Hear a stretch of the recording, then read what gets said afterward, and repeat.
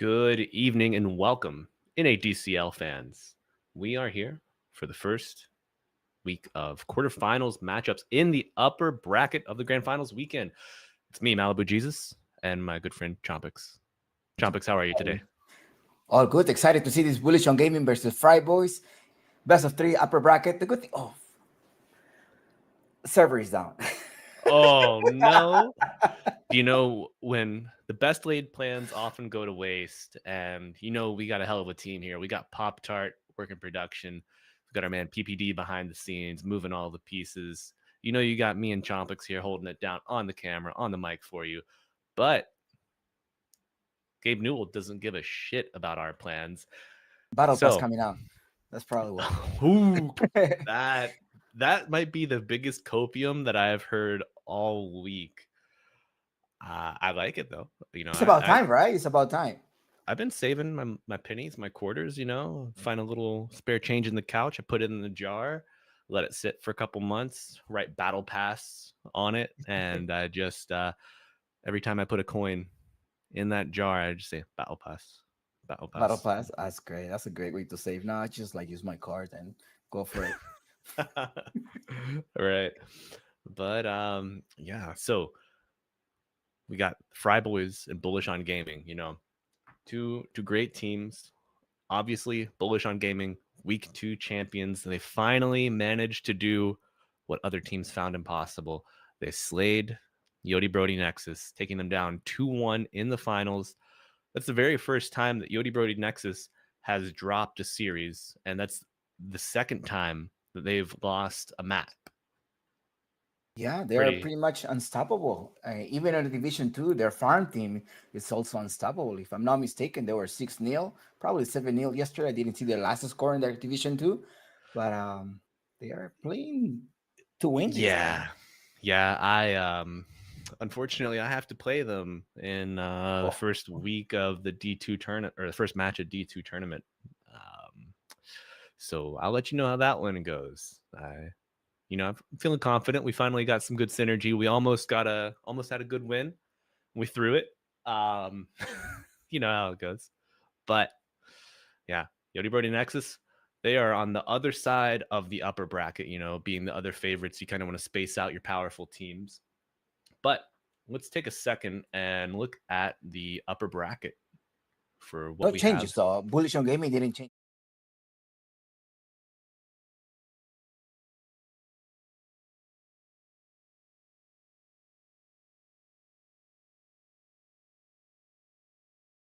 Tournament number 2, and just going to the grand finals, this final bracket with double 2 elimination. Why change? Yeah, I definitely think you got success with your team. Why would you change any variable? You have the controls, just run it again. Do we happen to have any change roster change on FryBoys? Not that I've seen. I usually stay on top of that, but I think the only roster swaps were D2. Yeah. Okay. I really like this new system of the transfer, like the gobble up thing. It was a nice idea, but I think this just give you more consistency, and we're gonna definitely see a team just improving through the entire season until they get reshuffled in the next upcoming players combined. It looks like we're going to be able to start. It is Bullish on Gaming with their first pick, and the FryBoys will be playing in the Radiant side. Now, with the first pick here, they're most likely going to try to lock the bull, right? This Speed Breaker, that's probably going to be the first pick. Oh, yeah. He has been They're the going to most have to contest contested. that. Yeah, Spear Breaker has been the most contested pick and ban hero, I think, across both divisions, D1 and 2. So you got to get rid of that guy. The recent patch hit him with some nerfs, but he's still formidable. I don't think the whole new patch, I don't think there was like a huge difference between them. And connector failure, returning to matchmaking. It looks like we may have to restart. Yeah, I am still in offline mode on Steam. So it's a battle pass coming out. Trust me, dude. Would we even continue the broadcast at that point, or would we just switch over to Battle Pass for Frostivus stream? I have Can I get an answer 14 on that? days. I have 14 days play some Dota, as I'm gonna be away. So 14 days more to Oh, play Dota. no laptop for you on that Chompix. No, No. if I'm gonna Uh, be, oh, I got a seasonal item, seasonal terrain winter. and Pop Tart, no, I could not make the lobby. I'm currently in offline mode I'm for. here with Malibu, and there's probably some update. We're gonna have no, I don't see any update. Hmm. Lobby broke. Might want to do it manually, right?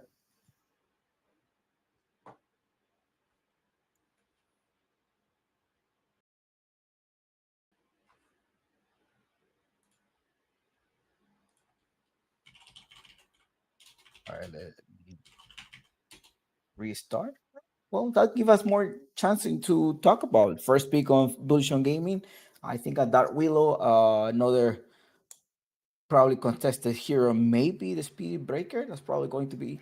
Uh, Um, yeah, the Dark Willow, the Spirit Breaker, really popular. Pop Tart, I am not currently in a game. I closed my Dota client and I'm relaunching because I was still stuck in offline mode. thank you, Gaben. But here at the NADCL, we are nothing if not resilient. Um, okay, I'm still in offline mode in Steam. Managed to log in, but who created this logo? No one. They didn't destroy the lobby. Why didn't they do that?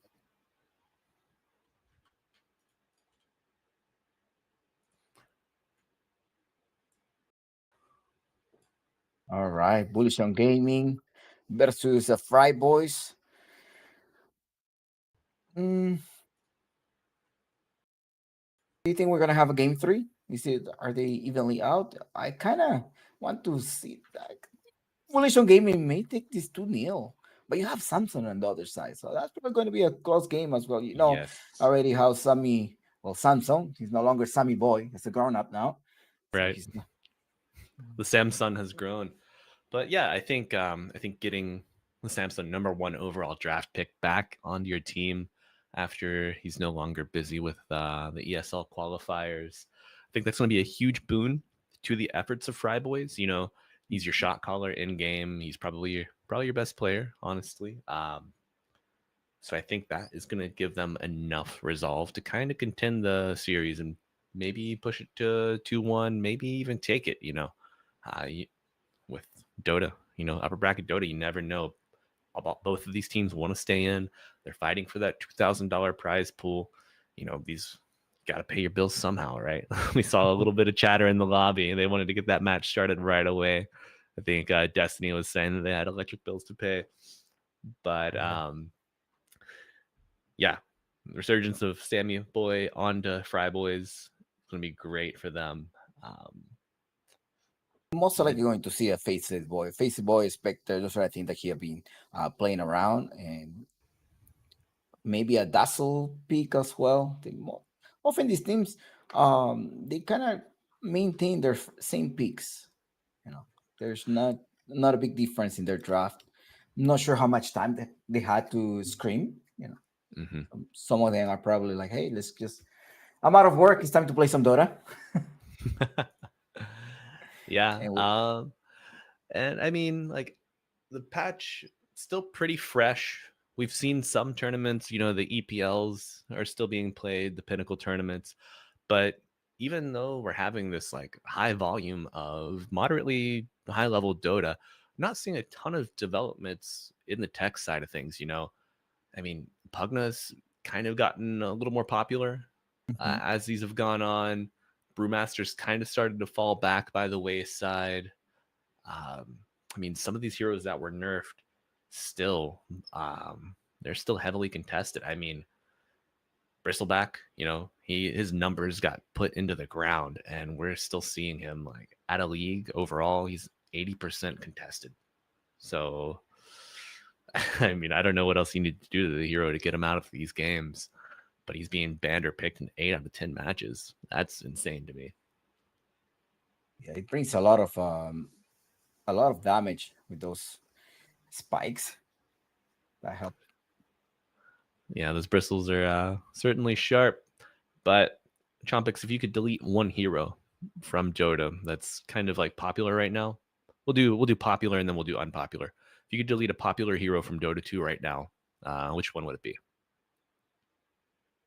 That's a tough question. I will say I don't.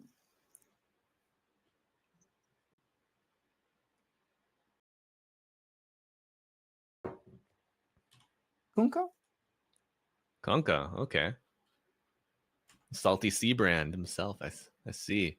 I think Kunka just disables you way too much. Like, you manage to get your items, you have the Torrent Storm. It's really annoying without BKB. I mean, I play as a support, right?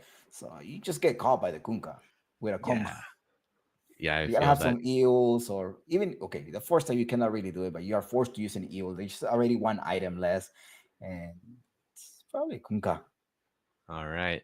Yeah, I tend to play support in most of my games as well. And I find that any hero that makes me itemize for survival for myself instead of saving my allies, I want them out of the game. And for that reason, I feel like we haven't seen a lot of Silencer, but that's Hmm. a hero that always gives me a headache. Very situational though. The silencer. That's probably why we haven't seen any competitive. And they do pick it as sometimes. Okay, that seems like the lobby's back. I think Oh, we gotta destroy this lobby. You have the power to destroy it.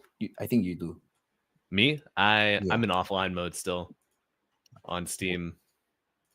So Yeah, maybe the I door was, is acting up way too much. oh man, unfortunate. Fine. I Yeah, I don't know. Do I just need to close Steam entirely and just pray to Gaben, perhaps? I mean, time is in Seattle. It's 3:21. I mean, in the past they've done patches at like 3 p.m. I know that's been a thing, but I've got other No, people this search. the server keep going like up and down. Well, that's what happens when we don't show up on time, I guess. I mean, if we could have been on time, we could have already been in the game. Oh, don't remind me. Oh my god, yeah. I mean, Bullish on Gaming did receive a level 1 draft penalty, so they'll have less time to get those picks and bans and discuss what they want. So that could be maybe in the early end that FryBoys need to kind of sneak out that victory early on. Oh, and I'm seeing people pop online. Maybe the servers are coming back up.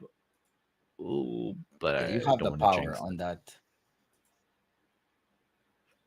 But I mean, FryBoys, they made it to the grand finals in week 1.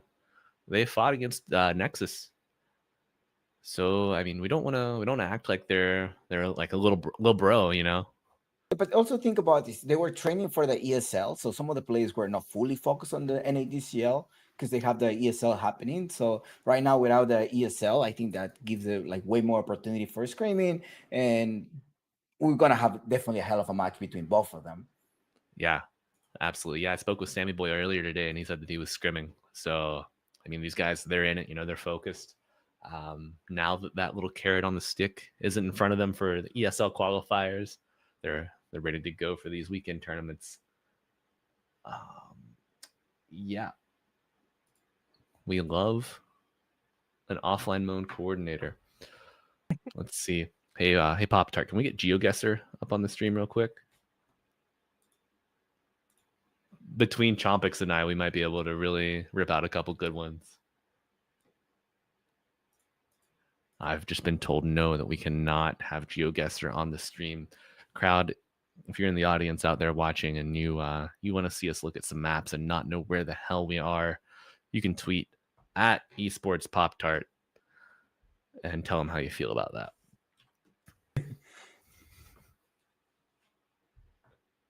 So, what do you think is gonna be the first ban?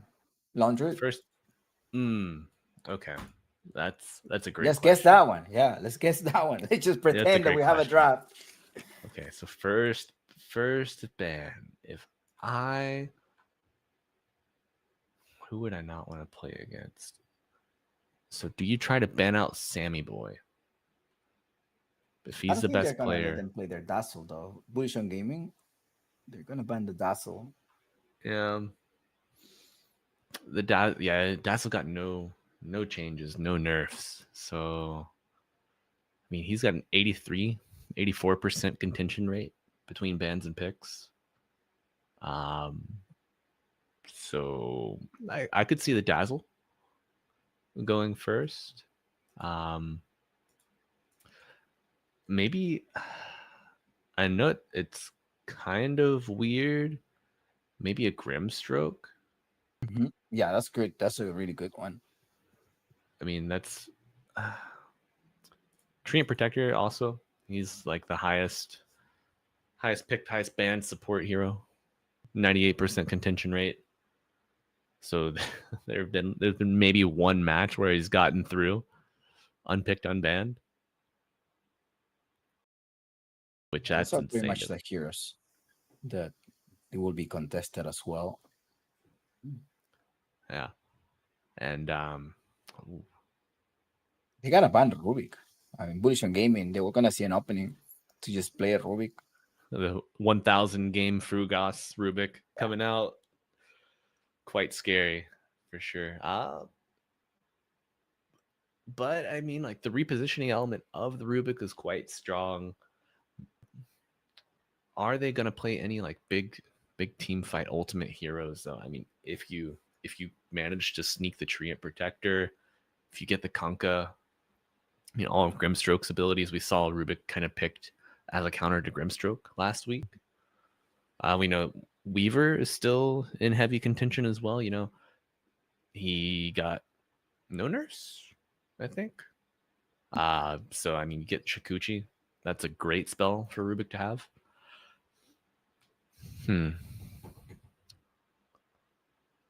Bullish on Gaming. What are we waiting for? Are we waiting for FryBoys? I think we're waiting for and you. Yeah, and me, man. My coordinator is still in the dirt, just dead. All right, 4 out of 5 on FryBoys. Oh my god. Maybe it's my server. Maybe it's the Atlanta server. I think that's the one that I connect to. If I force it through to a different server, I wonder if that'll help us out. Closest team.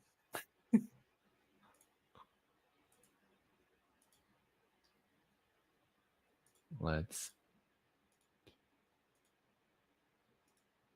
get some Dotas. Still waiting.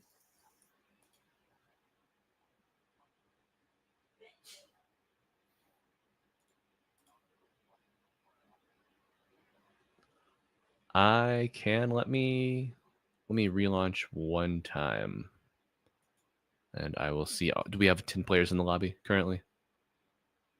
Okay. Yeah, if I don't get it off of this last one, then we'll just go because I don't want to hold us up for that reason. Oh. You got it? Searching for Dota 2 coordinator. Well, in the meantime, let me just tell you that the upcoming NADCL is going to start when? The upcoming 6. NADCL Season 6? It's speculative at this point. It's coming up soon, so save your money. I'm in. We're good. Don't spend it all on the battle pass.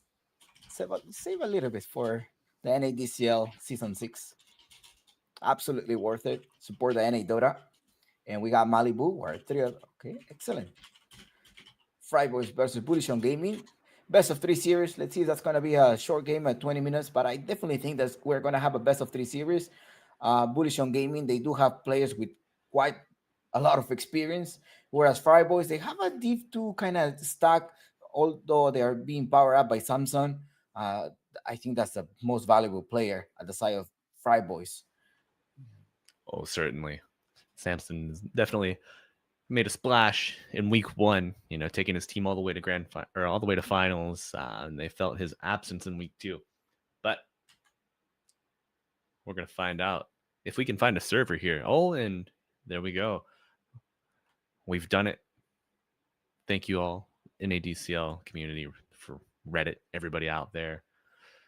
We finally getting Connecting, into this connecting. game online. Excellent. Great. Oh my god. We made it. We made it through NADCL Season 5, Division 1 already kicking off. FryBoys versus Bullish on Gaming. Thank you for the wait time. And now Let's get started. I mean, first we get pick, to Bullish on Gaming. Let's see if they're going to try to lock in. I mean, they're not going to ban the Speedy Breaker unless they don't have it on their strategy for tonight.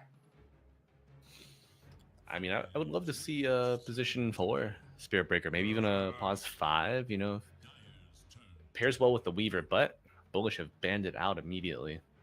Punka and the Nature's Prophet as well. FryBoy said, like, no, I don't want them to have any global presence just in case the Spectre comes through. I don't want to just pair up a Spectre. And you were talking earlier about this Pukna, how it has been very popular across other tournaments. And there you go. You have the Pukna already banned. It does have a lot of burst damage. I think it's 100 damage for the first spell. And pair up with a Grimstroke as well as in case you want to play a Bristleback, perhaps will help you out, protects you from any physical damage. So I quite see why the Pugna could be a really good asset in any team fight. The Trend Protector, making sure like you don't have this overgrowth feature. BKB person ability is slowing them down. A lot of traits on the 90 damage that you can deal one-on-one. But FryBoys right now, it is their time to ban and making sure if they don't want to play versus Spirit Breaker, because Bullish on Gaming will definitely open that up. I see it if FryBoy does not ban that one. Bullish on Gaming most likely either bans the picture potion. Do you want to play versus a Grimstroke or do you want to play versus Dark Willow? So one of them must be banned. Yeah, those are heroes that are quite scary to let through. Dark Willow, she got the nerf on her Shadow Realm cooldown, so once she does get critical mass after building from that position 4 to more of a core, usually takes a little bit longer time for her to build up to that. And once she does, that Octarine and Spell Prism synergy is kind of more important than it ever was before. So not quite as effective as she used to be in that regard. But so Magnus ban Mark. No, Grimstroke. There he is. Grimstroke, great spell toolkit to help out his cores in lane. Just really kind of all 3 that you want. He's got the damage, the slow, the silence, the stun, and he really counters a lot of these agility carries or the high damage like intelligence carries or mid laners like OD, Muerta. There he is, Spirit Breaker coming through. You should play a Willow or Shadow Demon if you want to. But the only issue here is that you don't have a way to direct stunner if you decide to go on a Shadow Demon. That Willow may be the better choice here. A Grimstroke, or maybe you want to play with a Leech combo trying to utilize this Grimstroke. The good thing about Bullish on Gaming is that they don't have to pick right now after this set of bans. The Spectre definitely banned with the Spirit Breaker. You already have the global presence, so you don't want to have another hero coming through. So ban the Spectre. And what are the heroes? So how are they playing? It seems like they're gonna have to ban the Faceless Void or Wraithkin off laner, perhaps. That may be another option here for them. Yeah, we've if we're talking about Bullish on Gaming, I'd like, you mentioned the Lich pick. I really like that because if Bristle slips through and goes unbanned, you have a way to turn him around, and that'll really, really cut that quill damage down that you're suffering. And you get the double Sinister Gaze, the double ult with the Grimstroke. I feel less and less like the double cast from Soulbind is the feature of the hero, and now it's just more of the Inkswell stun and the Purge that you play around that in the mid game. But I'd love to see that Lich come out for a pick. But as far as bans go, Bullish don't get the first pick in the next round. No. So they're most likely gonna close up with the pick, with a carry pick, probably. Yeah, I mean, if they want to go further into limiting the global, like the global potential that FryBoys have, you got to look like at what point is it overkill? The NP, the Spectre, the Ancient Apparition, all 3 of them, they're already banned out. Do you really want to ban a Zeus? I don't think it's worth it, but they're using. I see a CK coming through from Bullish on Gaming. There's a reason why they banned this ancient apparition. Probably as Chaos Knight coming soon. FryBoys, no primal beast. Yeah, the Luna ban, I kind of like it. She's really surged in popularity recently as people are getting more used to the Glaives rework with her shard. That damage reduction just makes her so tanky on top of her agility that she gets for her armor, or the armor that she gets for the agility. And FryBoys ban out the Primal Beast in response. This hero pairs well with the Grimstroke, but in the league, we see Lifestealer is, when paired with the Grimstroke, it has a 100% win rate. So I think maybe you got to think of that. Lifestealer doesn't quite give you as much control as Primal does. Oh my God, who is he? Who is he? Life Stealer to make sure you're moving around from this Dark Willow because a Bramble Mace could be extremely annoying. Yes, we've seen the potential of the Double King Lifestealer. He goes BKB. That way he has the double spell or double debuff immunity from BKB from Rage. He's a And comfort hero on him. I mean, Double King, I always seen him with a Life Stealer, Wraith King. Those are at least two of their signature heroes I have seen across when he was part of typical NA. yeah, Double King definitely loves to come back to this Lifestealer. I think we've seen him play it. Let's see, in almost every series that they've played. He played it in their winning series last week against Yodi Brody Nexus. He Shadow has played it. Demon. Played it in their first All round right. too against Astronauts. Man, they are really looking to counter the Spirit Breaker early.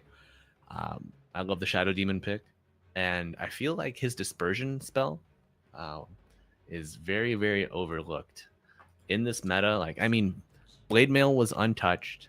Heart was nerfed a good bit, but the Shadow Demon is his third spell or his second spell, Disseminate. I don't know why more people haven't been picking this up and just abusing this. You just get your tanky hero with a heart with some resistances, even a Blade Mail. You throw that on him and put him in the fight. That's just to counter him at the beginning, like the Slaughter. They may end up sending this Grimstar position 4 and the Shadow Demon just facing the Slaughter because, like you say, use that Dispersion and get another copy of the Slaughter. The Slaughter may struggle there in the laning phase. So the Shadow Demon is a very what situational hero pick right now. I think you Yes. see a Spirit Breaker, you pick a Shadow Demon. At the same time, the Shadow Demon does provide you some cleans and some purge, right? So you can probably try to help your teammates. So those are the features that the Shadow Demon does provide. Um, Giving you extra charge here. Task, saving the snowball. Very interesting. Just probably if you get uh with a soul bind trying to save Mm-hmm. them very active. Those FryBoys are definitely going to be placed very active Dota. If they don't do that, they may struggle. They don't have a late potential here on FryBoys other than the Dark Willow scaling up as a position like kind of like semi carry post 4. But I don't see a FryBoys winning in the very late game so far yet. They don't have that damage chrono, right? In case they want to pick the faceless void, For they go with an FryBoys, axe. yeah, Axe. Love this hero. I think he's way underrated in the current meta. Gives you a great jump. I mean, it's kind of iffy with the Tusk Snowball. If you don't get the Tusk in the call, he can always blink Snowball and pull everybody in. So it can be kind of feast or famine in that regard. It really makes you a bit more choosy about when you go in. Yeah, but you have this call, the Berserker call. I think that's the power, like the best feature here on Axe. Jumping in later on, you have a 6 seconds cooldown on this Mm-hmm. call, extra armor, just forcing, and that pierces BKB if I'm not mistaken. So Yes, it does. that's a great feature and a 6 seconds cooldown. So powerful. 11 second, and then you get the reduction with a 3 second from the Aghanim Scepter. If you get a Spell Prism or like an Octarine, Yeah, Octarine's so pretty that would be popular on 8. him. See, I don't do math after work hours. I don't you do gotta math after you gotta work pay him hours. extra for that. Yeah, That's not included in my boy's rate. absolutely. Uh, Invoker and the Pac ban, are they thinking really? What are they thinking of? thinking about. I mean, They're they're kind of like cheesing out for a Queen of Pain. Is that what they want? Like, probably make, because sometimes it just becomes a chess pick, right? A chess kind of play. It's like, look, I'm Mhm. binding you some type of invoker, the puck. Pick your Queen of Pain. I mean, also we have seen an imminence of the Slardar mid being picked. So maybe they're picking to kind of protect the Slardar mid. Oof, Mark Necro. That's gonna be a challenge for any melee mid. And their draft on FryBoys, it's full with them so far. That I was also mean, to protect the axe and the life stealer. I think so, right? But they yes. don't have a position one. So who is going to be their plus one? And remember, this is Division One. It's not Division Two. Yesterday on Division Two, what did I see? It was Lycan position one or something like that on Bullish on Gaming. Wow. Fry Boys. I mean, the recent buffs like and he got that agility gain, the armor buff, the buff to Vlad's. You get a little more armor, a little more snowbally. But position one like and Yeek, it's a pretty cooldown dependent lineup. And you So don't how are even you have gonna like any big counteract control. this Necro right now? What do you think in the mid lane? Or just Hmm. gonna send a task? I don't think so, right? No, it's a Morphling. Yeah. Okay, All never mind. right. Yeah. Morphling in position one. That's Samsung playing a Morphling. You think a Morphling is a great pick right now, trying to make a copy of a double king? Uh I kind of like. What do I like here? If I'm Samson, I'm. Ooh, the morph into the axe. You waveform in, call, mhm. and then like somehow try to get out. Could be good for that control. You got to play around the strength more if you do that though, because they have a lot of damage to throw onto you. But DJ Dingus, so we're gonna see a position 3 Slardar, and what? Who's exclamation? Is this a mid Spirit Breaker? Spirit Breaker. Yeah, it's a mid Spirit Breaker coming out. Yeah. Me Spirit Breaker versus Necros. You're gonna have to wait level 5 and then start roaming around. I don't think you're gonna be able to win the lane. No, Um, DJ Dingus playing an offlaner this time. He used to play a post four. I mean, I have met him since I know him. He's been playing offlaner, so I'm glad to see him back on the offlane position this time.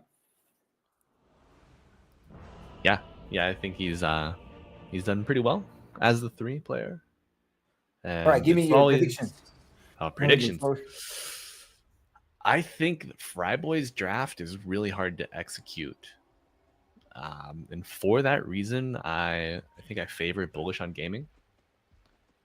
If if Samson's able to farm for 20 minutes uninterrupted, we might see an uncontrollable morph.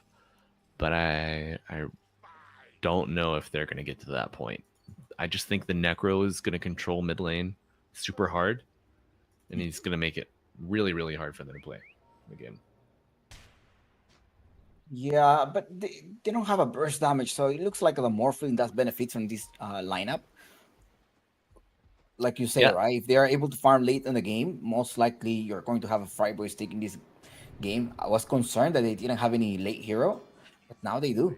With Samsung, they definitely do have a last last pick, like very late game. yeah, they do. And I mean, giving morph to your best player and trying to make the space for them to get that farm. I like that strategy. But I really love the initiation synergy that's available from Bullish on Gaming. I mean, think about it. You Inkswell the Axe, who has Lifestealer infested, and then you just go and you kill whoever you go on, or you infest the Necrophos once he has Ags, and you have just damage that cannot be survived by a lot of these heroes on FryBoys. And we know both teams are here. They want to secure this upper bracket win. No one's going to get a little crazy at the bounty runes. They're all playing disciplined here. Um, Heading all the yeah. way back to their lanes. And up top, taking the Twin Gate Dingus and LGTK, Willow and Dingus. You end up And setting Destiny on a Grimstar position 5. I thought they were going to have the Shadow Demon playing as a post +5. No, Keep they're right gonna put clicking him. there. I think the benefit of having the Shadow Demon as the pause 4, you get to go to the triangle, and you can stack a lot easier, and you can get back to the lane quickly, you know. And getting those stacks up for your axe, for your necro, kind of nice. Forgot body block. And yeah, the body block, right? Frugos. And up top, look at the body block as well. Destiny 1-on-1 versus LGTK. Gotta be careful how you're gonna be walking through there. Managed to deny this. Excellent. Yeah, that was a giveaway there. LGTK getting pretty low against Destiny's Grimstroke here. Has the blood grenade available, but it's gonna keep that in his pocket for now. Gotta be careful if you get too close. Once Destiny hits level 2, they have a really great kill potential here in this top lane. I think LGTK kind of realizes that, and he's just toying with his food a little bit. Oh my god. First blood coming out bottom. Check him. Taking down the position 4 Shadow Demon. Yeah, I don't see a way to send the Shadow Demon in the bottom lane, but we'll see. Like you say earlier, Destiny just reaching that level 2 may help them get a kill up top. Mark versus the exclamation mark Spirit Breaker. But I mean, Spirit Breaker, he's got 12 last hits. Mark, he's got 2 denies, so. Frugo, it's gonna fall down once again. It looks like it's receiving a couple of damage right now, but look at the copies as well, just dealing a lot of damage to Chikan. Yeah, I mean, taking that disruption level 1, I mean, it gives you some ability to make a play, but you're unable to get those poison stacks up on the Morphling. I mean, if you get like 3 or 4 poison stacks on a Morphling while he's Agimorph, that is going to be painful. The combo right there that you were talking about, and right click them, they end up trading the support, but it's going to be a double kill with another kill. Dingus versus double king. She's not going to be able to trade that one. Can't trade that. No double kill for Double King, unfortunately. But we see Pink's coming out here in the bottom lane. KK in the middle of 2 heroes. He calls the Tusk. And Chikram, nice he's going low. Oh, he's going to take out to the Battle Hunger. Oh, KK getting that early kill. It's going to be great timing for his Vanguard. Secures the Lotus with that kill as well. You know, he's got Ring of Health, Healing Lotus. He's going to walk forward, not quite in range of a call for Samson. He's content to farm. You have a massive wave here. You're going to try to get all of these denies and bully them under the tower while you can.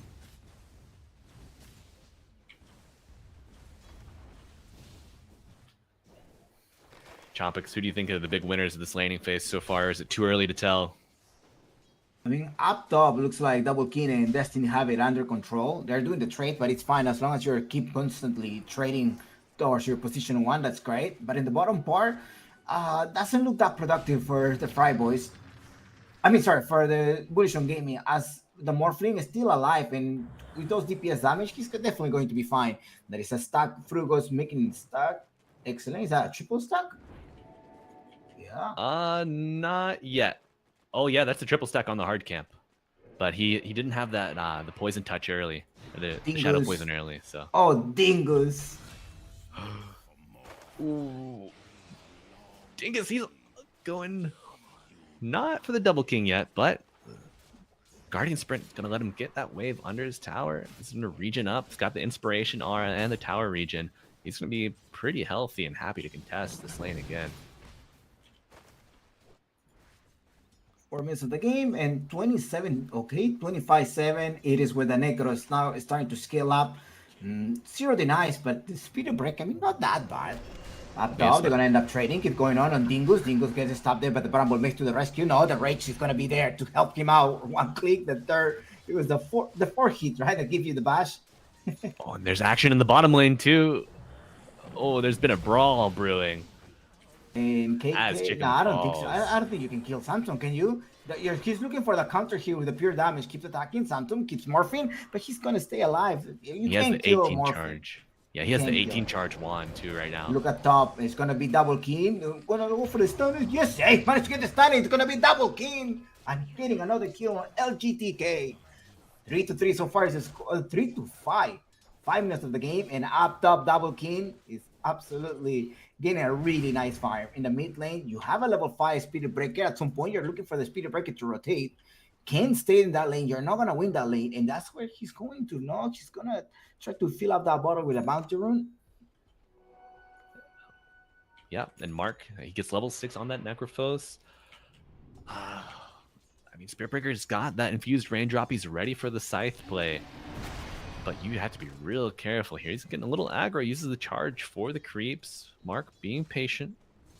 It's minute 6. The supports are also gonna run to the mid lane. Destiny gets trapped right now. It looks like that exclamation mark is just gonna continue on Destiny. Managed to get safety under the tower. And the illusion rune will be falling at the hands of the Necros. Now in the bottom part, Samson, he's still alive and getting a lot of experience. That's good for them. Yeah, he used that wand, you know. He doesn't have any more charges left, but he's got the healing lotus, you know, morphling. That's the strength of this hero in the laning phase. You just Agimorph down, and you're ready to go again after you use a little bit of regen. But Carafel on the Spirit Breaker, he's hunting here in the top lane. Charge has already been used. Double King. Oh, they're going to chase the Grimstroke. Oh, Samson's rotating up top as well, trying to get some experience. Like, give me some experience, please. Let me last hit right now. Yes, there we go. He doesn't want the... he wants the experience and the gold. Absolutely. Now they may be able to go and double key. Does he have any way to jump into one of the creeps? Yes, he does. He's jumping in as well. But oh no, the bash coming through as well. They're going to be able to lock him down. Samson keeps right clicking them. He's going to be able to keep going on, bring them closer. And that is a dead double kill. 7 minutes of the game, 5-5, plenty of kills so far. They were definitely so impatient for this game. Seeing plenty of movement in all of the lanes. Yeah, I love to see that aggression coming out from Sammy Boy. You know, this is what FryBoys were lacking in week 2 with Sammy Boy's absence. But you got to imagine that shot calling going on there. And like, hey guys, play the long game. We're going to look for like 30, 45-second fight. I'm going to take gates. We're just going to dive the Nakes, and there's nothing they can do. Minute 7, they managed to get the experience runes as well, right? In the CS department, 51-11 so far, the Necro, and then followed up by the Morphling. But in Morphling, just getting those experience, network, and he's on top of the network so far. Yeah, the experience. He helped him out. Nice stack as well. There's plenty of stacks going across the entire map, and that stacks are most likely going to be for your Axe or the Necro. I mean, the Necro could also take advantage of those little stacks. Yeah, I fully expect... Oh, I was going to say, I fully expect Axe to take the triangle stacks. Maybe if your Necro has Scythe off a cooldown and he has the mana to do it, you might see him. Tell me your last words, KK. Oh, no. No, oh, that was a nice save there by Frugal with the disruption, but he just delaying his death. KK taking a lot of damage, and he managed to go down 2 support versus 3. I don't think you're going to get any kill from this, so you must escape. I wonder how much damage that Vanguard blocked. That Axe lived for so long. You know, I'd really like to see Mark get active here. He's got the boots of travel. He's going into the top lane. Oh, they're locking it down. Mark to the rescue. Gets inside. LGTK getting clicked. Mark, somebody's taking the twin gate? No, yes, there is somebody in the twin gate. That's going to be jumps. Samsung coming through. LG gets experience as well. But it's totally, it's fine. It's definitely fine. No, I thought he was going to try to get someone. Yeah, the little item. Oh my god, we don't have time to talk about items. We have a fight here at the bottom. Snowball comes out, lands onto Frugos, and they're going to find these stacks. You got to get here. If you are bullish on gaming, you need to bring your heroes here now. They didn't see it. I don't think they saw that. Did they? No, there's a ward. Yes. They have a ward. Yeah, and KK realizing the threat immediately. Well played. Well, let me steal some experience. You were trying to get something here, right? Let's see if they're going to be able to punish Chica. They're like, no, I'm not going to contest. And LGTK is joining in as well. I want some experience. Destiny is just, pretty much. Charging. Kara's charging on the Spirit Breaker. Destiny's going to be the recipient. Oh, nice save. Beautiful save. And now Mark is also going to join the team fight. Samsung is nearby. Are they going to keep engaging? KK keeps going on. I think they want a kill or not. He wants a kill. Nice. Use that of the toy. Bring him a little bit closer. Mark is nearby. Chikam. Yeah, they managed to kill him. Did he get the extra charge as well with the Quilling Blade? No, he didn't. It was just a Reaper Scythe. He's got 1 cold armor now on KK. Okay, because he replenishes. Right, he did get the action in the top lane.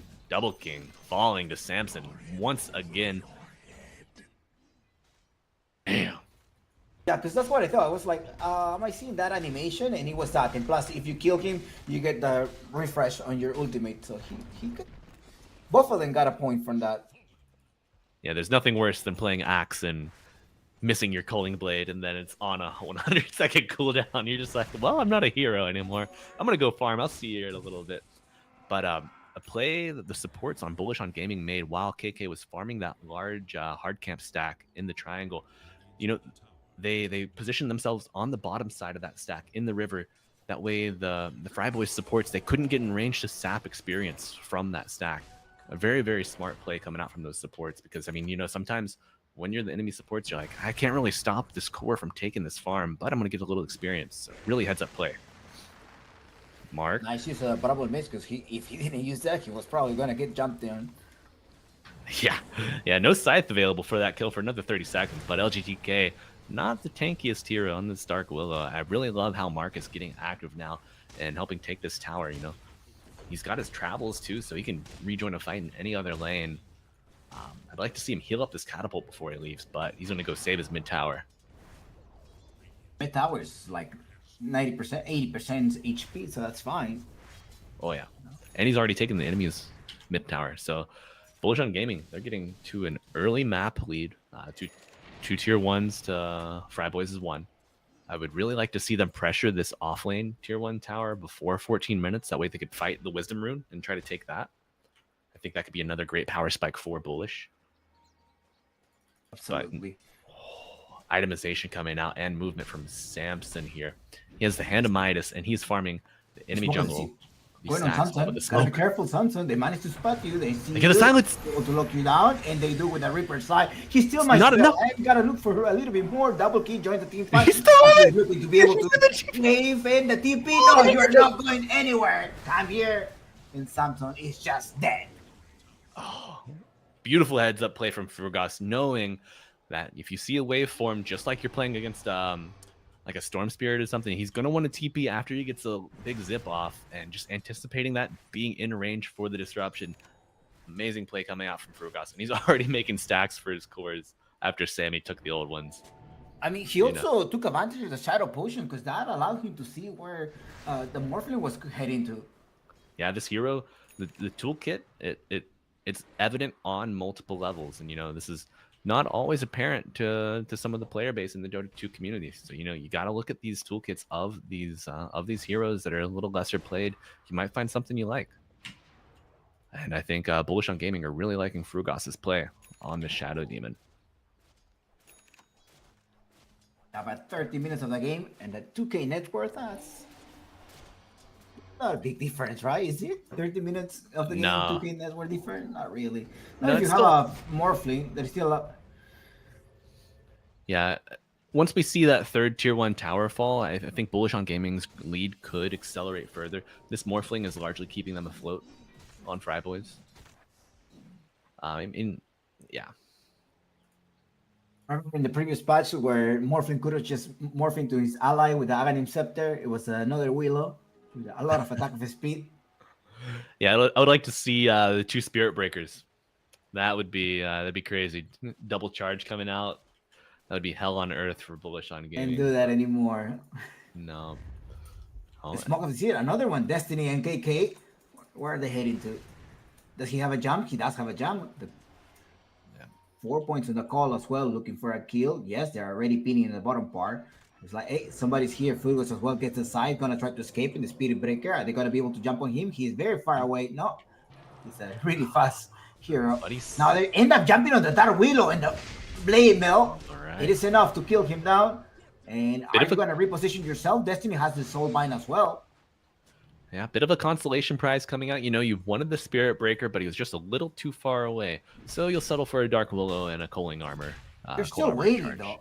Look how Mark is just going to bait for this.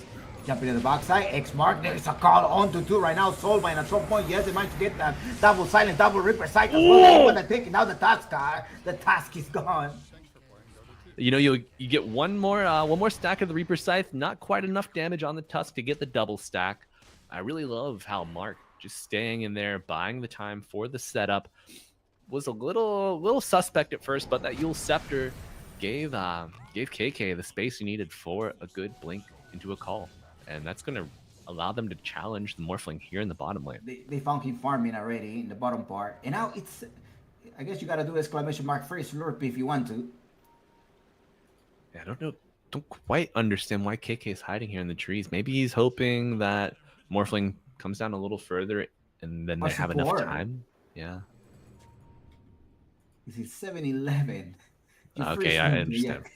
They're baiting with the Double King Lifestealer here.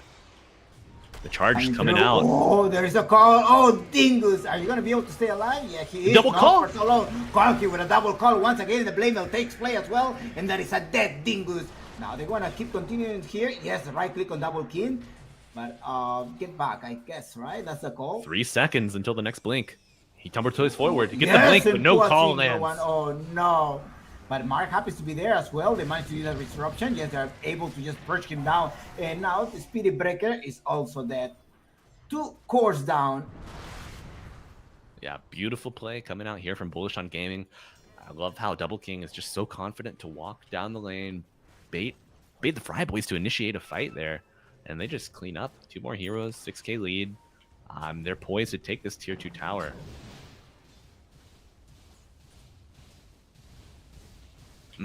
Morphine went for an Aghanim, for a Midas.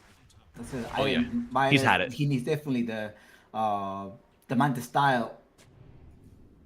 Yeah, he's just pushing for a very late game. Yeah. Yeah, and I mean, I'm wondering if the Spirit Breaker is also heading towards a Midas at some point, trying to recover some experience. Yeah, he has a Midas. He does have a Midas. So, yeah, they're definitely pushing out for a very long game. And I think the Dark Willow may go on a Midas. No, the Evil Scepter is his first item. Definitely doesn't want to get called or try to save somebody from a call if he can. Yeah, you know, that Evil Scepter is a really, really great counter initiation tool. And Bullish on Gaming always looking for the jump. You're going to need all the help you can get. Shadow Demon is just able to purge the Spirit Breaker, so that's great. He's pretty much purged him all the way. Yeah, he's able to control him quite well. Unfortunately, though, not able to purge the bash count on Slardar. That requires a strong dispel. Shadow Demon only able to provide the basic one. I feel like if that's your ultimate, that should be a strong dispel, right?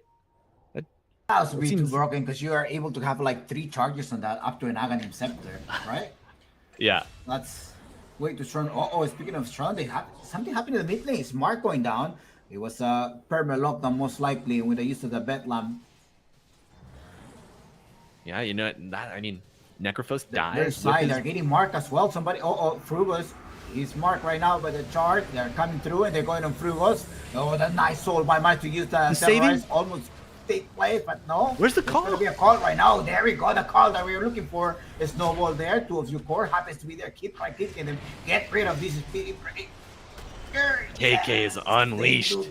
And Dingus, Dingus, triple kill for KK. You were looking for the call. There's a blink available soon at some point. He uses the wand. He's just definitely gonna wait. Hey, just buying some time. What are you going to do now? Do you really think you're gonna be able to escape from? No, Chikam, come here 4-1, and Chikam there just give him the ultra kill. Not quite enough time for the ultra kill, but ultimately the same result. You get that gold, you get that experience. 6 stacks of cold armor up for the axe. He's absolutely on monster mode. Has the Aghanim shard in his stash, ready to pick that up. Going to be an effective tool against the Morphling. Reduces that attack damage by every spin. I think it's like 15%. So against these stat-based heroes, very, very strong. And that'll allow them to further dominate these fights.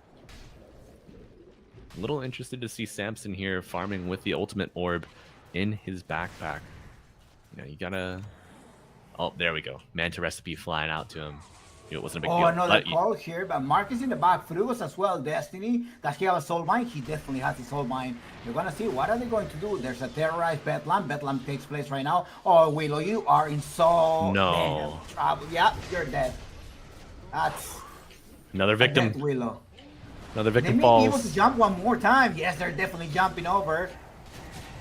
But they get a kill on the Shadow Demon in the back line. Dingus making it happen. A 2-for-1 at this point. And now Dingus, he's a little too far in. Oh, Dingus. Why did I draft you? Oh my God, Mark getting the double kill with the Reaper Scythe Give me there. a tree. Oh, team wipe in favor of Bullish On Gaming. Massive moment here for Bullish On Gaming. It looks like they can finally take this tier 2. Maybe threaten a Roshan attempt.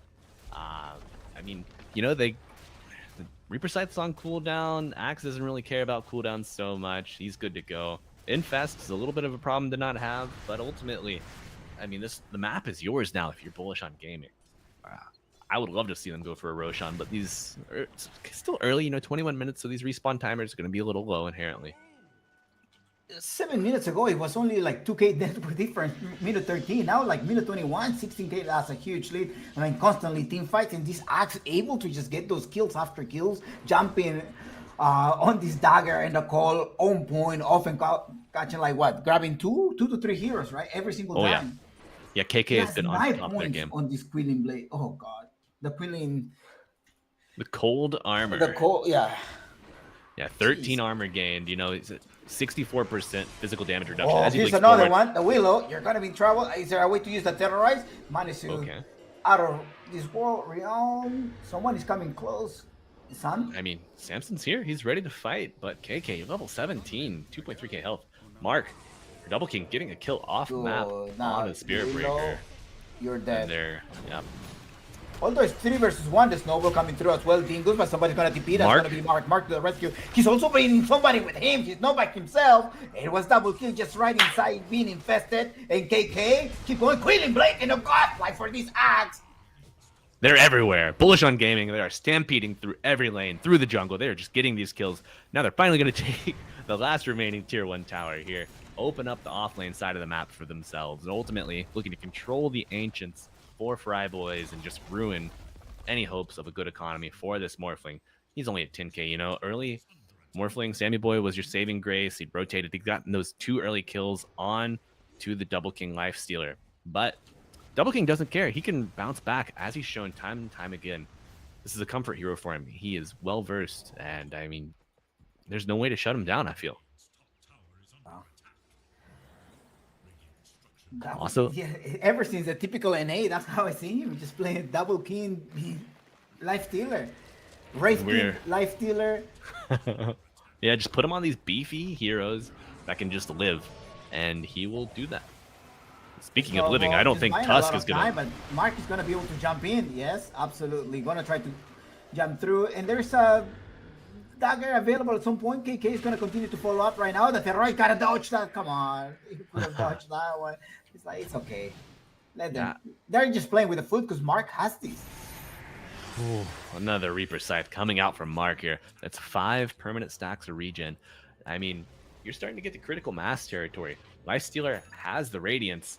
They're going to have that Axe, but we don't have time to talk about that. KK, blinking forward, missing the call. Ooh, good shards coming out from Chickum, blocking out the Axe. You have to think, at this point, are the FryBoys supports, are they just playing the sacrificial? They're trying to buy time with their lives. And, I mean, I just got to wonder if the exchange rate on that currency is enough. Well, a couple of patches before the comebacks, you do receive higher bounty rewards, right? Mm-hmm. Mm-hmm. So it's not a linear model anymore. I think it's a quadratic model. So hey, you're off the clock. You're off the clock, man. come on. But I mean, high ground is very hard in this patch. But 21k net worth lead. It's pretty. Does he wanna get here or not? Destiny. Oh, hello. Coming through. KK happens to be nearby as well. He does have a blink available. Oh, the charge bash. It's a blind call. Excellent. There we go. KK to the dunk. He's getting the extra godlike. Getting the extra spins from the stacked Ancients too. Oh man, that's not your day at the office. Poor. Oh, another one, Samson. Gotta be careful. There's a perch coming through. He's able to just escape, but he gets a slowdown as well. Double kill with the wrench. Keep right clicking Samson. Samson's gonna be in trouble. The Warlord's Punch trying to lock him down for a little bit longer. Dingus going through, going defensively, but Mark is just gonna be able to slow them all down. Oh, Dingus is inside the snowball. Save, dude. Come on, alive out of that. I don't know how. Chickum is sick. He's doing it, man. You know, the blink, both blink saves coming out from the DJ Dingus Slidar, from the Chicken Tusk. I mean, I'm really liking the plays that I'm seeing, but I think it's just too little too late. KK smoked, has the blink forward. No, Samson, why did you go up? What a gameplay there by KK and Frugos as well, just in the backside, just great position, and Destiny absolutely perfect with those E's. They're gonna be able to take down Dingus, and once again, Dingus is dead. Well, Yeah, KK keep jumping over. He wants to continue there, and now Eel, are they gonna be able to lock them down? Frugos comes here as well with a clean, trying to clean them down. The Speed Breaker is in trouble. Another dunk. I thought that was a throwable situation. Kara goes for the pushback onto the axe into the fountain, but and Axe another one. Care. No.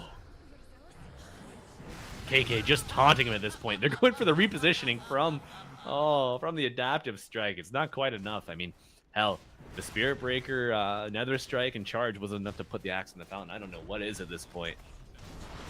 Destiny E again. I guess he's gonna do the combo. But that was a nice combo, just going in and the axe just patiently waiting. That's perfect. What I really want to see is the ultimate mode of disrespect. Disseminate onto your axe and put him in the fountain. Oh, he's not afraid of it. They're able to walk in. Somebody coming out forward. Break and keep going on. The charge as well. Right click from behind, but look at Chikam just buying a lot of time trying to get rid of this Grim Struck. The Crims are stay alive. The terrorize keep going on. 4 of them. And the right click by Santo keeps right clicking, but no, 3 versus 1 now. Santo, you gotta escape right now. He managed to escape. He changed it into a Necro. Keep more fleeing out of there. This ain't KK jumping out in the tank. No, he wasn't able to use that as mana. Such persistence, man. Bullish on Gaming, just dominating these long form fights. Just he's buying mana. There's like, look, I need my mana. Oh, yeah. He knows, like, he bought like 6 mangas. Why go back? Why would I go back to my fountain when I could just get regen here? Absolutely. Well, they already lose the bottom tower. They don't have any possibility of buyback, and it's Samson that is dead for 20 extra seconds. And I think KK is just sunning out. He's the big bodyguard right now. Just like keep right clicking, double kill, and start right clicking this tower. And Chica, let's see if he's going to be able to jump. Are they going to jump? No. FryBoys have no chance at winning this next fight unless Bullish go into the fountain. I mean, you have the Radiance Lifestealer. You can now infest into Mark's Necrophos, who has the Aghanim Scepter. So this Heartstopper aura paired with the infest regen and the Radiance, it's just going to be too much for FryBoys to handle. Oh no, they're jumping over. Your Grimstroke is still not there available. They're fighting 4 versus 5. Double kill keeps going on Samson. They managed to push him down, and they are definitely going to kill him down. That is a dead Samson for 52 seconds without possibility of buyback. Another dunk, and KK is going to be able to jump. He does have the dagger, and GG is already called. It is a victory for the Bullish On Gaming, and what a great performance on the axe. GG. And the disrespect of the tower dive onto LGDK, getting that final kill, getting that final team wipe for Bullish On Gaming. They started strong. There's a little bit of a back and forth early when we saw Sammy Boy come through the Twin Gates, but ultimately just not enough momentum for that Spirit Breaker mid lane. I feel it just didn't really contribute on a team level. Bullish On Gaming taking a 41-10, 28-minute map 1 victory over FryBoys. I'll be honest with you. I don't know how you bounce back from that if you're a FryBoy. I mean, I'm a FryBoy, and I'm scratching my head. I think your Slardar, Tusk, like Spirit Breaker, the heroes are too parallel in the things that they do. I think you need to diversify your draft a little bit. They try to, buy some time, kite the team fights, but it's just the presence everywhere, and they were able to choke them. That's what happened. Because they did try, like you're seeing 2 Hand of Midas already. You're definitely pushing this for late game, and they thought like I think the Morphin could have been the answer, but it just happened like you needed to finish the game early because the Morphin later on you're definitely going to be unstoppable. There were some spikes in which you were seeing that Morphin could definitely try to like kill them all at some point, but it was just too early for a Morphin to keep fighting there.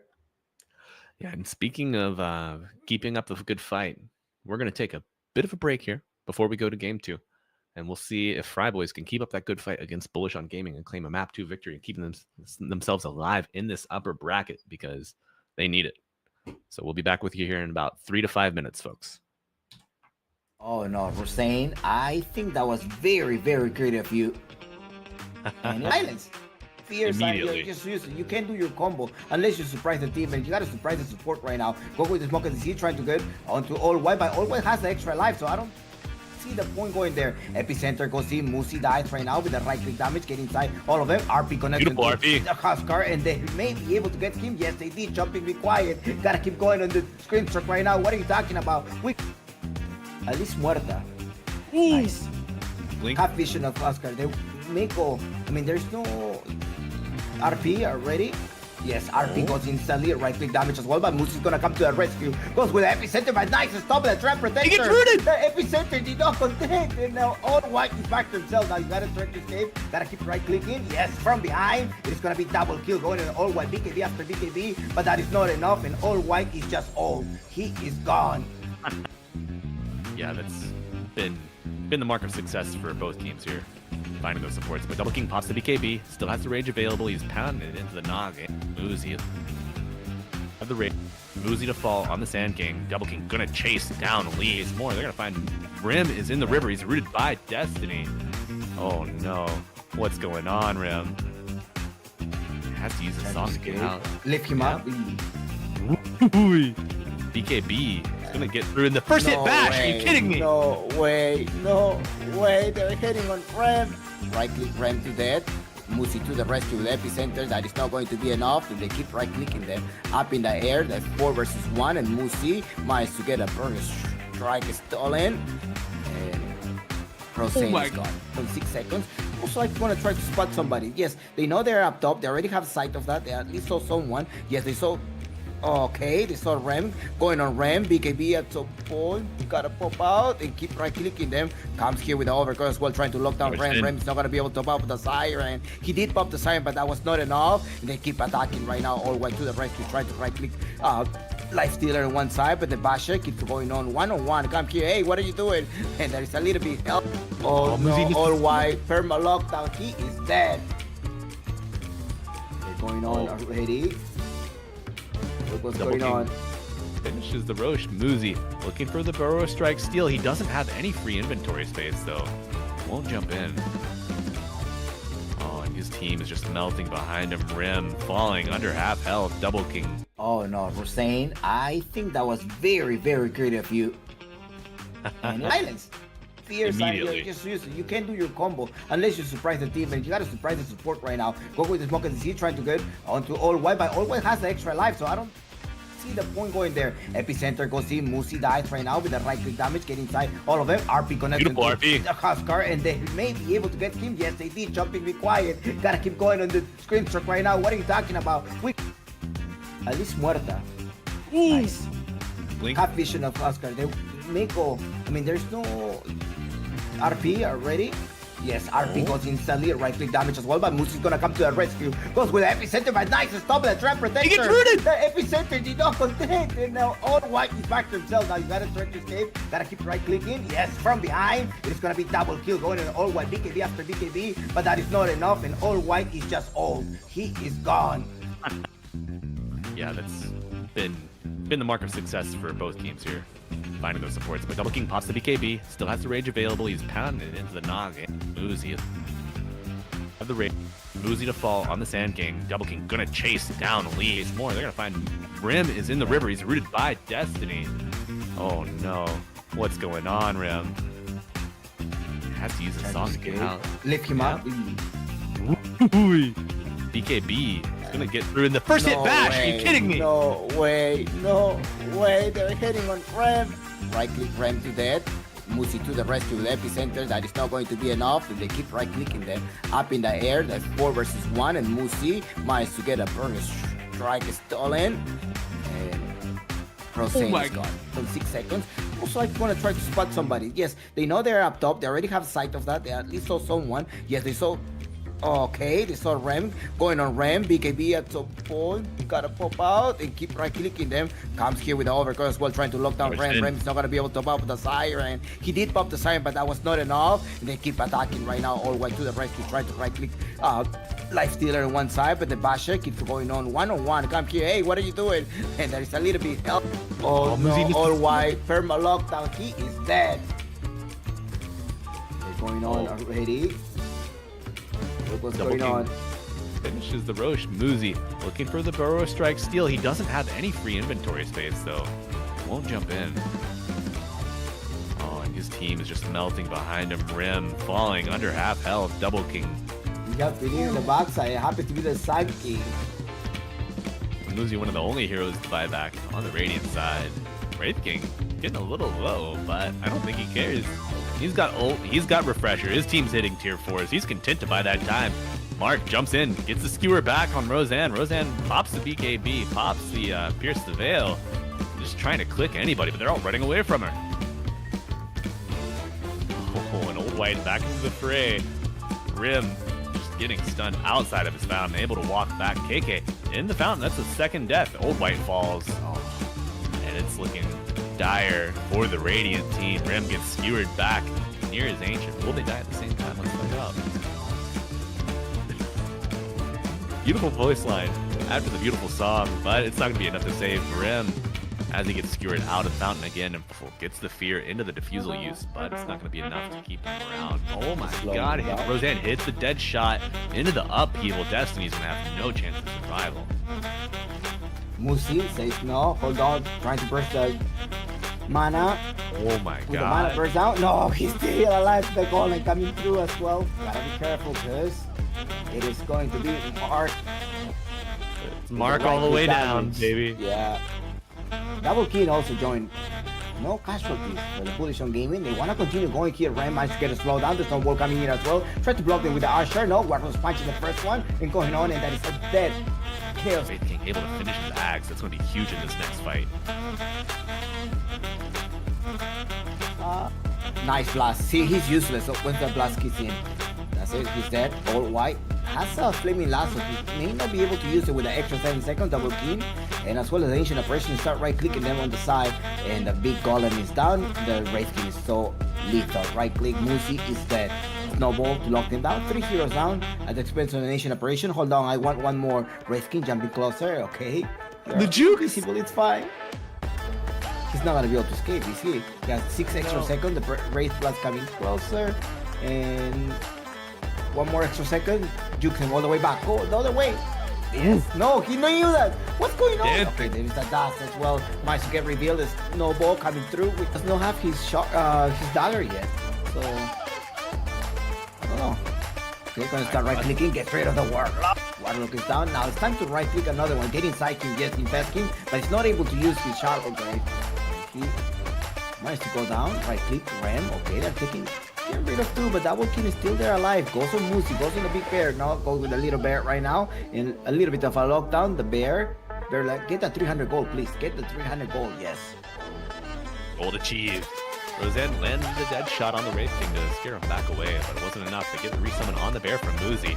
And Old White is in the fight now. We're going to see the first life spin on KK, but at what cost? Fat Rider to fall. Muzi still alive, walking away, gets the rod of it. All right, folks, welcome back. That was a hell of a match for Bullish On Gaming in that game 1 matchup. Chompix, what do you think? I mean, ban the axe, right? Yeah. I think so. Just ban the axe. Ban the axe, ban the life stealer, maybe. Like They I can feel probably handle the life stealer, but that axe was just everywhere. Like, really good positioning, jumping over, getting the dunks. Really, he really understands that here. Even though he's only a gold medal on that Dota Plus axe, so just imagine if he managed to get through the Grandmaster tier, what this monster can become. right after his training arc is finished, what the final product will be. But I think I don't know, man. If you let the Grimstroke go through, you really got to evaluate what heroes connect well to that Grimstroke. And I mean, we saw, I think Lifestealer had like a 67% win rate when paired with Grimstroke. And now that's probably 70% in the league. But yeah, the axe was definitely a problem. But I don't know, man. If you ban out these strength carries that Double King plays, then does he have a game? You know, Probably played in Ursa at some point, but you know what happened here is that They didn't pick the speed breaker, but like you say, they had that Grimstroke, so they definitely had this draft already planned ahead of time. So now you have finally enlightened me. I was like, oh yeah, that makes sense. Why they didn't like often, right? You get the first pick, you're hoping to get the speedy breaker, but like, no, don't worry, we don't really care about that one. We have the Shadow Demon trying to stop them with the purge and disruption. So Right. that speedy breaker was pretty much useless without that BKB. Yeah, that Grimstroke just gives you different avenues where you can pursue success. And whereas the Spirit Breaker, it's great, but you're locked in once you get it. And folks, speaking of locked in, we're gonna buckle down and lock in for this draft for game 2 that we have. It's now underway. So FryBoys, they're fighting for their chance to stay alive here in the upper bracket. They need this game 2 victory. And we see that reflected with the bans, the respect ban coming out from FryBoys. Lifestealer, he's out of the pool. Yeah, you have to. I mean, it's a life stealer. You gotta take it out. Yeah, comfort hero. I mean, his Wraithkin is still available. They can probably try to do Wraithkin offlaner, flex it in the Muerta is banned. So I'm wondering why is the Muerta banned? Let's see. Bullish Bandit. So who are they afraid of on FryBoys? I mean, Grimstroke is still open. FryBoys can definitely try to pull that out. They can do the Grimstroke, and then maybe Bullish on Gaming is gonna answer with a Spirit Breaker. No, And that's FryBoys. the way to go. Yes. Yeah. No, Slaughter. What? All right. Yeah, I mean, Slardar, he's seen a very, very like meteoric rise in popularity recently. The hero is just super strong. He creates his puddle now off of his crush. He gets extra just auto attack damage from his passive. You don't even have to bash, and you're getting like 8 extra damage in level 1. So it's just so strong. You get the regen, you get the extra armor and the movement speed from your passive of your Q, and then more when you activate it even. So I mean, the hero's seen that growth in popularity and also in flexibility. I wouldn't be surprised to see Double King or Mark play a mid. We've seen Mark play these beefy mid heroes before he plays the Magnus. He's played the Huskar. I mean, if he can have the staying power of the Slardar, not quite as strong as the Necrophos, with respect, but I mean, I would love to see the flexibility that could come out from the Bullish on Gaming draft with that. They're probably thinking about Dingus trying to go on this offlane position with the Slather, and since there's no life stealer, another kind of like similar hero would be a Juggernaut. Do you think they probably are thinking about Juggernaut, and with that they're protecting, the Juggernaut, like the Slaughter Juggernaut together? So that's probably what they're thinking about. That's one of the hypotheses that could come out with why the Slaughter right away on this pick number 9. Naga Siren gets banned, and it is time for Bullish on Gaming to show us one support. I think they're gonna try to answer with a support. A Rubik could still be great. I mean, you're not gonna have the Grimstroke, but you're gonna have a Rubik that's gonna pretty much mimic your Grimstroke. Yeah. Gyrocopter post 4, right? All right. Yeah, we've seen. Didn't you play yesterday? No, I did not play the 2 days gyrocopter ago? position 4. No. I haven't played him pause 4 in that any was of our. Wesley. That was definitely Wesley. Okay. But I do like the gyro pause 4 kind of. I was casting some Southeast Asia games, and it seemed like every single team was picking him. The hero just does a ton of damage, but he has oftentimes a little bit of trouble scaling into the late game. And speaking of scaling in the late game, FryBoys take the Dazzle. They do not want the synergy between Slardar and Dazzle. The corrosive armor just coming out from Slardar, and the bad juju armor reduction from Dazzle. You cannot let that happen. So FryBoys snipe it for themselves. I think they've been spamming Dazzle meat, so probably FryBoys is like, okay, I'm gonna give you a Dazzle meal. I'm sensing some type of like some team communication being like, all right, what hero do you want to play? Just give me Dazzle. That's what I'm kind of like sensing it right now. Just give me Dazzle. You do well on your Dazzle, it's fine. You're gonna open up the map, and in case he decides to go with the Necro or he decides to play Magnus, go in the Dazzle, interact that in the mid lane. So that's probably what's going on here on FryBoys. Let's see if they're gonna be able to recover their momentum, because luckily for them, this is an upper bracket, so they can always go through the lower bracket if they end up losing this series. Now, Bullish on Gaming, like you say, the Gyrocopter as a position 4, you have only got like +2 on your Rocket Barrage. So I don't think that's a huge difference, but it is definitely extremely annoying. And It if you makes don't have a for hero that doesn't build Lotus Orb, it's definitely annoying. Ancient Apparition and mhm. Gyrocopter. I don't know what's going on with the Bullish on Gaming. I really don't understand the draft, but definitely you're not gonna be able to get some heal with the Dazzle in behind, and the Gyrocopter will like wear you down with those rocket missile with up to the shard, and that's probably what they're hoping for. Yeah. So the gyrocopter, homing missile is going to make it way easier to just keep a Mhm. single target locked down between himself and the Slardar. You can have Bash of the Deep procking, you're gonna have homing missile landing, and then you're gonna have a slithering crush, and then by that time you're gonna have another 4 charges on Bash of the Deep. So I mean, I like that concept. It's also gonna make for very easy landing of cold feet from the ancient apparition as well. Um, Troll Warlord, this is a double king special. I think the guy has like a 66% win rate in competitive play on it. Uh, no, sorry, I'm way wrong. 55%, but in ticketed games, 55% win rate, very strong, especially for the large sample size. That's his highest played core. And They then can Troll Warlord easily kite also, that though. Don't you think yeah. so? So I think they can kite it, but the Sword Art gives them a little bit of catch. The Gyrocopter missile will let you catch up. And the Ancient Apparition, it's you're going to be able to use Ice Vortex in the tree line to give the troll vision for his auto attacks. You can just switch to ranged.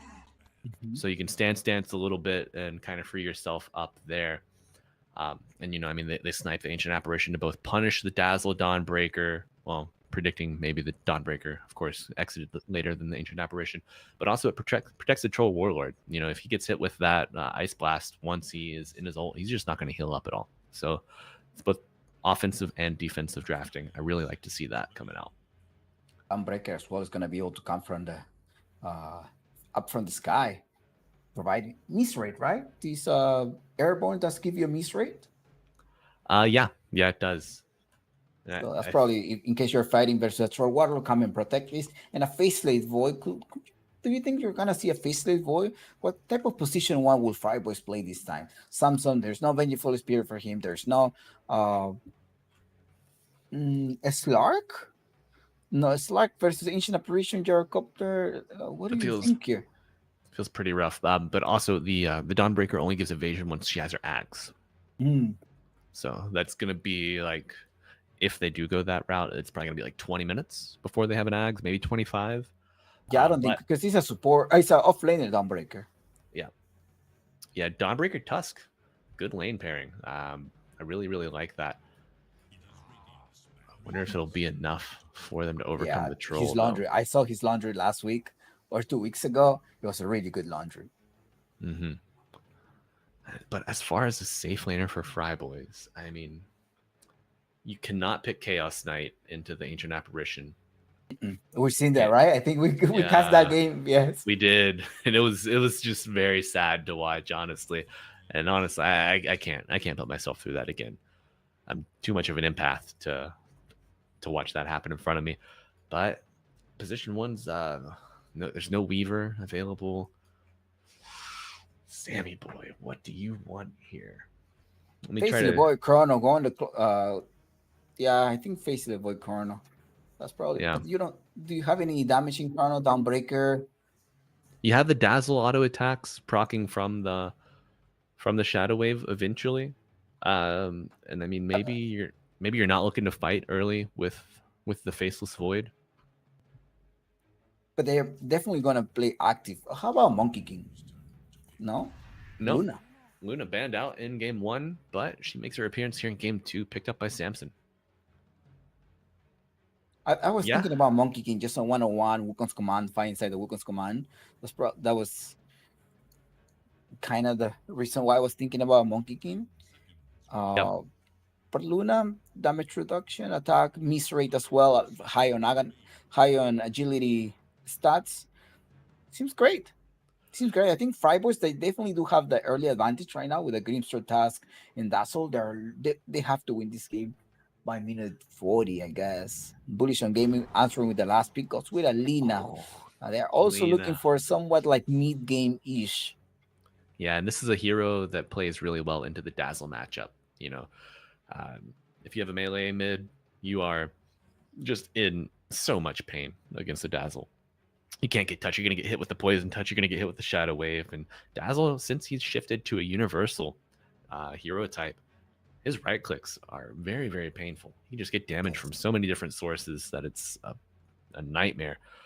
But I think Lina, a really great pick to round out that draft. You have a really, really easy time landing all of these light strike arrays. You're gonna have Slardar, you're gonna have Gyro setting up these stuns for you. I mean, you have heroes to go in ahead of you for these fights. And I mean, so often we see Troll Warlord commit his ultimate, and then all forms of control are just spent controlling the Troll Warlord.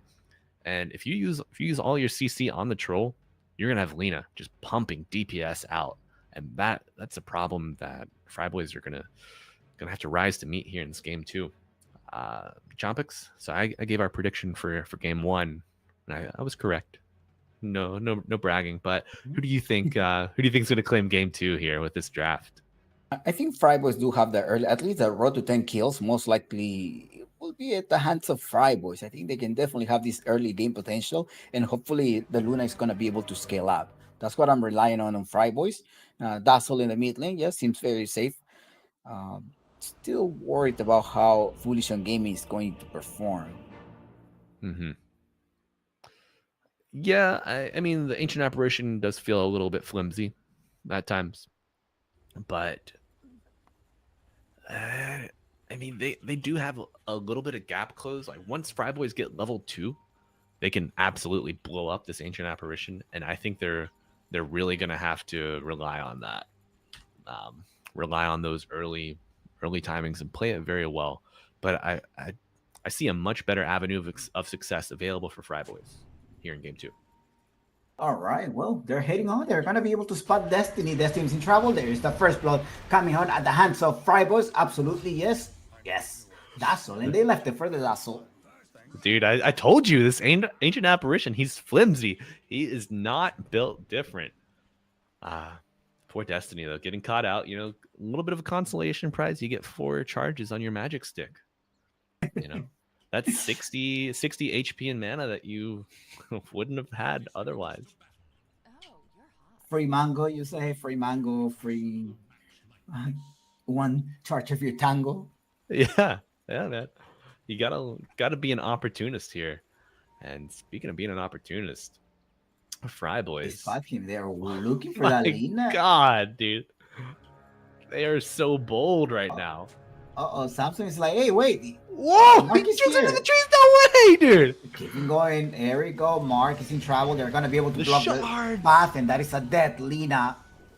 2-0 so far. It is a FryBoys starting with this early lead advantage, and they managed to drop one of the wards, and that is the call from Samson. It's like, hey, Lina had a ward. That's why you gotta click your enemies. Check him. He's gonna have shards. He has shards in 3 seconds. Frugas has to be so careful here. If you pin yourself in a bad spot, you are stuck. And they managed to block him down, receiving just right-click damage. At least you're gonna be pushing me away from the lane. And KK is also there. Oh man, and this that feels so bad. As Samson, your wave is under tower. This is gonna push so hard. I mean, Frugas has to use a lot of regen to get back up to being healthy, but I mean, Slardar is gonna be able to farm this wave by his tower.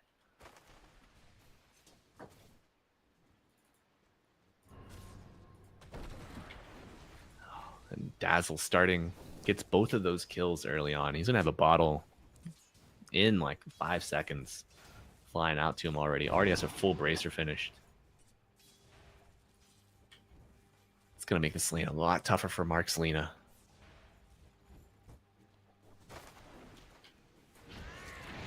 The shards coming back out from Chickum. He's playing so well. Has the level 2, gonna hold the point. Samson not able to get the kill with that last auto attack. Goes for the tag team so that he's gonna have better trades. I like to see that. You know that you're gonna have mana problems, so you just take tag team, get the aura going. The Slardar, he wants to get in, get those last hits, or get those auto attacks going. It's make it a little more difficult for him. But lane here in a good spot for the Dire. Bullish on Gaming. Oh, action going off in the top lane. Double King gets gone on. Falling to the hammer of DJ Dingus. This power spike from FryBoys. Very, very strong. Inkswell onto the Celestial Hammer. Just going to really let him close the gaps. Speaking of closing gaps, seems like there's a bit of gaps in Chompix's sound. Not with us currently. Hope he's all right. Oh, I'm fine. I'm fine. I muted. All right, Inkswell coming up from the LGTK. Going on Destiny. Going to get the full duration of the stun coming out, but he's in dangerous territory. Double King is going to peel the damage off of Destiny by going after DJ Dingus. Juan popped on Destiny, almost healthy again. A little under half health. Bit of a bloody exchange here, but no one's going to fall in the top lane. Blocks the hard camp with the Sentry. Love to see it. Oh, man. Level 4 on the Dazzle mid already. Mark, quarter of a level behind. Got a lot of action here in the top lane. Double King throwing these axes out, getting aggressive, ensuring that they get the Lotus. Love to see this play come out.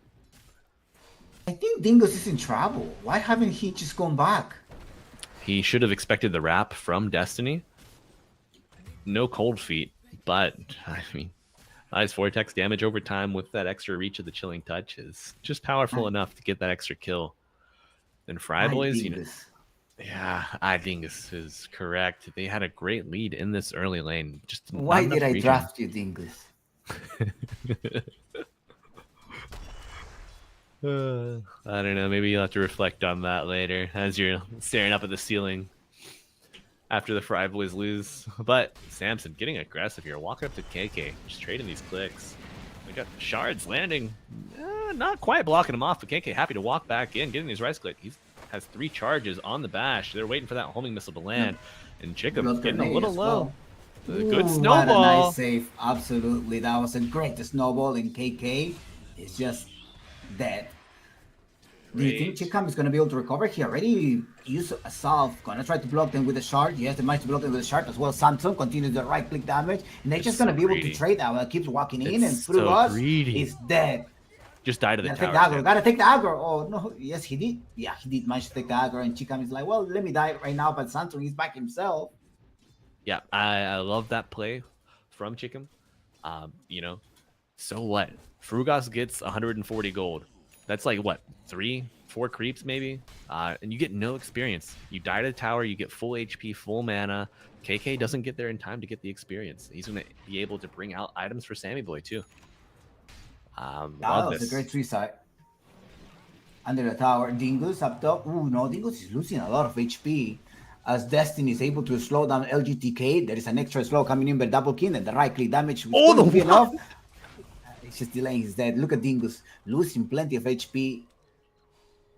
Yeah, this is you know, Destiny reeled it back in after giving up first blood. You know, he's got his trusty companion Troll Warlord right next to him, and he's happy to take on the Radiant team. Really bouncing back this aggression, paying off for the Bullish on Gaming safe lane.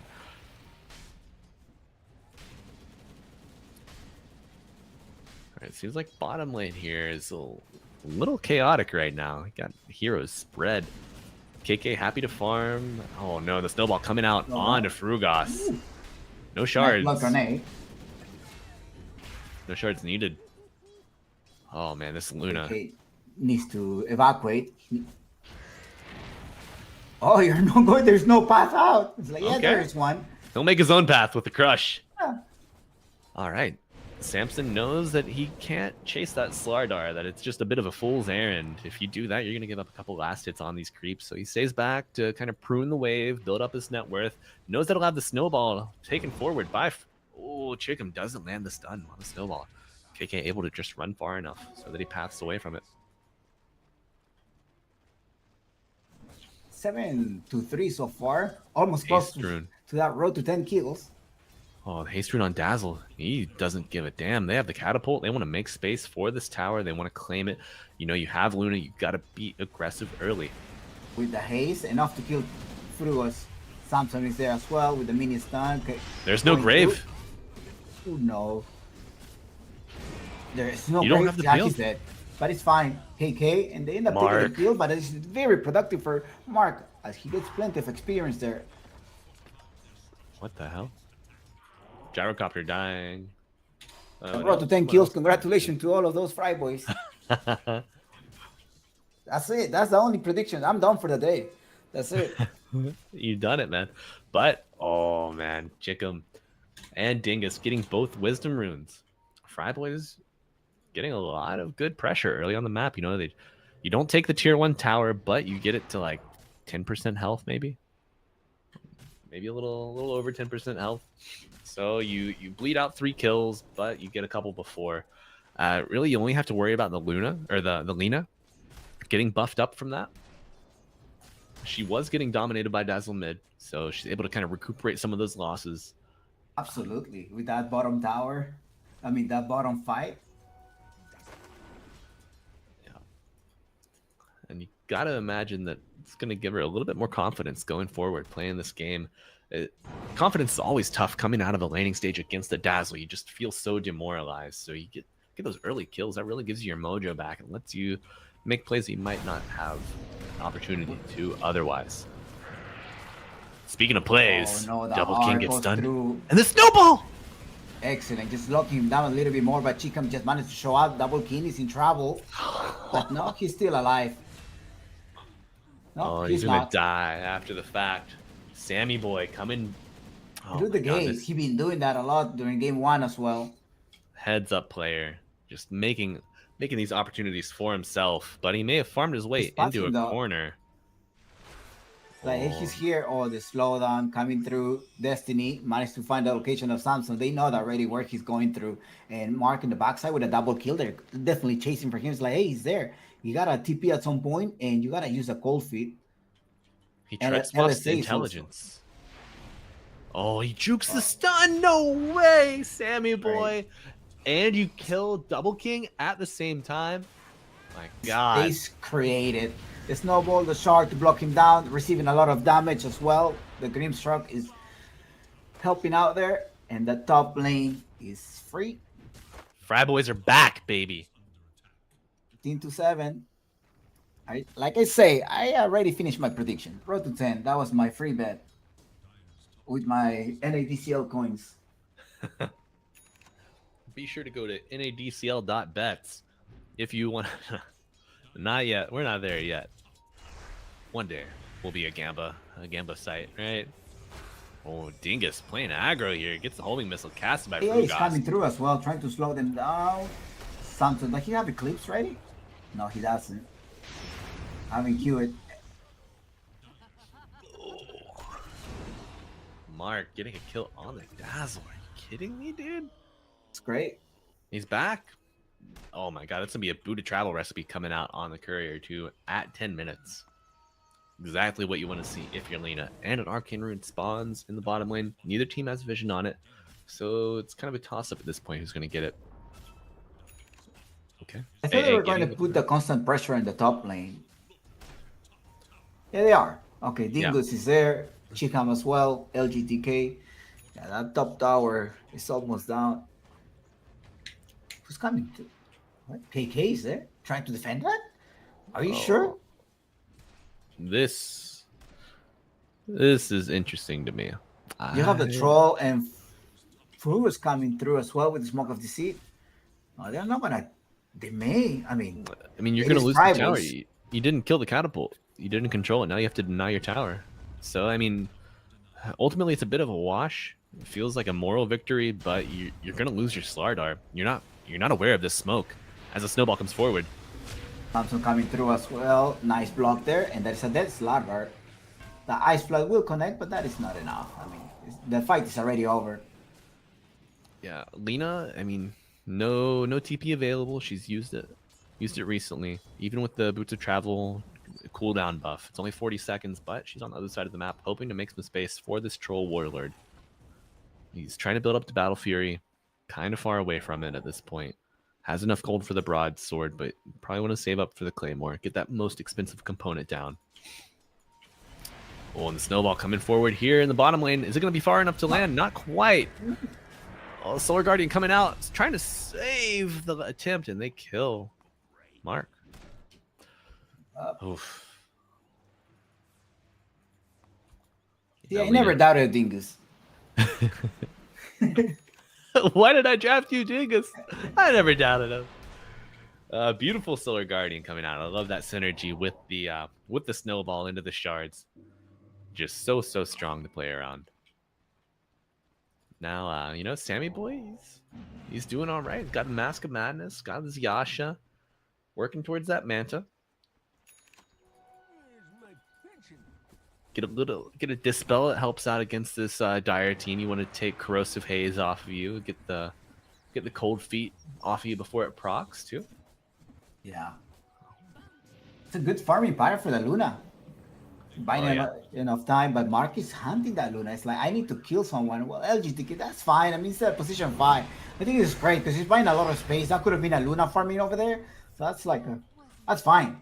I don't think that's a big issue for them. No, not a problem at all. But, I mean, if you give Lena, you keep giving her gold like this, you might have a little bit of a problem. No one really wants to build a pipe on FryBoys. I mean, you Tusk wants your Blink.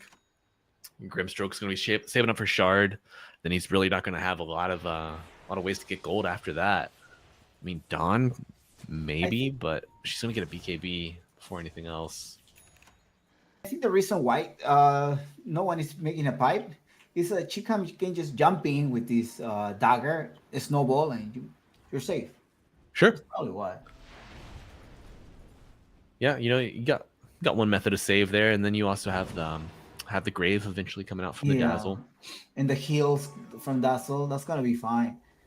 Smoko Twisita already heading to a top lane. Are they gonna be able to kill down the Lina? I mean, at some point they need to stop the Lina, right? There's 2 heroes up top, Mark, Sansom. Yeah, they're gonna ambush them from behind. Look at this tactical war right now going on. Yeah. Hello, Frugos is in trouble.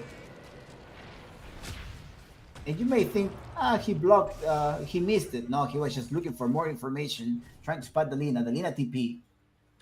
Yeah, good play coming out from FryBoys there. They want to connect to this Luna, keep pressuring these early towers. Not quite 15 minutes yet, so no catapult to help them tear down this tier 2 tower. But a little early chip damage never hurt anybody. Mark realizes that threat, and he's in position to repel it right away. Love that. All right, Double King, 15 gold away from his Battle Fury. 14 minutes, not the worst timing. Has a couple other items in his inventory to flesh it out. Still got a way back into this game. Oh, FryBoys. I kind of want some fries now.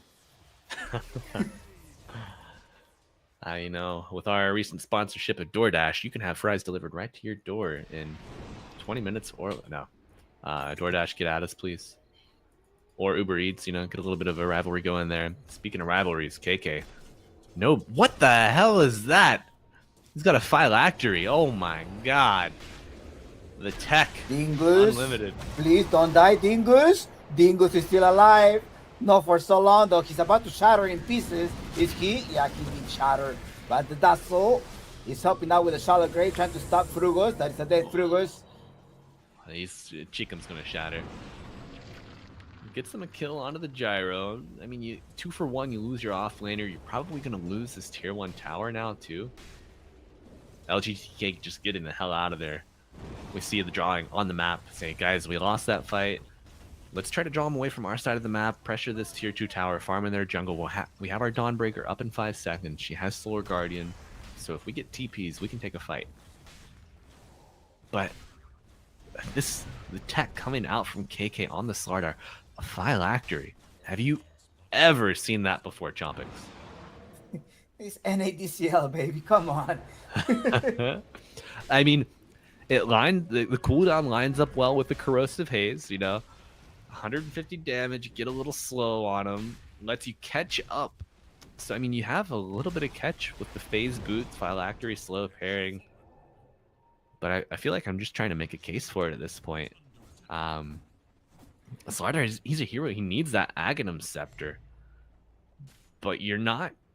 It's not anywhere in his queue, dude. He's got a Blink, Yules, and Octarine queued up after that. Yeah, if he was a Slaughter support, then yes, right? Yeah, but he's not, man.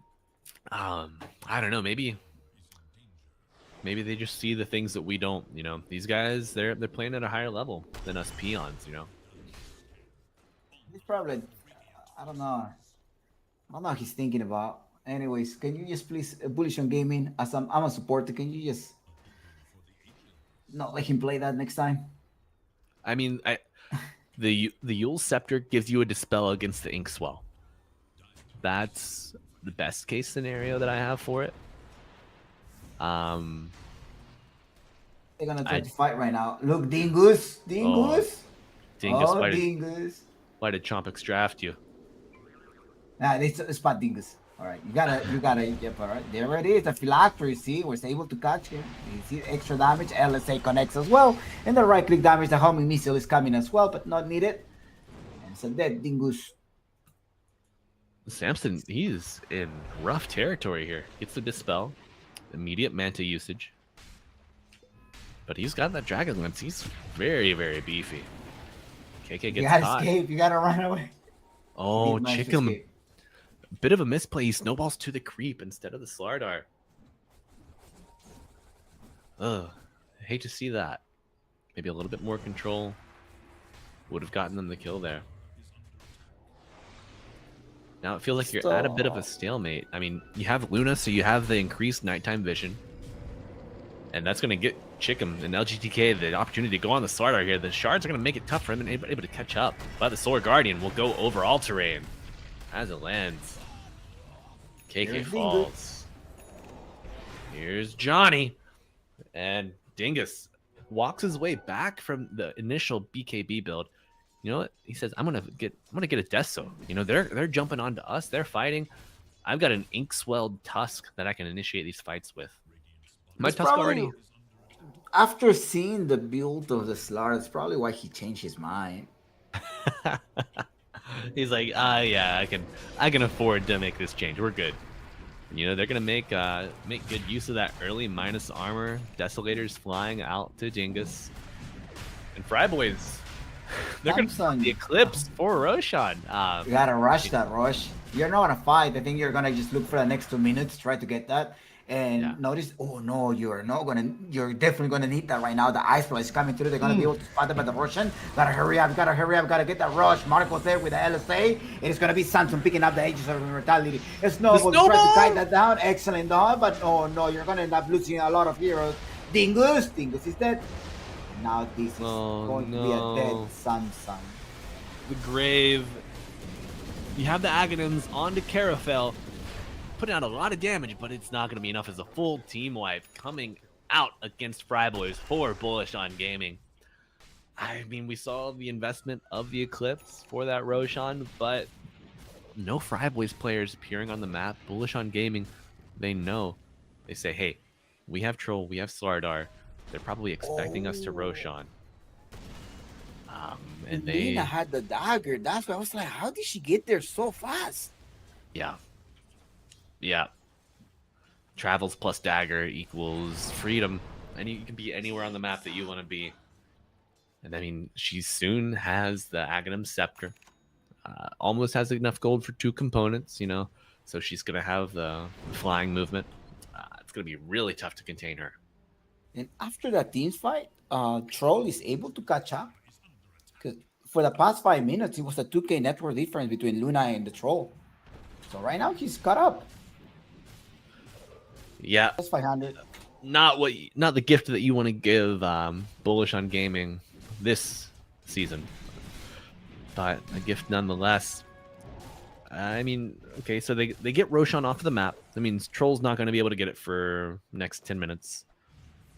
8 to 10 minutes. I mean, they got the bounty gold from the kill also. The bounty gold and the experience. But still just a huge opportunity missed for FryBoys there to get that Roshan safely. Maybe if you don't understand, Malibu. Please walk me through. I need to hear some theories about this phylactery slatter. I don't understand. My 3K eyes cannot understand this. So, okay. So Slardar, the hero has mana problems, right? Phylactery gives you a little bit of mana regen, gives you some base mana, gives you some intelligence with the all attributes, which also gives you some more regen. But I mean, you could also just build an Echo Saber. You could also carry a Raindrop. I don't know. The options are limitless here in Dota 2, and we're seeing KK workshop something right in front of us.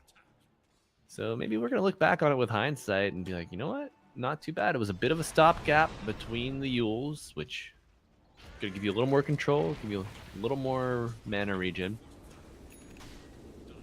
Please don't try these at home.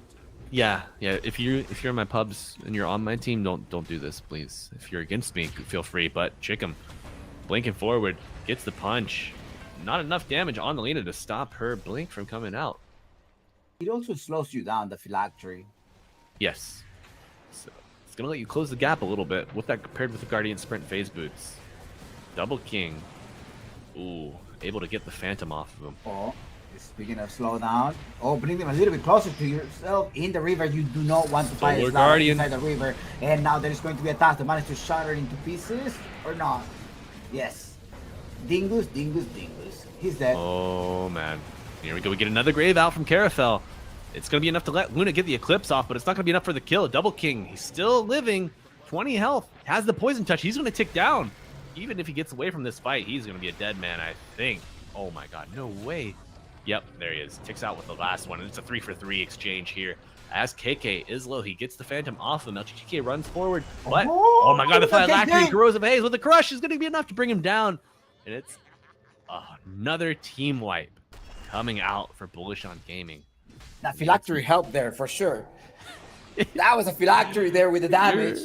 I don't want you to be right, but you're right, Jompix. And I'm, oh my God, man. Okay. Oh man, we're gonna see a new plague in U.S. East and U.S. West. Phylactery Slardar, it's gonna be in a pub near you. Oh man. I mean, after his Axe performance, maybe... you give him a little bit of a gap, right? Yeah. You say, let him cook. Let him cook. I don't know if he's chef level, but this man, he still can cook, you know. Okay, now, I mean, Blink Dagger on him with the Phylactery. Oh, yeah. No, he's got the Yules first, man. Don't even forget about that. I mean, maybe you're just looking for ways to control. So you know your troll's going to get kited. So you just want to keep everybody in range. If they pop like pop an escape, you just Yules them, keep them in place. The Phylactery's going to slow them down. Oh, here coming the Phylactery. Oh. He's holding it, man. He's not using yet. the spell. So I don't want to. I want someone else. All right. KK is looking for an opening. I think they're going to be able to spot Dingus or not. Dingus is just going back. Is he going to be able to farm? Nah. KK playing super greedy here, just hoping to get the vision from the creeps, you know. And I mean, you push in the creep wave, that's going to mean the FryBoy hero has to respond, get that farm, get that vision back for you. But Bullish on Gaming playing super aggressive. We see vision laid down on the Radiant side of the map. They're happy to just get in this jungle, try to cut off any sort of farm for Samson. Samson TP him back, though. He wants a fight. Oh, no. KK able to blink away. That's painful. You bring your carry back. She doesn't get anything. But Hurricane Pike finished. So she's going to be a little more mobile in these fights. Going to be able to push the Slardar away, push the troll away. It's pretty good timing on it, too. You know, Sammy Boy doing his best to keep FryBoys in it. He's an escape item, so he's going. He got a Shadow Blade, right? Got a Shadow Blade, then most likely gonna get another Inceptor. I mean, sorry, an Iris Kari. Samson. No, Samson. He's got the Silver Edge queued up. He wants to break the Fervor stacks and break the Bash of the Deep from the Slardar. These are two heroes entirely dependent on their passives. I mean, when you think of Slardar, you think Bash. You think of Troll, you think this is the guy that's just throwing these axes so fast that you can't even register it. I mean, if you break the fervor, break the Slardars, bash the deep, these heroes are much less scary. I like the itemization coming out from Sammy Boy. But Bullish on Gaming, their team synergy, whenever they're fighting, it looks like the Slaughter is only aiming for the Grimstroke. Grimstroke Dazzle, that has been his 2 targets. He doesn't care about the rest of the team. Yeah, I mean, if you're a support player out there, you know your life is hell when there's a Slardar in the game. You can barely have enough peel to get him off of you. We see a Force Staff come up after the Aghanim Shard picked up on the Grimstroke. Good itemization for that. And he's going for the Aether Lens. That way, LGTK maybe hopeful that he can play the tree line in these fights and just stay out of vision from the Slardar. Because, I mean, once that Slardar sees you, he's just going to make a beeline for your hero. And Roshan's still not spawning. No, they need a minute and a half.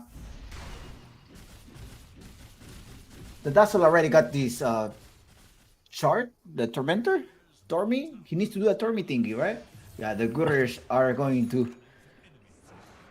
He already did it. Yeah, he already did it. Yeah, they killed the Tormentor on the first spawn, and Tusk got the shard. Okay. But I mean, ooh. So Slardar takes the shard for Bullish on Gaming. Makes the fights much easier to navigate. Sometimes as Slardar, trying to get Corrosive Haze before you land your Slithering Crush is a little clunky. So just combining that all into one is a huge quality of life buff for the hero. It also expands the pool, so you're gonna be able to get the regen and the armor in a wider area from your Guardian Sprint. But oh my god, FryBoys here, they're content to just camp and park it up on this top side of the map.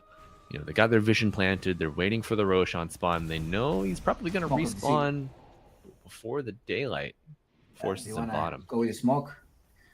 Yeah. The smoke is going to break at some point. Mark. Oh, yes, Samson. A couple of creeps. Then going on Samson. First bash. Nice. Snowball save from all the damage. The Ice Blast, though, is going to try to connect there. Samson managed to reposition himself. Going to try to right-click and double king. Gets entertained with a couple of illusions. That is a dead double king at some point. He needs to die. Yes, he is dead. 3 heroes dead. And the FryBoys are still alive. This game is still on them. They've done it. Chicken Tusk, man. So good. Blinks. Gives Samson time to react. Keeps him in the snowball. Keeps him in the safe clutch of friendship. The Ice Blast flies by. Samson's able to Hurricane Pike out of its path, and with that, he's able to fight the Troll Warlord, and he's able to take him down after the battle trance fades. He forced it himself, right? Yeah, Samson he Hurricane Piked himself out of the Ice Blast. But I mean, Tusk also has a Force Staff, so I'll have to go back and watch the replay to really find the intricate workings of it. But great team effort there. FryBoys able to claim the second Aegis, only challenged minorly by that early Bullish on Gaming jump. It's not enough to get it. I think they won the lottery on that first Roshan contest. You know. He's close. Yeah. Despite losing that fight, Bullish on Gaming still 2K up. That's meaningless right now. 30 minutes of the game. Yeah. Aghanim Scepter, extra cheese, and that is the fake comeback or the real comeback. Is it gonna be FryBoys or FryBoys? If you're in chat, let's get a 1 for FryBoys and a 2 for Fried Boys. I want to see what the results are on this one. Little interaction that I'm kind of curious to see here. I want to see how big the Shallow Grave can buff up the heal from cheese. You know, 8% per 10% missing. That's a lot. I mean, if you're a Slardar with 10, or a Dazzle with 10% health, you pop that cheese. I mean, you won't need it because you don't have more than 2,500 health at this point. But I gotta know the numbers, man. I gotta know. I'm telling you, I'm off the clock. Oh, and you know, FryBoys kind of lucking themselves into maybe another Tormentor kill. You know, you take this tier 2 tower, get an extra 1,400 net worth onto the Tormentor, but LGTK getting a little low, gonna pop the Grave here to save him. Oh, and that's gonna be the Shard on Carafel's Dazzle. The Shard, absolutely amazing, giving a Sheep or a Hex function to Poison Touch on all targets it affects for 1.6 seconds. I think they're gonna gather up at some point. Gotta use a Smoke of Deceit. Make sure to use these Ages of Immortality with the 3 minutes. It's time to roam around the map. Yeah, they're looking to claim all of the outer towers here. You know, Butterfly. they finally take the first tier 2 tower that they're able to punch at, and I think they're just gonna walk down every other lane and do the same. High ground's a little difficult. The only way to win this game here on Bullish on Gaming is to do a nice pick up on Luna. Luna has to be by herself. Yeah. Oh my God, she is so far up. No, Samson, what are you doing? You do have the extra life. I mean, you know, Dingus has. Oh my God, Dingus has the Solar Guardian, so they just know. I mean, Bullish, they're just not content to take that risk. The threat is just too much. Look, you know what I mean? Yes, look at Samson. Look at Samson. He's just jumping over. He wants to grab one of the cores. He's looking for one. He definitely finds Frugos first. Goes to Frugos. Oh, there was no detection. There is detection. I'm there to try to help them out. The claim goes off, but they end up losing the task. Double King's going to be able to jump in. Nice spell. All right, that's an Eye of Scotty finish on Double King, too. He's able to fight this healing, fight this regen. Joining That's quite him. greedy, though. Yeah, it's a little greedy, but I mean, I understand. Look at your Slaughter with a Phylactery jumping over, looking for the Grimstroke. No, in the river, you definitely don't want to find the river. That's a Slaughter. It's a big fish. Mark. Oh, they're walking. No. Look at the Solar Guardian. Dingus coming over from the sky. KK up in the air. You just delaying your death. You're gonna be dead right now. No, I'm in the river chopping, but that's what managed to show up, trying to slow them down. Now he's gonna try to go on deep. Frugos? Nah. No, he's definitely gonna go on Frugos. No, not anymore. Far away, gotta disengage. There's no Lina. But the FryBoys are most likely gonna try to continue the team fight, right? Oh yeah, they want to press the advantage that they have here. They still have the Aegis available on the Luna. Frugos with that little psychic headband play, pushing the Dazzle away. Very cheeky, but keeps him alive, you know. A little minuscule detail that pays off. Wait. Look at Samson. Just going north. Somebody's nearby. Yeah.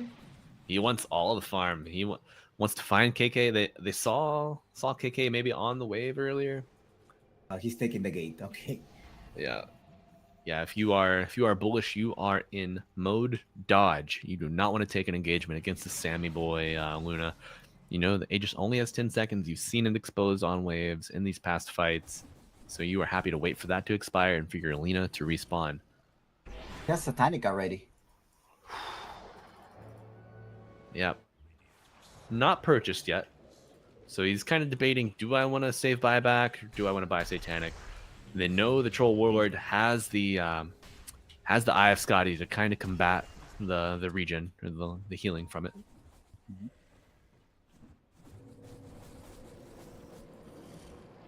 Is the Slaughter really waiting for the Grimstroke? It looks like he is.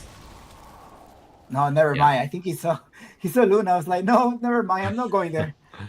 Yeah, Ancient Apparition, Destiny had thrown out the Ice Blast, so I think if they coordinated the landing of the Ice Blast with the Slardar jump, that was going to be the condition for them to go. But Sammy boy walking up and definitely scaring off Slardar. KK not going to take that one. All right, Sammy boy taking this tower, taking this Ancient Apparition. Oof. Lina is way too fast right now. I don't think you're going to be able to jump on Lina.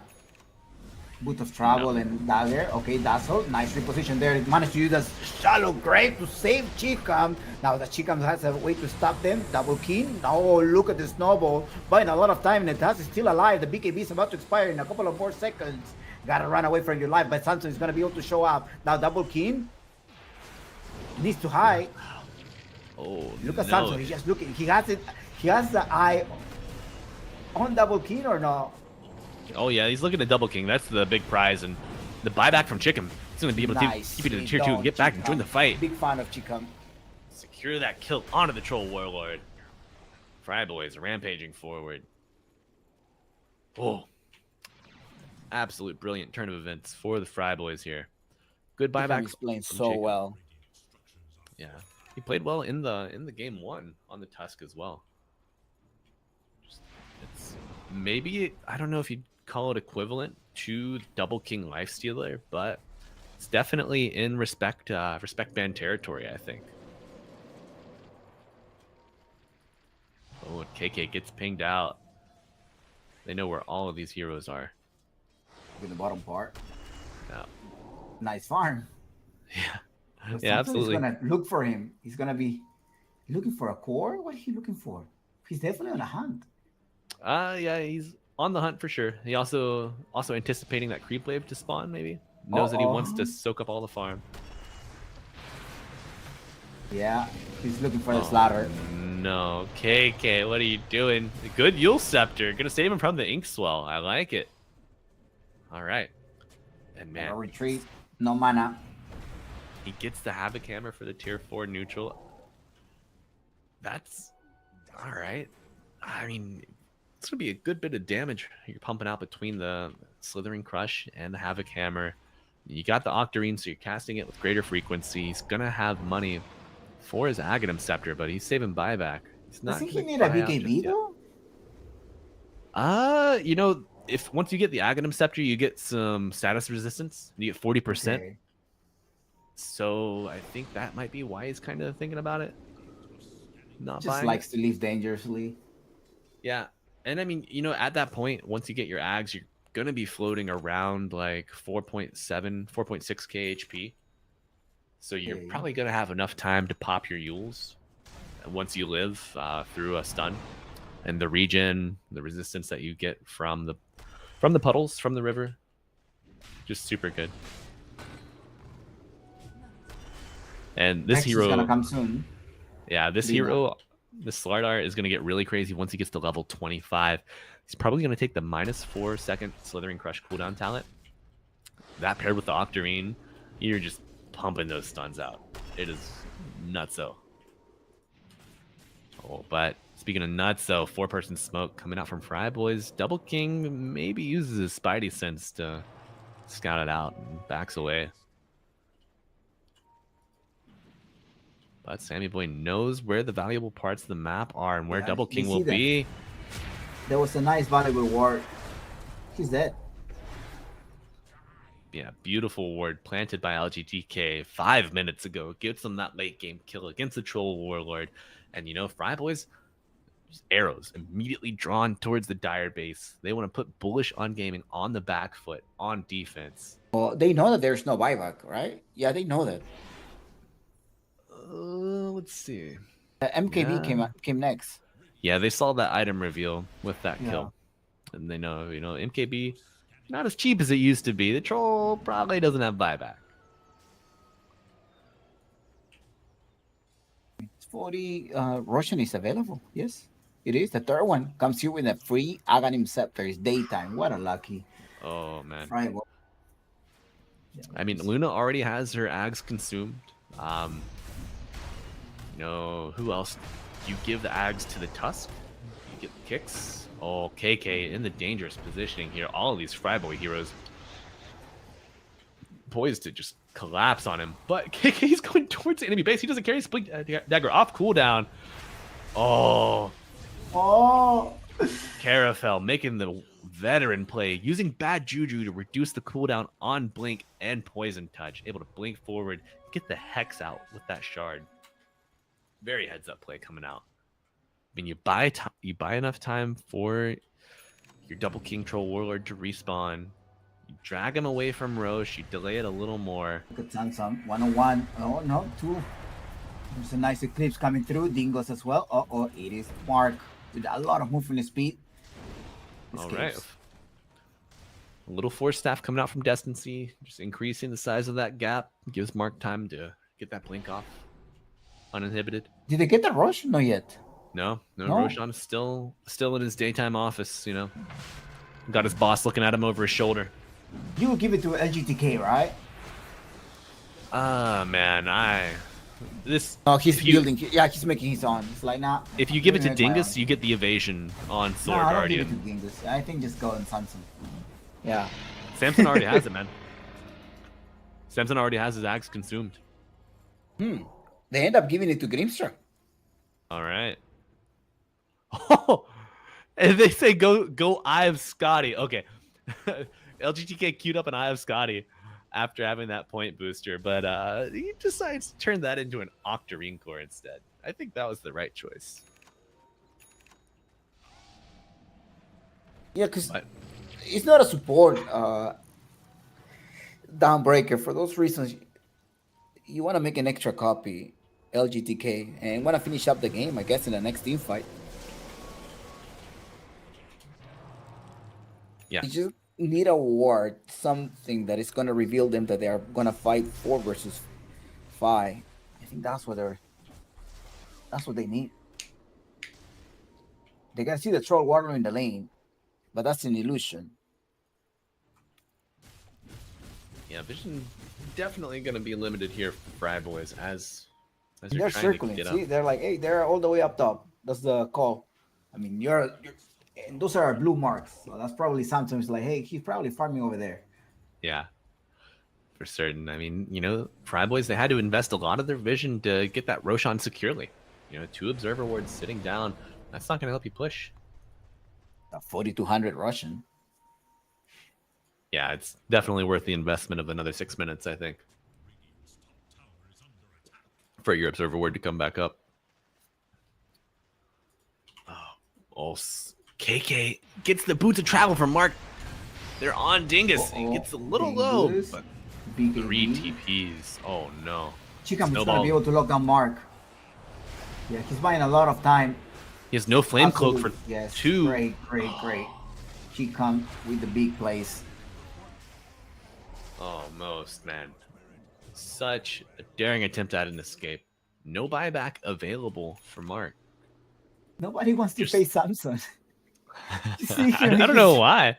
Samson's just standing in the middle lane. No friends around. Okay. Well, KK is a friend on a different team, I guess.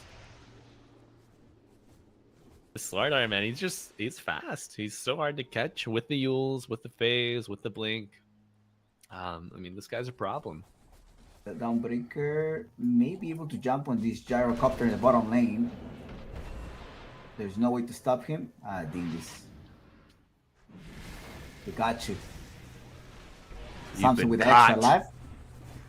There's no Lina for 50 seconds. No buyback. And it's time to blow your tower. Do you have some creeps coming through? Yes, you do. You gotta protect them at some point. Maybe try to use the glyph or save them. No, they were not able to save that. Oh my god, the E-Blade! He does a lot of damage onto that Luna, but Gyro's okay with his life. Samson getting HP back at some point. He does have the extra life, so that's going to be fine. Start to melt these towers. Dazzle, please. Assist Samson. The heal is back. Up in the air is this ladder. He's just still up in the air, but he's on Wind Waker. If Sammy Boys died, he's used the Aegis. There's still racks standing up. They have backdoor protection. That's fine. You got 10 seconds. Oh, protection's not enough. Alright, time to retreat. If you are bullish on gaming, you have to get a smoke play here. You gotta play forward. Mark knows that. He travels to Frugos. Ice Blast forward. Hits 3 heroes.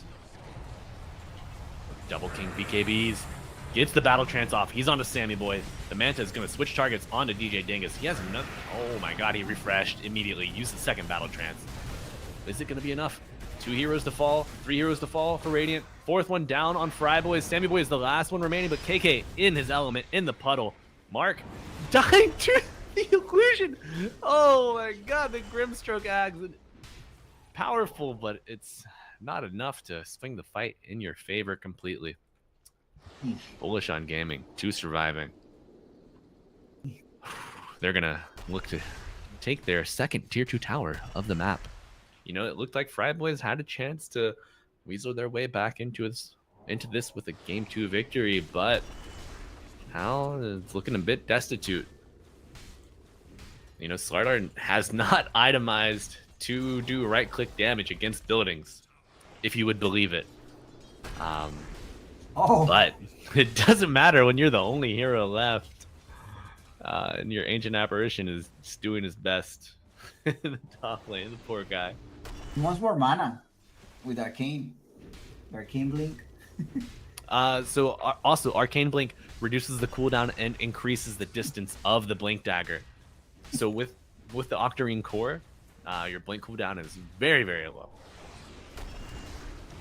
How about your Corruption Hex? Oh, wait, where's the Phylactery? Oh no. Did he had to sell it? Oh man. Why? Can you break down Phylactery? I don't think so. You? That would be dude, if you could break down Phylactery, that would be amazing. Yeah, That might be enough. Yeah. It could be enough to make the item like truly relevant though, you know. I would like to see it. Well, all of the FryBoys are up. Yeah. And Smoke instantly. They're looking for Double King. They know that Double King's refreshers on cooldown for at least another 40 seconds. Samson just absolutely fearless here. By himself, looking at the Double King. I spot him. Hey, here he is. Come here. And they are going to be able to lock him down. There's a Dingo's coming out from the scar. Yes, there is. Managed to cross the path. And they make a copy. God, is he going to die to the illusion? No. Nice ultimate. But now they managed to take down the Slaughter at the very least. That's a good price. KK 10 gold short of buyback. Probably going to have it when they go high ground. Double King somehow escaped through that, but the illusion, right? That copy. Dude, yeah, he had to use whirling axes to get the blind. But then again, Monkey King Bar, I guess the 80%. You're going to lose your towers. Yeah, you need to buy back on the Sword Art. Instantly buyback right now, but look at Chikam just trying to jump, trying to stop the Lina wireless punch, but in the backside you have Santos just right clicking, focusing on the price, focusing on the racks. Snowball, okay, he's gonna be able to blink back, right? Nope. He is rolling forward into his death. But I mean, you know, you spend your Tusk, you get a buyback on the starter, you get a full lane of racks in the top lane. I mean, that's a win for FryBoys, honestly. You got a set of racks, you position 4, that's fine. Yeah, KK, he bought back, and then he TP'd in, and he got a good crush onto the Dawnbreaker, but then he just ran straight down instead of staying on the Dawnbreaker. I honestly don't know if that was the right call. I think if you can afford to split up your fight a little bit if you're that far onto your high ground. But you know, high pressure situation, not always the easiest to execute. What is complete? Chivas on Slaughter. Ooh, okay, yeah. Oh, look at that Troll Warlock. You gotta kite them a little bit more, entertaining a couple of illusions. Double King is in trouble. No, put that refresh. He's gonna be able to have double R. Keep going on. Lotus Ore trying to save him. Now managed to spot the Dazzle. Dazzle is in trouble. Dazzle. Shallow Grave. He managed to stay alive. So the Double King with a fully HP right now, but still the right click damage is going to be enough. And that is a dead Dazzle. Now Flugos barely alive right now, but Double King is going to try to take punishment. LSA connects on the Luna. The Luna is dead for 100 seconds. 2 buybacks. Insta buybacks with your support and your Dazzle. What is going on here? Look at the Wind Waker of this Slaughter. He's repositioning. No casualties at the side of Bullish On Gaming. Yep, Sammy Boy dying there, kind of painful. They have buyback available on FryBoys. This could give Bullish On Gaming a chance to Roche, and he spawns immediately. A very early spawn, and Mark is well positioned to spot out the respawn. We love it. There's a free Aghanim Scepter right now. They're gonna be able to grab this. Lina is already there at the peak. Slaughter, okay, Aghanim Scepter. Who's gonna take the Aghanim Scepter this time? You gotta give it to Troll. You gotta give it to Troll. It gives the dispel for you and the dispel on the enemies with your whirling axes. I mean, if Gyro was a core, yeah, no, perhaps? Gyro, yeah, no. I don't think this is good for Gyro support, right? No. Especially when you've committed. I mean, you have an E-Blade, right?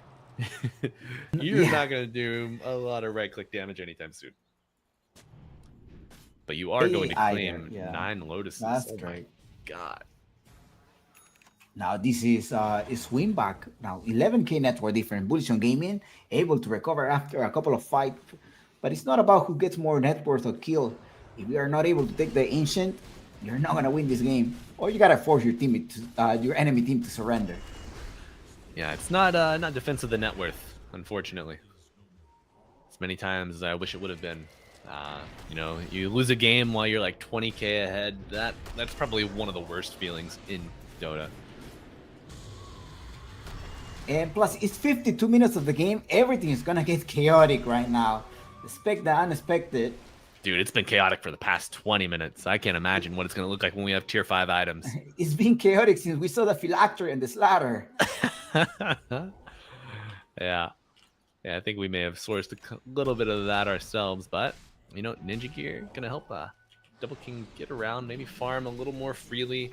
Almost spelled his death earlier, but he had a good backing of his team. So you're a troll warlord. You're trying to get an extra item after... well, that was... You gotta sell the BF, right? Yeah, I mean, eventually, you know, your Aghanim Shard helps you out a little bit because you're just going to proc extra attacks. It's not quite as powerful as the Battle Fury, but I mean, you know, the Battle Fury, it has served you well. You might keep it if you get mega'd. That way you can easily deal with that. But if, I mean, he's got 4k surplus over his buyback, so his net worth, it's not too negatively affected by possessing that Battle Fury. So it's not inflating your buyback costs just too much.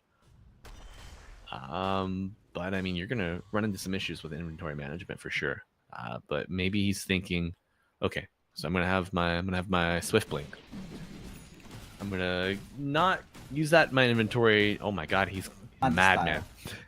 Yeah, so he's probably gonna pop his Manta Style into his inventory after he gets his first death.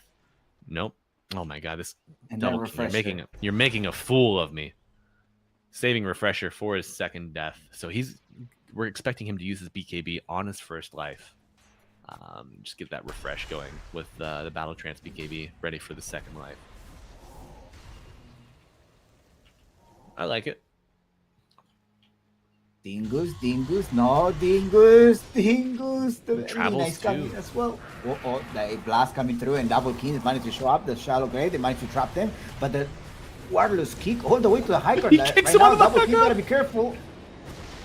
I'm fine, champions. Relax. I got this. It's all bind. They're gonna make 2 copies of them. Oh, and Samson's home. He's ready to defend his base, but he doesn't get there quite early enough. I said they were gonna make 2 copies. You know, we almost saw it. Maybe next time. But you know, as clowny as Slardar's build does feel, I see the utility. I kind of like it, as somewhat of a troller myself. But that Wind Waker saving Double King there from a World of Pain, you know. I've seen a lot of offlaners lately just going for the Wind Waker.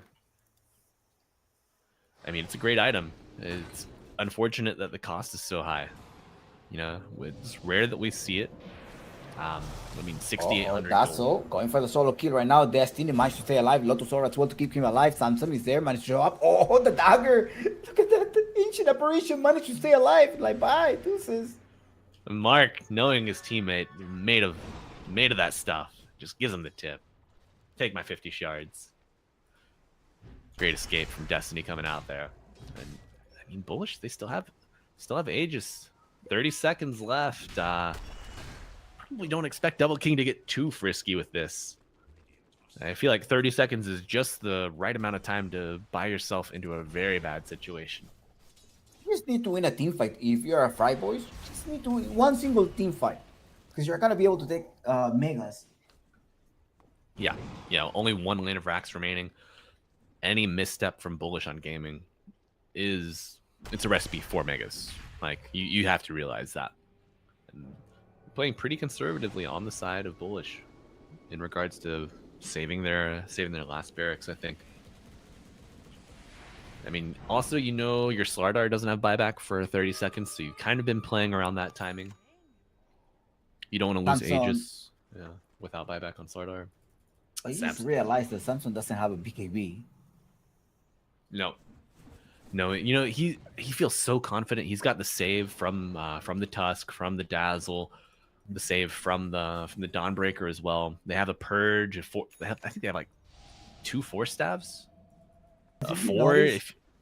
if you count the pikes on the team. No Lotus. No Lotus on their team.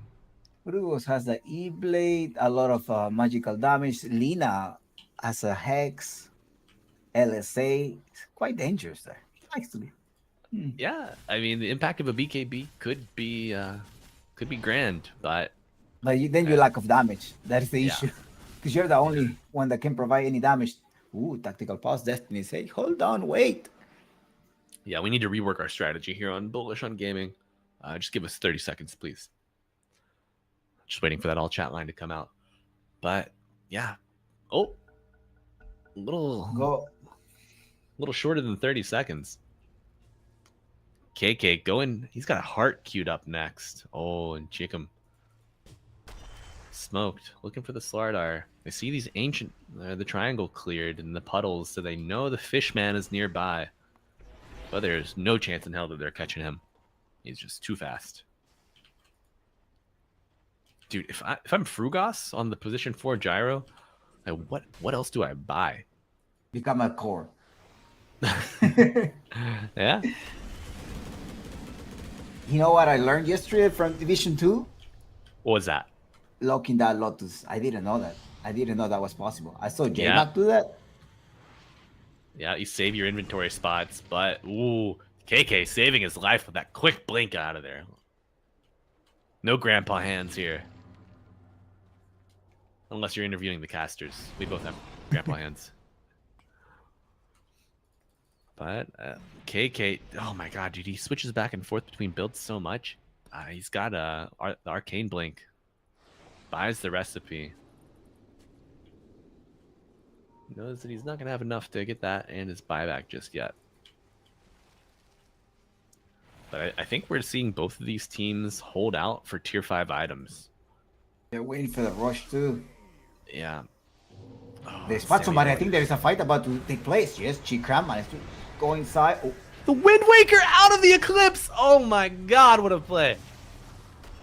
But you already used Eclipse. So yeah, that's a win for Bullish on Gaming. Gotta retreat now.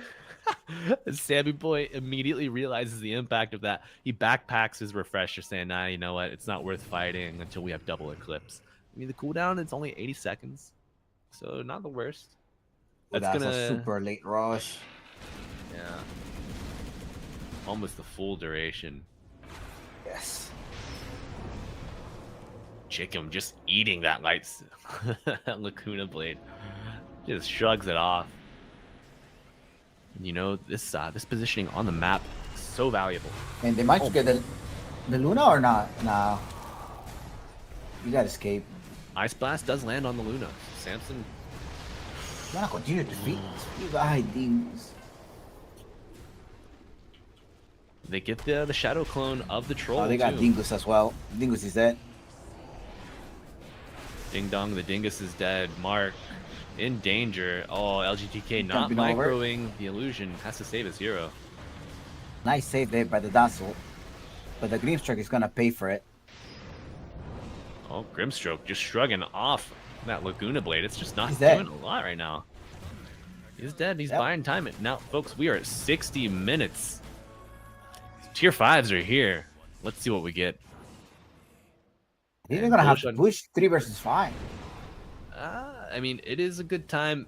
Every hero has buyback in the game currently. So, I mean, you're back almost at that stalemate situation. It's unfortunate, but we're seeing it pop up again. All right, folks, as we see these heroes get back to the jungle, we're going to see our first batch of tier 5 neutral items come out. And we have a gold. What?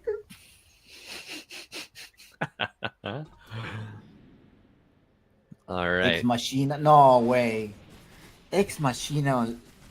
Yep. But she. No. Okay. That's just going to be so annoying. I mean, you're just gonna lock them down permanently to one of the cores. Yeah. So you're gonna triple sheep, maybe. Triple sheep. So you gotta triple kill the Windbreaker. Tusk first if you wanna win this team fight, I guess kill Tusk first, initiate, and then just take care of the rest. But if the Tusk manage to stay alive, then FryBoys can win this game. Yes. Yeah, Chicken Jumping is over just playing Luna. out of Oh it. no, Luna gets Ice Blast as well. Bye bye. Sammy. Not And they're the gonna god follow it you up. thought you Dazzle is the were. next casualty right now. They get Sperma Lockdown. That is a dead Dazzle. 5 versus 3. They may be able to catch someone else. No. TP on time. What's happening? Are we just seeing impatience coming out here from FryBoys? Yeah. The supports were nowhere around those cores. Ooh, look at this KK. Managed to come, bring them close to you. KK, he gets the mirror shield too, you know. Ooh. Trapped in there with his own illusion. Slardar, the illusion of the Slardar is getting the regen from the Ags. He looked like a big shark to me. Shark on shark violence is it's a shame here in Dota. Oh, LGTK Mark getting is the just waiting for another core in the backside. Already used the refresher, lockdown. Immediate buyback. Chicken walking to the fight. Pop the R so far. That is an illusion. 2. Oh, okay. All of them are up right now. Double key. Keeps attacking. He pops the arc. Gets right click them. Chikram up in the air. They try to entertain the double key. Keeps going on. The heal is coming through as well. Uh-oh. That is a dead double key. The dieback on the Tusk. Double King does have buyback available on the Troll Warlord. But you have you got creeps in your base. Soon to be on your tier 4s. This little secondary structure is dying. Yeah. And I mean this Russian is up. Oh my god, man. What timing on this respawn? They know that they have to buy back. They know that, yes. That is it. That's the buyback up top. You're gonna have to TP.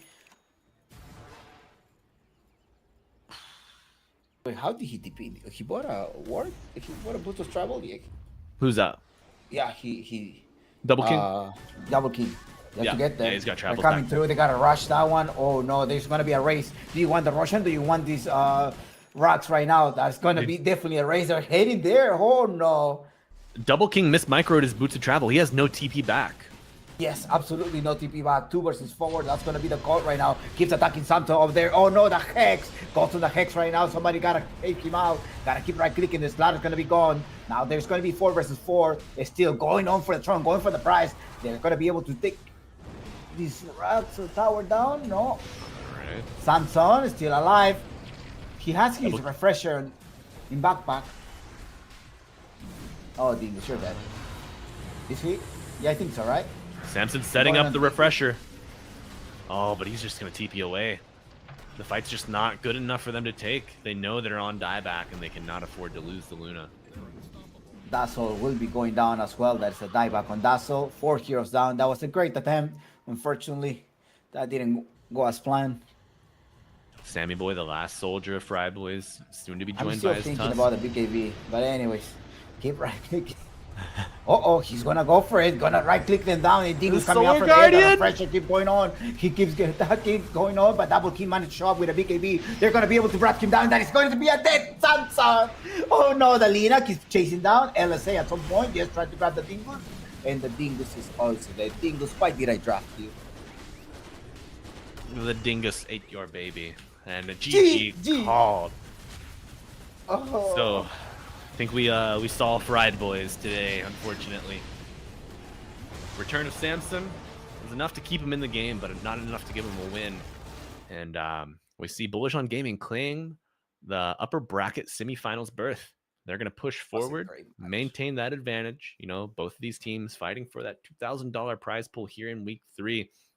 Bullish On Gaming, you know, they take their second win here. Not as pretty as their first, I'll be honest. FryBoys really gave them a run for their money. But despite the wacky item builds of KK, the late game uselessness of position 4 gyro, I mean, they're able to persist and pull it out. Congratulations to Bullish On Gaming. Yeah, they play really well. I think the whole game was good. I mean, it was back and forth. FryBoys, I really like their ideas in the last one. Unfortunately, they were short on time. Yeah. All right.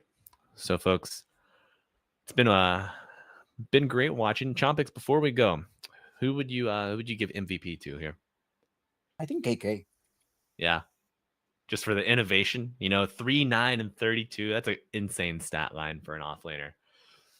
Yeah, And those I Wind might, Waker as well was good positioning and just able to fight.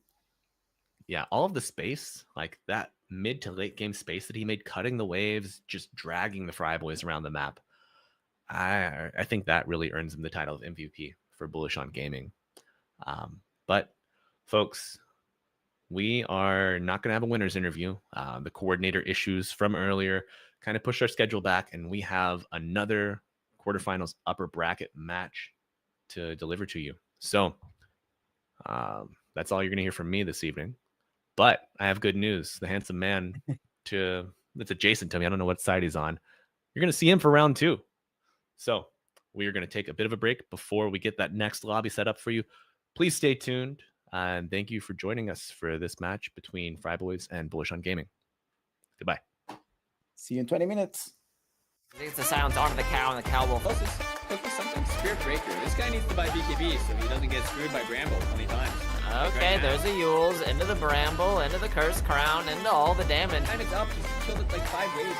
Oh, Inkswell moving forward. Can they find the Sand King? Gets to blink away as they add vision. Finds the slow onto the claims, caught in the brambles. This is surely a dead Skelly boy. Phoenix. As Sunray, oh, fine with a Torrent. Yule's up into the air, charging the Fear, and yeah, nice Fear. Perfectly timed. And tier 3 tower, a nice burst strike onto 2. They're trying to jump the Nakes. Can they burst him in time? The Inkswell comes up. Is he able to get out of this? He buffs Manta. He's life-stealing. He's alive. Double King absolutely eviscerates the side of Yodi Brody. Why did... Oh, because he just bought the BKB that he didn't use. Let's see what They're happens. jumping the Sand King. He tried to buy some time, but he's gonna only buy some time for himself to sit and look at his keyboard as he waits to respawn. The water parks into the base. Bullish on Gaming. They're feeling themselves. You get rid of Shadow Realm? TP out right away. He's dead if he doesn't TP. Yes, Gandam. They're aware. There's a dust moving on up. Find him. There's a charge coming through eventually. Oh my god, the Grimstroke's deleted. Spearbreaker caught in a bramble, trying to find the damage on the Void Spirit. He's on the BKB, so it's hard. Nice Fear onto a few, but the charge forward sends him through the BKB. Gets the zip away, but he doesn't live through it. And now Willow. This is a final lane of racks that they got to work with, so they got to keep it alive. There's a jump onto the Kunkka. Water parks, they're coming in though. Can they find the damage into anyone? Nake's having a fun time clicking into the Spirit Breaker. Tidal Wave over to the sideline. They say, bye-bye, I'm out of here. But Spectre has the jump, shot a step forward, pops the Manta, keeps the damage from coming out. Charge through the catch. It doesn't quite end from the side of Yodi Brody, but do they have the damage? Clinks has to try to connect. What does the Spirit Breaker do? Oh my god, there's a stun from the Sand King. Old's coming back. Rage isn't going to stop it, but he lives for the moment. That's just the first life of the Nakes, and that it should strike fear into the heart of Yodi Brody as the tidal wave comes through. Can they find damage for a second life as he popped the BKB? Man fighting into the Spectre, but the Spectre's not really taking any damage. Forced to infest into the Kunkka. Full disengage. BKB pop from the Spirit Breaker. He's trying to fight into the Kunkka. Kunkka's pretty tanky here. Shadow Realm damage. Trying to focus down the Spirit Breaker. Just charge through him. Spectre jumps forward again. Find the Grimstroke, but he dies. It's 90 seconds, no buyback. Sand King's joined him in the grave, and now Spirit Breaker is going to go too. Spirit Breaker is no buy. That's game. Yeah, that's game. I don't see how they defend. They find the Phoenix too. Wow. Their hard work looks like it paid off. I mean, we were pretty critical of this lineup, but their drafts looked really solid, their drafts and have been very impressive. it looks like the comfort of Yodi Brody wasn't really able to overcome. Okay, there's Spectre with a buyback coming into the fight. I guess the game isn't quite over yet as they're trying to focus on the Nakes, but a nice Fear. Now they're clicking into the Spectre. They can't afford to lose her, but she's going to die. It's absolutely over here for Yodi Brody as Bullish on Gaming. They clean through the tier 4s. GG's called, and what a series. I mean, this was a pretty fun 3 games. It seemed definitely. pretty close. Yeah, for sure. Really close series.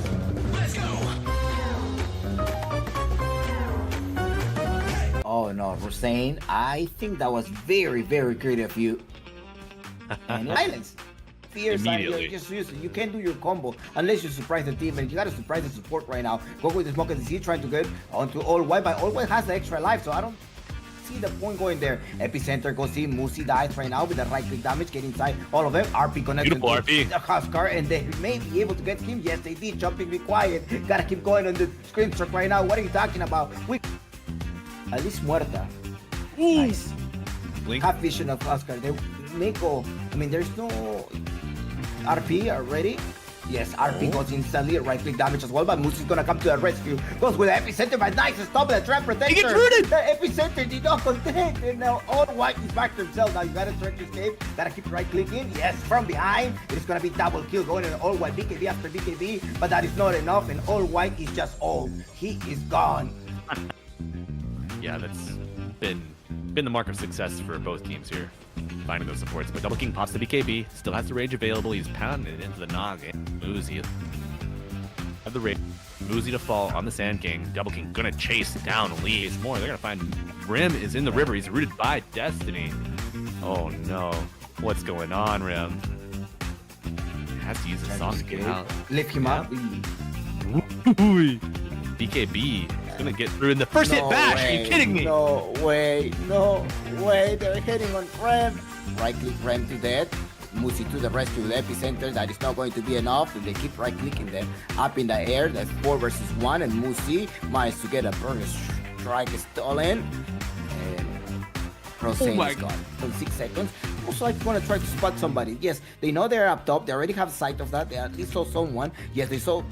Okay, they saw Rem going on Rem. BKB at some point. Gotta pop out and keep right clicking them. Comes here with the overcut as well, trying to lock down Rem. Rem is not gonna be able to pop the siren. He did pop the siren, but that was not enough. And they keep attacking right now, all white to the rescue, trying to right click. Life stealer on one side, but the basher keeps going on one. Come here, hey, what are you doing? And there is a little bit help. Oh no, all white, perma lockdown. He is dead. They're going on already. Look what's Double going King on. Finishes the Roche. Muzi looking for the Burrow Strike steal. He doesn't have any free inventory space, though. Won't jump in. Oh, and his team is just melting behind him. Rim falling under half health. Double King. You got to in the backside. It happens to be the side king. Muzi, one of the only heroes to buy back on the Radiant side. Wraith King getting a little low, but I don't think he cares. He's got ult, he's got refresher. His team's hitting tier 4s. He's content to buy that time. Mark jumps in, gets the skewer back on Roseanne. Roseanne pops the BKB, pops the Pierce the Veil. Just trying to click anybody, but they're all running away from her. Oh, and old white back into the fray. Rim just getting stunned outside of his fountain, able to walk back. KK in the fountain. That's the second death. Old white falls. And it's looking dire for the Radiant team. Rim gets skewered back near his ancient. Will they die at the same time? Let's find out. Beautiful voice line after the beautiful song, but it's not going to be enough to save Rim as he gets skewered out of the fountain again and gets the fear into the diffusal use, but it's not going to be enough to keep him around. Oh my god, Roseanne hits the dead shot into the upheaval. Destiny's going to have no chance of survival. Musi says no, hold on, trying to burst the mana. Oh my With the mana god. burst out, no, he's still alive. The golem coming through as well. Gotta be careful, because it is going to be Mark. It's Mark all the way down, baby. Yeah. Double King also joined.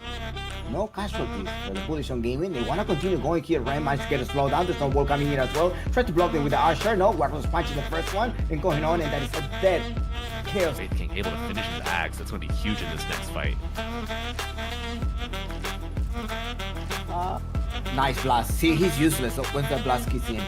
That's it. He's dead. All white. Has a flaming lasso. He may not be able to use it with the extra 7 seconds. Double King.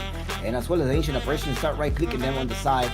And the big golem is down. The Wraith King is so lethal. Right click. Musi is dead. Snowball to lock them down. 3 heroes down at the expense of the nation operation. Hold on. I want one more Wraith King jumping closer. Okay.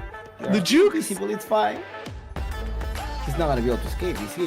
He has 6 extra seconds, the Wraith Blast coming closer, and 1 more extra second, juke him all the way back. Go the other way. Yes. No, he knew that. What's going on? Okay, there is a dust as well. Managed to get revealed. There's no ball coming through. He does not have his shot, his dagger yet. So I don't know. Okay, gonna start right-clicking, get rid of the Warlock. Warlock is down. Now it's time to right-click another one. Getting Psychic, yes, investing, but it's not able to use his shot. Okay. Managed to go down, right-click, ram. Okay, they're getting rid of 2, but Double King is still there alive. Goes on Moosey, goes on the big bear. Now goes with the little bear right now. And a little bit of a lockdown. The bear, like, get the 300 gold, please. Get the 300 gold, yes. Gold achieved.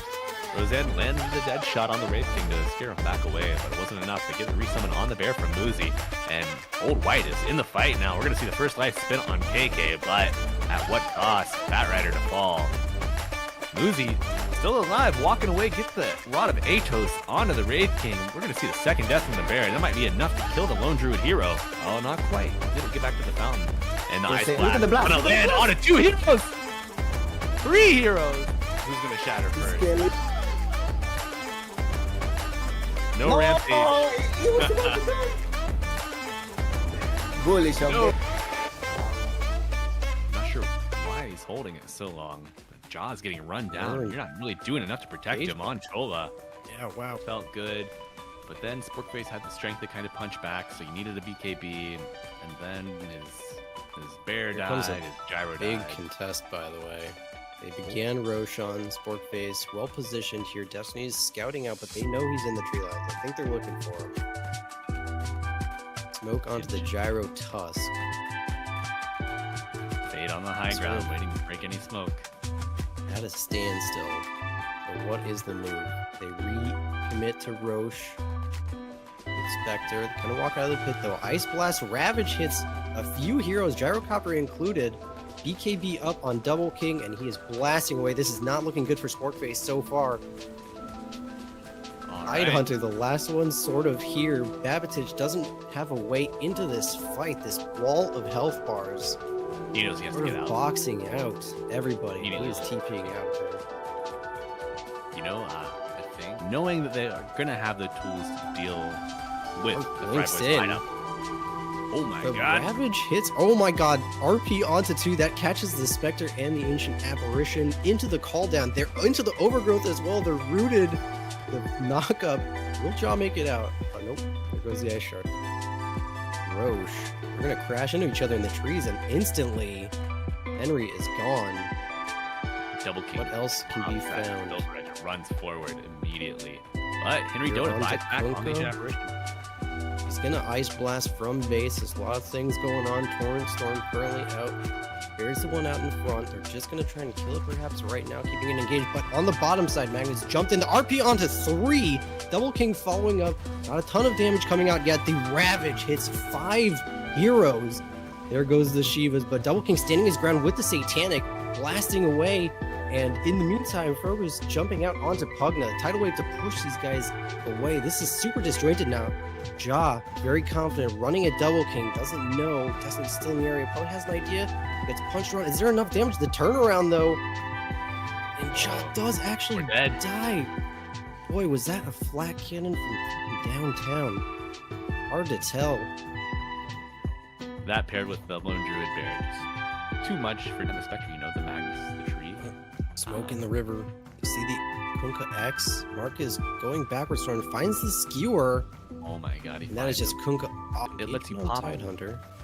They're gonna commit. Turn onto Mark though, who was the one to skewer back originally, and then Ravage hits onto 3. Double King coming in through the side. Jeez! Snowballing deep into Chola. That's a strange RP that happens back there. Meanwhile, Jaw in the middle, just sort of dying a little bit alone. Kunkka getting controlled down. It's a very disjointed fight. I believe there's no buyback on Spectre. Double King, 4 staff backwards. AK. Oh my god. Causing issues. Here comes the re-engage. Mark skewers to get in. And they Refresh on just- Ravage. Nice. That's a big Ravage onto 4. What is the turnaround though? I believe that's just a stall. I mean, what do they? El no sabe. El no sabe. Sabe nada. The But turn Sabe here's esto. Skyraz is in getting trouble. He stacks full spray on him. 4 now. He gets another proc. It's gonna be tough. Buddy takes refraction. Melt's Trek is plenty strong enough for tag team. Yeah, and you know, Frugas gets the pull off of the hard camp, Bit of but an it's only engagement. gonna serve. Oh, sorry, go ahead. Side.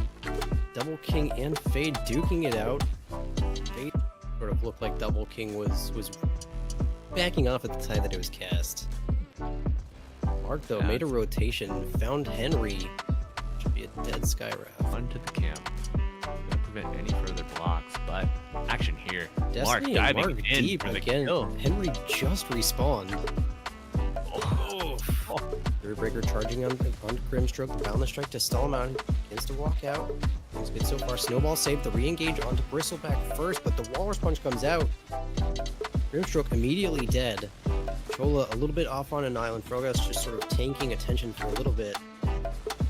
Mark, is he going to try to walk out here? No, the re-engage gets Chola on the backside. Bristleback Fade. gets Babatich, and there comes the big Wukong's command. He's duking it out. 2v1 here. Is he going to get Jaws well on the back? Around for Lifestealer to poke his head out. Double King. A little too smart. A little too experienced to kind of fall into that. Upside, there is an engagement. It looks like Jaws is stuck inside of a Wukong's command. I don't know if Chola has any of that magic. Got a shards into the snowball. Gonna buy a little bit more time, but it seems like it's just gonna be too quick. They have to control. One bash comes out. Yeah. Oh my god, the TA damage. Snowball in. Is he gonna Reverse escape? snowball? But the bristles are still proccing from There's the no way snowball. he's going back in. You'll never put me back. Wrath. Oh my god. Oh, Fade blast in with the crush at the ready.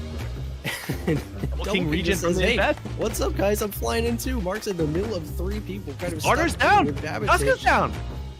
And Double They're King walking is running down down Jaw. Jaw now. Henry and they knows just have it's to fun. escape. Yeah, Henry just says Pete deuces. Destiny like a snack here. Gonna probably blink away, but it only delays the inevitable coming out with the double bash. Double King is responding to it. Is he going to commit? Here's the turn. He wants something for this. He Chola stepped out. exhausting everything. It has the shards. Yaw is back, but what can they do? Fade jumps in, crush onto 2. Double strike attacking away. The Wukong's command says they away. One last Rax to go down. And Fade is behind enemy lines, getting hit by. We're gonna spot him again. Speaking of distractions, Are they full commit? They silence. Fade Caught gets out the here. big crush. The buyback on Spirit Breaker and the immediate charge coming out To be on able the to kill Bristol. this. He's charged, but No, the whole team is Bullish gating on through. course. Party's here, but you already have 1 member dead, 2 members dead as consequence. Now Jaw's just getting run down by Double King. I think they guessed the wrong direction. It looks like he's gonna be out okay. Quickly creeping up these lines. A ton of sentries. Oh, and the infest into the Bristle is going to afford some damage on a Babatich in the I was just looking for Right. couriers at this point. Wukong's command comes out on the tier 4's holy. Tusk instantly dead, Jaw dead as well with buyback immediately. Slaughter comes back as well. One tier 4 tower is down. Are they just gonna rush it? Fortify comes through. 3 buybacks. Backing off. Blink Wukong rush. command number 2. They've found Fade. What can he do? He's dead That's a already. They dieback. tried to snowball save. That's gonna be a dead Tusk as well, just in a moment. But they want Jaw. Mark and KK both running him down. They know his team can handle the Tusk in the back, and that is Jaw dead. That is no buyback. And that is gonna be the end of the game. The triple GG's coming out from called. Mark. GG's called, as he said. And Bullish stampeding their way to the finals with a 2-0 victory over Sportface. Oh, here's Frugos, though. Finding the vision onto the Sand King. A huge cost finale does hurt this Tusk quite a bit, but no one's really finding a kill. A stroke of fate. Inkswell onto the Tusk, chasing down this Sand King. A stun. Do they have vision? They don't. Season with a nice ward. Spectre's dead though. Running up. There's a poison touch. Shadow wave as well from the Dazzle. Heals are going to be enough, but they get the return kill onto B-God. Another courier kill. Oh man, another Gemini attack. Door is on a courier killing spree, but now he's getting ran back into the wrong base. Oh, There's the Tusk. Shikuchi isn't going to do the same thing for Yodi Brody. Bot lane. Yeah, he's very deep in. Crit. Not enough though. Crit didn't feel like it hurt very much. He still has dust on him. Gets a stun up onto the Grimstroke. Yeah, there's Inkswell dust as well, so they're gonna have vision. Struck Fate off the mark. He's winding up the epicenter, seeing if he can turn damage, but a nice Inkswell into the pulverize gonna keep that spell from getting off. And he gets a burst strike. The last bit of right click, the charge forward, he's gonna find him. Blink up, so they might just get kited around here. As yeah, there's a blink. Oh, but it's back in. Now they get the silence, the stun as well, the punch into the air. He blinked in completely the wrong direction. Where Yodi Brody are just gonna outscale you because you didn't They're fucking gonna- fight with your item. Try to focus again. There's a stun on a B-God. Burrow strike, but this Pudge just melted, and now DNC, has the BKB. Gonna leave him alone with a Pulverize. It goes through it. There's a time lapse. Keeps Sand King alive. Now he's gonna try to get an Epicenter off. And he's got the Epicenter rolling, but no one's really taking any damage. The Primal Beast getting poked at by the Zeus, but they're just killing the Swarm off. They're gonna try to find a way to get back into this fight, and they're gonna go back on a DNC, but now they're into the Sandstorm. They're getting stunned up repeatedly. And there's a first life of the Wraith King, but the Sand King does eventually go down. Spectre in the backline, trying to find the Grimstroke. Shikuchi forward. It's Weaver versus 4. It's a huge Shikuchi. Got the grab, But the Tusk is Weaver. still alive. Yeah, there's the grab. The Pulverize brings him Now down. Spectre's in trouble. I don't think he can get out of here. Charging forward, has a Spectral Dagger, gonna try to get away. There's a Wraithfire Blast, holding him into place as a Poison Touch as well, making it very hard for him to escape here. The Zeus doing kind of a lot. Top of the CS almost. He should Oh, have such wow, a good the time. Grimstroke, Wow, there's a hook. Grim can't be It's hooked P-God like in trouble, this. though. But Double P-God King's going turning down. the damage over on the Pudge. First blood. Play from B-God. This is not very good.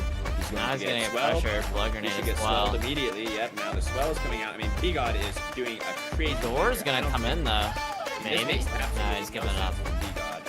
He gets a little hook before he dies. So now he's just giving us whoa. Gets the skewer back onto the Pangolier. He's gonna die. They're gonna find the No, in trouble now. Here's the swell on the goal. Please. Is it gonna get a There we bash? go. There's the Inkswell. Finally, the net comes out. And look forward from the No, Pangolier. it's the Grimstroke. Fruga The big still kill, died. man. They press the silence on a rolling Pangos. He's not able to jump around. They are Oh, gonna he's click gonna it eat off. Double King dismembered. Here comes the On the Dawnbreaker rolled Dawn roll. on top of everyone's head. Doesn't land a They're going for stun. Pudge. They're gonna get the Nice. kill. RP, they're gonna use it. Dawnbreaker ult falling off. They're using all of the ults in their arsenal to bring down. Tia has blink. Oh, he's gonna go for Skewer here. They're thinking about it. They're There's going. the Inkswell forward, Skewer back Good fight. into the support duo. They're at least gonna get the Aegis here. There's a hook.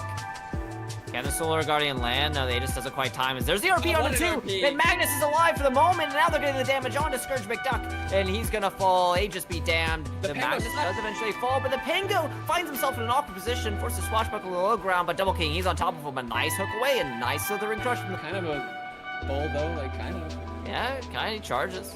He's got a There's a horn. skewer, there's a charge. Slordar, oh my god, all the damage in the world. The hook finishes them off, but now here comes Double King. Find a net. Yep, the TP isn't going to be successful.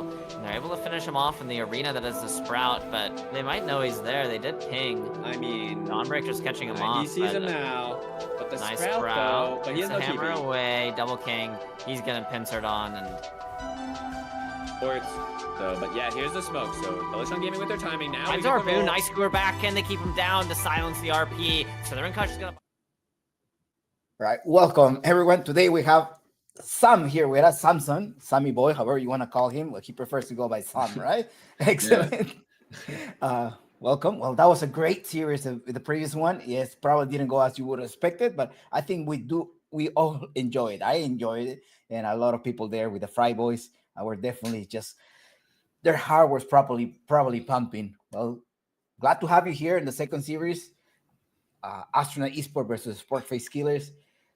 Who do you want to face in the lower bracket? Is this so? They're on our side of the bracket. Okay, so I didn't know that. That's good. I don't Tell know me. either, so I'm just telling you. I'm- Like, I I'm- mean, so one of them is going to drop, right?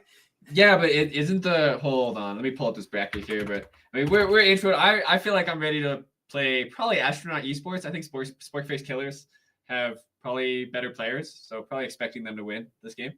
But I mean, I think it'll be like a kind of close 2-0, probably 2-0 in Sportface favor. Imagine. What about you? Is that Bobby T? Yeah. Bobby T. Yeah, I'm going for Bobby T. Yeah, he's pretty good. Victor's pretty good, I think. I think they're both like 10.3, 10.4K MMR players, and I don't think anyone on Astronaut is above like probably 10 or even close to 10. Probably they're mostly like 9 or below. So I think there's like just a good skill difference on the 2 and 3 role in this game. Bobby T just Oh. left. No? Oh no, I think Victor left. Victor is out, but be coming back and get this game started. Exciting. I think, and like I said, the Astronaut Esports lineup have some good things going for them. I think their supports are definitely something to keep an eye on because they have pretty good supports. I think And Sport Face Killers supports, I think, have been kind of their weak point in the opposite approach, where a lot of the time Babatich is just in a 1v1 mid, like some last pick. Victor's also playing some late pick off laner, and they're just playing to win their lanes and farm and scale. But when the subs get really crushed and they lose their wisdoms and they get really low level, sometimes the game gets hard for Sport Face. So maybe Astronaut can be looking to take advantage of that. Maybe pick, I would say like the way that Sport Face, I think they were in the finals last week versus, or like a week, 2 weeks ago now. It's been a little bit, but they were in the finals. And I think the stuff that was doing well versus them was like the early aggression on pause 4s, some like Skywrath Mage maybe, or just some kill lane on your pause 3, pause 4, and even a kill lane in your safe lane on the sides. And just try to kill these supports, because the supports just get, they walk out of position, they die really easily. It's, really easy gold and experience, a good way to start a snowball. So, but we're in the draft. Yeah, first pick, Astronaut Esports, Speed Breaker, Grimstroke, Willow. It seems like that's what everybody's been revolving around in this bracket. You have the things that are meta. Mm-hmm. We'll see. There's some targeted bans already. Druid and Invoker. Yeah, right? That's the thing. Yeah, Druid can go to any lane is the nice part about this hero. It goes 1, 2, and 3. And it just wins any lane and enters. You can't click the bear without dragging aggro on creeps now. So just some really cancer matchup. You can't ever kill his bear really without taking a bunch of damage. Primal Beast band, another good one. Yeah, Spirit Breaker maybe coming next. Tree. Yeah, the Trend Protector to delay games, give you more. Yeah, I think a Speed Breaker probably. Do you think there's pulling out the Speed Breaker the first pick number 8 is the safest thing to do? Maybe if it gets. It's just awkward because it is kind of a weak laner when you pick it there. I think that's what we tried today. People just said Spirit Breaker was what they wanted, and we got kind of owned. But yeah, we see it banned out, so I'm choosing not to deal with it. Maybe smart choice. Yeah, because the Shadow Demo was great to stop the Spirit Breaker, but it's very situational. I think just Fuse happened to play a very good Phoenix pick here, I imagine. That's the only reason you ban Snapfire. Yeah, for sure. Yeah, there you go. So that's a protect ban. You just ban Snapfire, take the Phoenix. Easy way to get this hero in the draft. A really strong hero, maybe the strongest support in the game right now, in my opinion. So yeah, just very well. Yeah, just a great hero. Now again, they should still probably take a good hero versus Phoenix. Like Snapfire is obviously a very traditional response, right? You just kill his egg immediately. But all right, and they just take the Lina, so that's a way to kill Phoenix, and it's probably going mid. Maybe they're flexing it to support or something, but it's likely just the Babito hero. Really likes this hero. It's one of his best heroes traditionally. He's got the highest MMR with this hero, I think. So, solid pick. It'll buy BKB probably and hit the egg. Yeah, that's maybe that you're looking for. He might not buy BKB, I guess, but he'll still go like blink Ags or something and have really high attack speed and blink and can hit the egg. So I think it is still a decent answer to Phoenix. Centaur banned out. It's a good disengage from Phoenix. It's a decent hero. They have to pick a pair here for the Lina, right? You get this 9 into 13 pick. So I would think of an Axe, just trying to jump in the Lina, make sure that she's not like hitting the egg at some point, entertain them. Yeah. You kind of need to see your lane though, I imagine. So maybe just go for another support. What other support will be great to stop this kind of Phoenix? Is there any real supports that will try to stop the Phoenix? It's weird because you don't really want to take Tusk. I'd say traditionally you take Tusk here, but Phoenix is very good versus Tusk in the lane, stopping the tag team completely. So you probably want like a melee hero here that just jumps or has a stun. Traditionally, Clockworks, that's a traditional one. Yeah, I like that. But it's kind of old school, right? Like we don't really see a lot of Clockwork right now. Sorry. It's too fast. I can't play Coco either. It's just way too fast. It's a really fast support. But yeah, something like that would be good, like a melee hero to play with Lina. You can also choose, I mean, just like not like Shadow Demon, but some hero to set up your Lina. Wow, no. So they double down. This is another Muerta. really strong laner. Probably going to pause 4, I would say. Yes. And plus, it gives you the possibility to hit the egg, right? You have two range Mhm. hero versus this egg. The silence just in case if this Phoenix wants to just jump in or. Yeah. Yeah, silence is really good versus Phoenix for sure. When he dives in, half the time he hits a spirit, can't use egg. Like, really, really good matchup. And the bullet is good too. I mean, the ult's good too. It's a purge, purges off spirits. So if you get fire spirited, you still can just ult and hit them. Oh, that's true. See what they pick here. Yeah, there's the Tusk. So a great Tusk game already. I mean, yeah, amazing. I mean, it's not that great versus Morta because sometimes you can't punch him. He's just ulted, but. Besides that, it's a pretty solid Tusk game. Like traps Lina for sure, traps Morta. Snowball is great at helping your allies. Like they get LSA'd and about to get Laguna. Like okay, blink Snowball. So I really like the Tusk pick here. It's great. Yeah, nice save features there from the Tusk, but how are you gonna pair it up? You're sending the Tusk as a post 4, right? Is that kind of solid right now? Or you can still flex it to the mid lane. We don't see the Tusk mid lane anymore. Plus, you can't really go this. The Tusk versus Lina. Lina will definitely Yeah, not win the lane. probably. Yeah, I think it's just generically going to be pause 4. There's the Lycans. So another hero that, I mean, this is a great Lycan game. I'm not sure, you don't know how it will go because they're going to pick 3 melee heroes maybe on the Sporkface and try to counter this Lycan, but definitely a good Lycan game. And what makes it a good Lycan game in this scenario versus Lina and Muerta? I think both these heroes can't kill the wolves in the early game. So if they're walking around the map, they get found by wolves, they're either going to die or like lose a lot of their HP for free. And also Lycan will just kill them, right? Like, he'll just ult. He forces the Morta ult really easily. Like he's going to put his creep on Morta. She's going to have to ult. Then you back off, disengage, you take a little kiting, and you just go on Lina right away, right? Like Morta ults, you go on Lina next. And both these heroes have spells that are pretty hard to land. So when Lycan is like in this ult form, I mean, Morta and Lina spells are pretty much impossible to land on this guy. So, or his summons. It's just really hard. The slows do nothing. It's just, definitely a good Lycan game. Oh, this is great because I'm taking notes, definitely taking notes. So Lycan, well, you will send it as an offlane. I have seen before a Lycan mid, but yesterday I happened to see a Lycan position 1 by Wizzy Wizard in the Division 2 NADCL. So Yeah.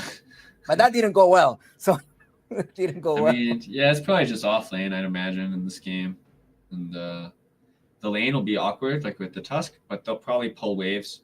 And, they'll drag waves until Tusk is ready to leave, and Lycan will just chill and farm and just do his, wolf things, send his creeps to hit their support, stuff like that. So there's the counter summon, Beastmaster. Great hero against Phoenix, right? Gives the attack speed aura.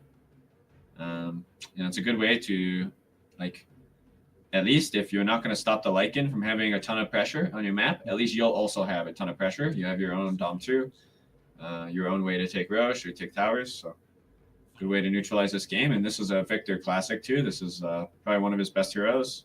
He really likes the summons, Enigma, Beast, Visage, stuff like that. So Lycan himself. So good way to even out the pressure in the game. The drum of endurance. Sorry, no, the drum. The Aghanim Scepter will also help you to stay alive, right? During the team fights, some of the physical damage from the Lycan or Tusk. Yeah, he might not pick it up until probably pretty late. I mean, he might not even get it this game. He might just have to go like Dom 2, but we'll see. Okay. Maybe he'll have a good game. It's kind of up to him, right? Like he'll have to see how good his game is and then decide probably. But I do think the Ags could be good here, like some Vanguard Ags and. Get it really early and walk around. Like there might be low damage on Astronaut for sure. Why do you think the Winter Rising goes here? I mean, trying to control the units from the Lycan? Yeah, it's like a classic Lycan answer because like the Lycan units will randomly walk near someone or try to enter the fight and you just curse. So definitely just a generic Lycan answer. It's also pretty good versus Tusk. The E stops Tusk damage completely. I'd say it's not great versus Phoenix. I mean, you can kind of hit the egg, but I mean, it's just a hero that's been buffed a couple times. The Q is really good, and the E is also really good. The healing spell, it heals for like 190 200 HP or something at level 1 for 1 point for like 40 mana. So I mean, it's like the most efficient heal in Dota 2 right now for level 1, and the Q is also like really low cooldown. It's like 30 seconds or 36 seconds level 1 now. So you use it every wave, and it's a pretty solid hero, I think. Kind of underrated. Naga Siren. There's some That's gonna Zoo. control the wolves, right? Sorry, the little boars, and the units from the Beastmaster. I mean, I'm really worried now about what you said. Like now, I'm thinking the Ags is really high value, right, on Beast. Yes. And yeah, I'm not sure I like that pick. I think it's kind of a scary pick. What I'm thinking about is like, do you think the Muerta will be a flex pick here, going on Muerta position 1, Maelstrom kind of thing, trying to stop this illusion to the Naga Siren, or is the Muerta just solid position 4 right now? I think you should just put it pause 4 right now because it's pretty good versus Naga in lane. The dead shot clears the illusions. The W clears the illusions. Making sure it doesn't start going on karaoke mode, right? Naga Siren, you gotta stop that. Yeah, exactly. And also, I mean, it's not a great laner versus Lycan. Like, it really isn't good at killing the wolves. It has some problems with Lycan. So imagine you want to pick a new carry, probably a melee carry with Winter Wyvern, because you're kind of lacking a jump on Sporkface. Like, they really need another melee hero. So probably their melee carry, like, I mean, Naix is getting banned out. Jug is pretty low win rate in this patch. So Sven is also kind of low win rate. I feel like Wraith King would be a good one, but it's banned already. Yeah, they banned Naix, they banned Wraith King already earlier. Often, whenever I see a Phoenix post fight, I've seen people answer this with a Juggernaut, just trying to go with the Blade Fear and start attacking. Yeah, that's true. I haven't seen Juggernaut in a long time though. I'm trying to think something that'd be better. They might take like Ursa too, but Ursa's a little weak as well. Say not very good. I think they'll take Luna. Luna's in the pool. Luna's like the best carry in this patch, I'd say. And they take Zeus. Luna looks pretty obvious to me. Maybe they choose a different carry, like a melee carry that actually jumps, like you said, Sven or PA or Jug is good too. But I feel like Luna will complete their game for sure if they want. It's Zeus versus Lina then, right? Zeus versus Lina. And I wasn't thinking about a Terrorblade. I haven't seen a Terrorblade in a long time. Yeah, so, no way. No bad Terrorblade games here. Plus, there's a Zeus there. So I was like, maybe they're trying to protect that. Oh, the Bloodseeker. I mean, that's a good answer to Lycan and Zeus. Yeah. So I'm not a fan of Bloodseeker. I really like the Bloodseeker, but I'm not a big fan on like competitive. As if you don't win this game by -40, as with the Bloodseeker, then you're doomed. That's how I often think about a Bloodseeker. Yeah, but I think in this game with the new like Ags in the Mjolnir, and you take the spell lifesteal at level 15, I think it's actually good at scaling into Naga Siren. So maybe it's a game where it can work. It just feels like the Naga has a really hard problem. That, when the Bloodseeker turns on his rage or whatever, walks into the illusions, all the illusions die, and he starts healing really fast, and clears the illusions instantly with his Mjolnir and stuff, spell amp, and all this stuff. It's just hard to deal with, I think.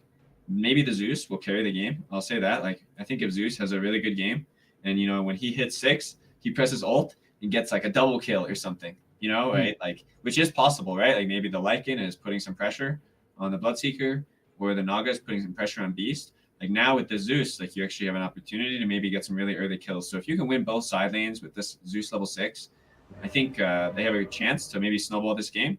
But otherwise, I think the Bloodseeker will just find pretty good tempo in this game with the Lina and Beast. And I mean, I just have a feeling the Beast is going to snowball on the Naga and buy Ags, like you said, and just kind of take the game over. So I definitely favor Sporkface this draft. The mid laner Lina as well, very confident. I think it's a very confident pick here, and as Babitik will always open up the map for their teammates. Yeah, that's where like whenever I see Babitik, you play with Babitik, right? Yeah, I played with him. Yeah. Played like a season. We got a pregame smoke.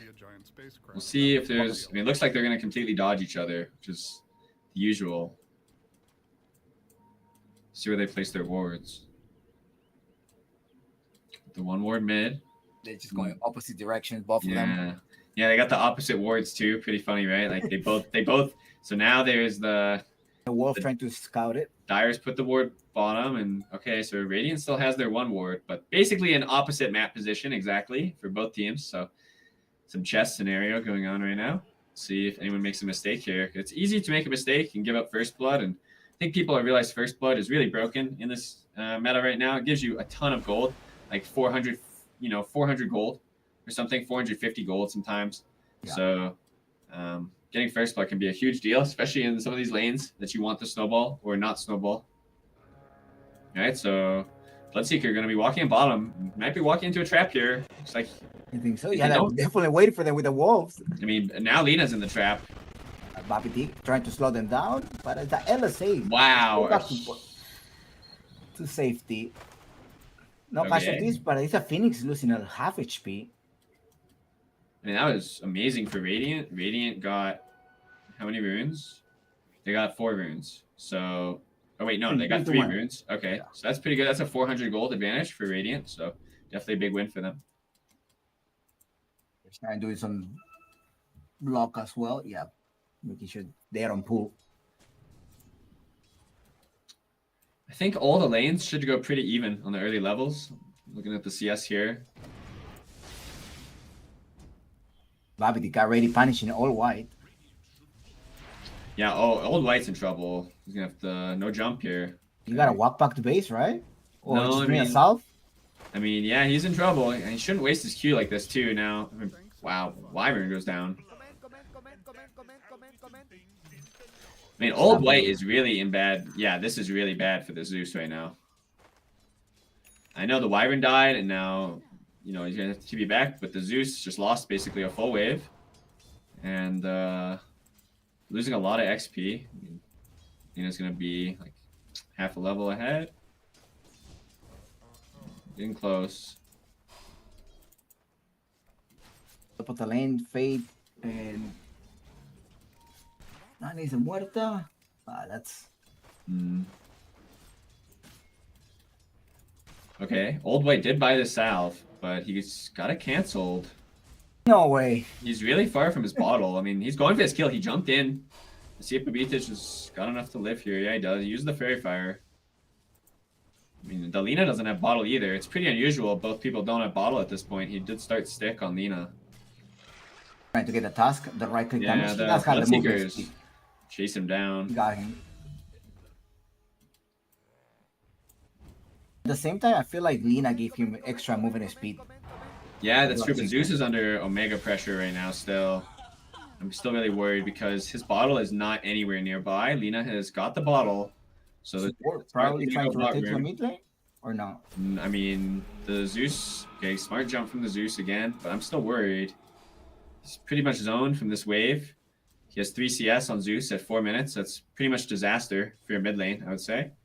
And I mean, all the other lanes are going good. The Lycan lane is going pretty solid, despite the fact that Winter Wyvern took a death there, I would say. The Bloodseeker got that kill. The Lycan is really fat, though. He's got a lot of CS. Now mid again, man. He's getting chased down. Oh, Delina has him, but he didn't hit. No mana. I mean, he has vision on the hill, right? Because of the Bloodseeker, maybe. But maybe he wants to keep him low. He thinks it's better. Could be likely. I mean, the Zeus still doesn't have bottle. It's 3 minutes now, so this is, They want to get the Muerta up top. Gotta be careful. Ram. Yeah, he got it. Yeah. Yeah, I think you're right about Lina just keeping all white with a few HP, so he doesn't contest anything. Is he dead? How much does that? No. So close. I think that's the perfect scenario for Lycan. In trouble?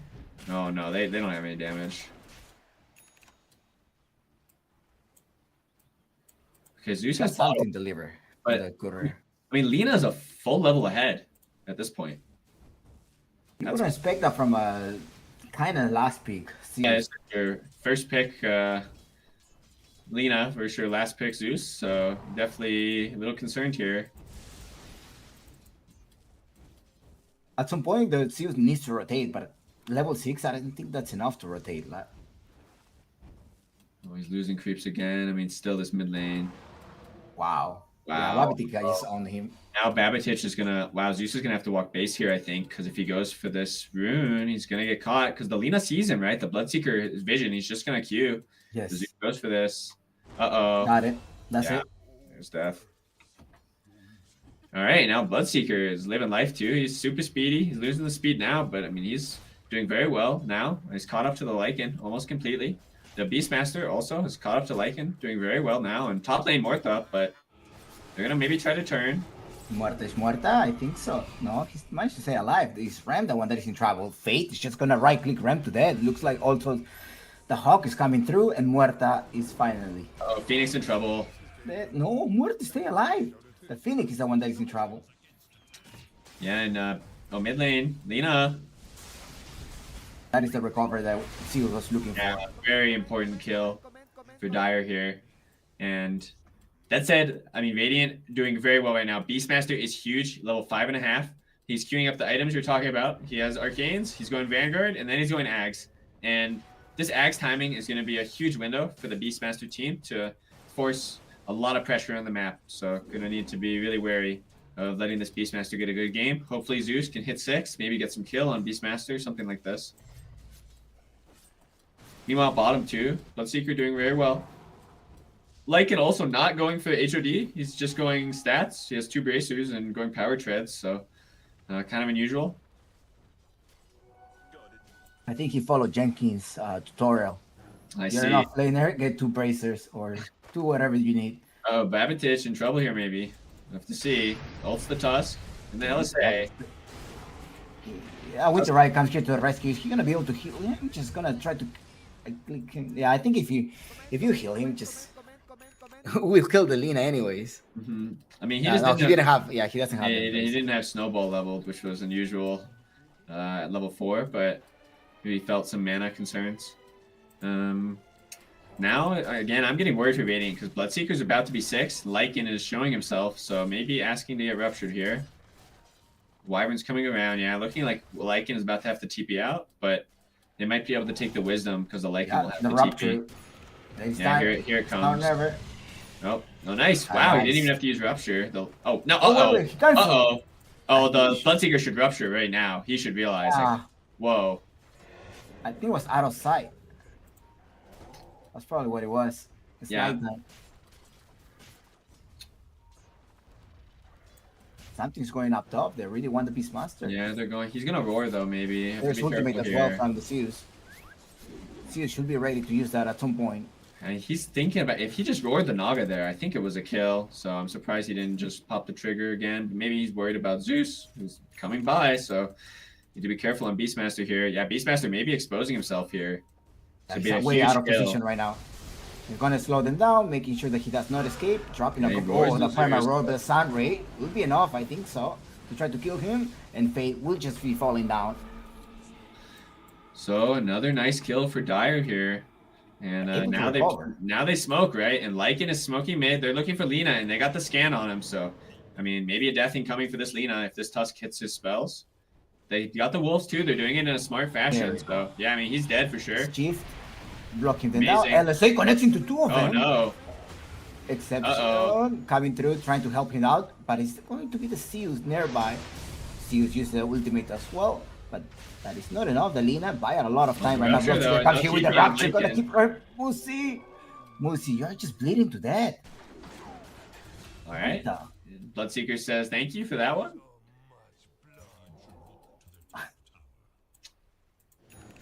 He didn't have TP either, so it's fine. Yeah, no TP. Unlucky for him. But oh, mid lane though, Phoenix. Did he get the spirit off? Oh, he's dead. Oh wow, 5 HP. No, Yeah. Muerta finally if got you were a moved. Lycan, wouldn't you just go to the jungle and try to get a deny from the neutral? I mean, maybe. I mean, I feel like he should just fight the Bloodseeker, probably stand Yeah. still and just turn, take all his HP. But I mean, running is one option for sure. Maybe they're looking bottom 2 now with Tusk. Yeah, and 3 Phoenix. versus 2 right now. Yeah. There's no rupture, so they're probably gonna try to take advantage of that. Oh, there was a ward. Never mind. Yeah, they cleaned that one up though, which is great for them. Naga is still holding top.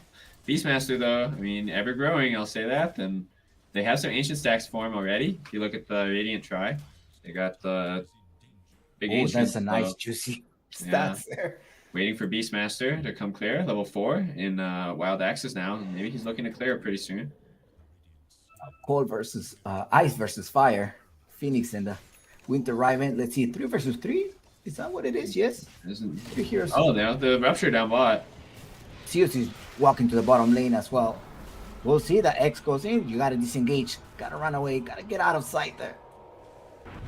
Yeah. All right, the Zeus Tusk already is comes going. here. And the Snowball gonna be able to trap them down. Warlord's Punch at some point is gonna come. Not even. It's only level 5, but they managed to trap them down. Bloodseeker losing a lot of HP. And it's all white that comes here and try to finish them out by Babitik also rotating. Right click is Oh, Lycan. Run away, Lycan. 80 HP. so I mean, overall, pretty good for Dire, I would say. I mean, Yes. I thought the Tusk snowballing in the tower like that wasn't going to be great, but the Lina TP'd in a little too late, I think, and just no punish.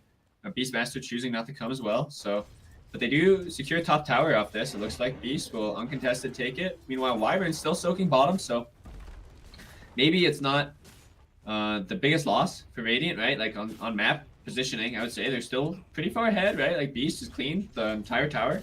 Meanwhile, Lycan still has a long way to go, and he also has no HOD on Lycan, so like cleaning this tower is pretty hard. I mean, yeah.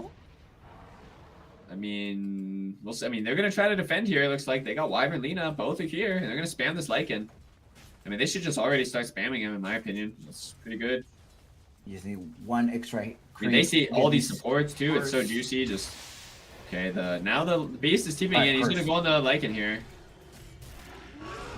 Fate, Primal Roar onto the Lycan. Lycan doesn't have an ultimate. LSA connects there as well. Babitik trying to kick in, but Now they got the curse going through as well. And this Phoenix managed to keep him alive. So the task will just go down or not. He does escape. Or not. The fear. Nope. No, still cool down. I think this is good for Astronaut. They were able to just lose one of them. Yeah, for I mean, the Naga Siren. Yeah, I mean, yeah, they got the Beast at a top, which is good. I think the Beast should just gate back top. He just stunned himself, but you know, he should. Wow, after this, he'll go back top and keep pressuring Naga and keep farming on Beast. They still have these stacks they need to take. Like they have huge stacks now. If you look at the try, there's that's Aghanim Scepter there, right? Like yeah, I mean it's close to his egg, like a 5 stack or something. So or 4 at least. So and they got the hard camp too. So Beast will clean all this up, take top. Yeah, the Naga gets some space, but I mean Naga has pretty much nothing. She has a Midas, so not really gonna have any big impact from her anytime soon. Meanwhile, bot lane, the Lycan is still trying to open this tower, and I mean they're just not gonna let him. The Wyvern is playing down here. Lina's nearby. Zeus is coming with the smoke though. They got Tusk, Phoenix, Zeus, smoke, trying to make this play on the Lina. Wyvern's in a great spot though. He's got ult in 10 seconds on Wyvern. Lina has a TP, but I don't think they're gonna try to see him though. Yes, post 5. Lina's out. Nice. Musi. Oh, but they're chasing him. Wow. Yes, I want to chase the Lina. Ram, Naga Siren at some point. No, doesn't have it ready. Does have the net though. Gonna be able to grab them down. Nice use of a mirror image to try to escape. Barely alive right now, Ram, but it's gonna be but I mean the Vanguard isn't doing anything. No, here's Bloodseeker trying to clear this up. 3 for 1 though. That is exchanged right now. And it is Muerta coming through as well. Oh, missed the dead shot. I think Tusk is out. Yeah. There was no rupture, so that was fine. Yeah, I think the Beastmaster really underestimated the Lycan's damage there. Lycan just shredding. I mean, I underestimated the Lycan's damage. I thought this guy had a Vanguard on Beast and he was A-okay, but that was not the case. Lycan shredding him. Just doesn't have any armor. Yeah, too great. I think the Hal is just too much. Even level 1 Hal has 4 armor reduction. Beast only has 4 armor, right? So you're going to 0 armor. Versus I guess that's the issue of not buying this HOD and Vlad's and stuff, is that you're very low armor on Beastmaster here, right? Mm-hmm. So maybe I'm kind of misplayed not getting at least like HOD 1, because the Lycan also didn't get HOD 1, which is normally what you'd be like, oh, I'm not gonna buy HOD because the Lycan's gonna buy HOD, right? Yes. But the Lycan didn't buy HOD either. So now now one HOD looks kind of sick. So it'd give them a lot of armor. It'd give them a Vlad's, which they want anyway. So, I mean, I do like this Ags, but more and more it's looking like they have an armor problem for sure versus the Lycan. And I think having an AC and a Vlad's and I mean, you know, the Dom builds out a Helmet Iron Whale. That's a lot of armor there. So it'd be really good for the Beastmaster. He is closing in on this Ags, though, so we'll see when they make a smoke. Probably around that timing.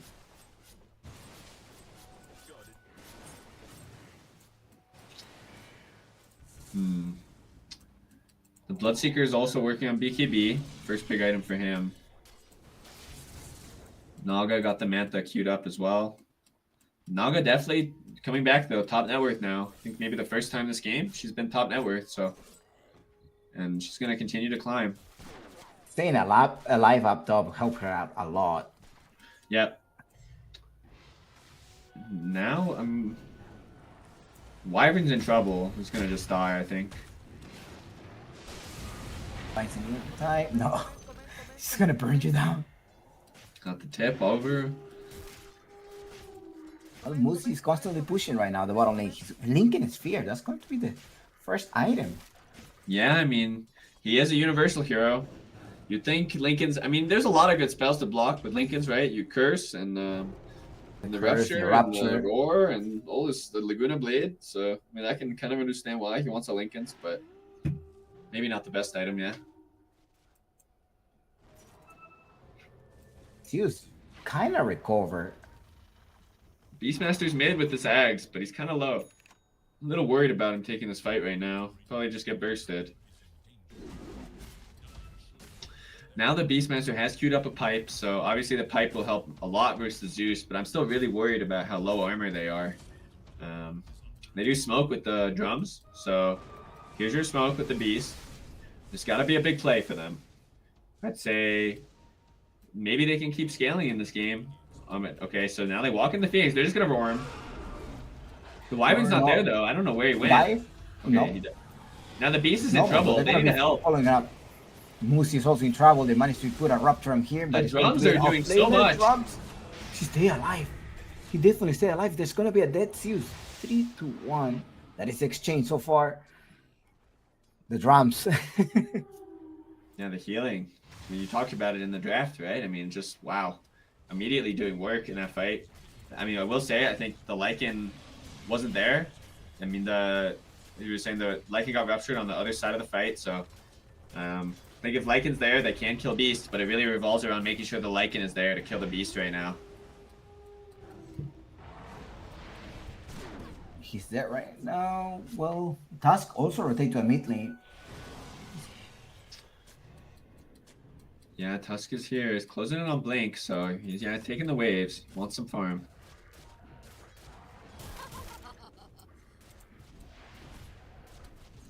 Protecting that tower, at the very least. Making sure that there's no more space that the Radiant can take. Naga has Manta now, too. I was going to say. Uh-oh. Wyvern. We might drop the Wyvern. Oh yeah, they're gonna burn you down. And there is a nice Rupture going on Tusk. Can he escape? I'm wondering if he's gonna be able to make it out. No, he stays alive there. He's just standing still. You have a Phoenix pretty much healing you from behind. Yeah, now he's really close to that Blink, right? Almost got it. I'm worried top though. There's a smoke on the Zeus. Maybe scary. Uh-oh. Yeah, going with the silence as well. The calling, Muerte is there. Going silence, Primal Roar, just lock him down. He's dead. There's no way out. Just right before this pick off, the Wolves were chasing the Lina. Yeah. I mean, Lina's still getting the Lycan is pinging him. He's saying, yeah, man, come kill this Lina. So hopefully the Lina goes base here. He probably smells something cooking. We'll see if he does. Surely he must. He has no mana, so it only makes sense to go base here. The Beast, though, I mean, look at this Roche play. Pretty heads-up play from Radiant here. Smart. It's probably the Beastmaster's call. Just making this Roche call. I think the Beastmaster should take the Aegis, too. It's a great call. Moita really needs to use her spell, though, on Roche, so who can kill it. It's, But not that His one. That's- ultimate? No, for No, the W, the calling it does like, 2k damage by itself to Roche, so it's very strong. Now they give it to Bloodseeker. Bloodseeker needs to heal too, and Beast also needs to heal, but they have Pipe completed on Beastmaster. Again, I mean, now he's building Crimson Guard, which is a great item versus Lycan, and will give him some armor, so I support that. But I think Crimson, again, is not the best choice in this game, because the Lycan didn't actually build the HOD. So maybe a better choice, again, is just a Vlad's. Like, Vlad's just got buffed, gives you a lot of armor, so 4 armor on your AoE team, and then also you buy AC, so you get another 5. I mean, if you look at how much armor Vlad's gives, right, it gives you 4 armor. You look at AC, and AC also gives 5 armor. So, I mean, Vlad's is basically as good as an AC for your team. I mean, it's like 20% less good for more than half less. Very solid item. You don't really need the lack of speed here. Yeah.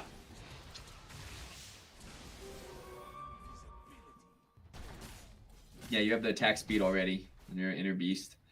So, Lina, though, in trouble. The wolf scouting her. He was waiting 1 entire minute there, sitting in the mid lane, Musi. I mean, do you see the mini-map drawing? I mean, Lina is mad.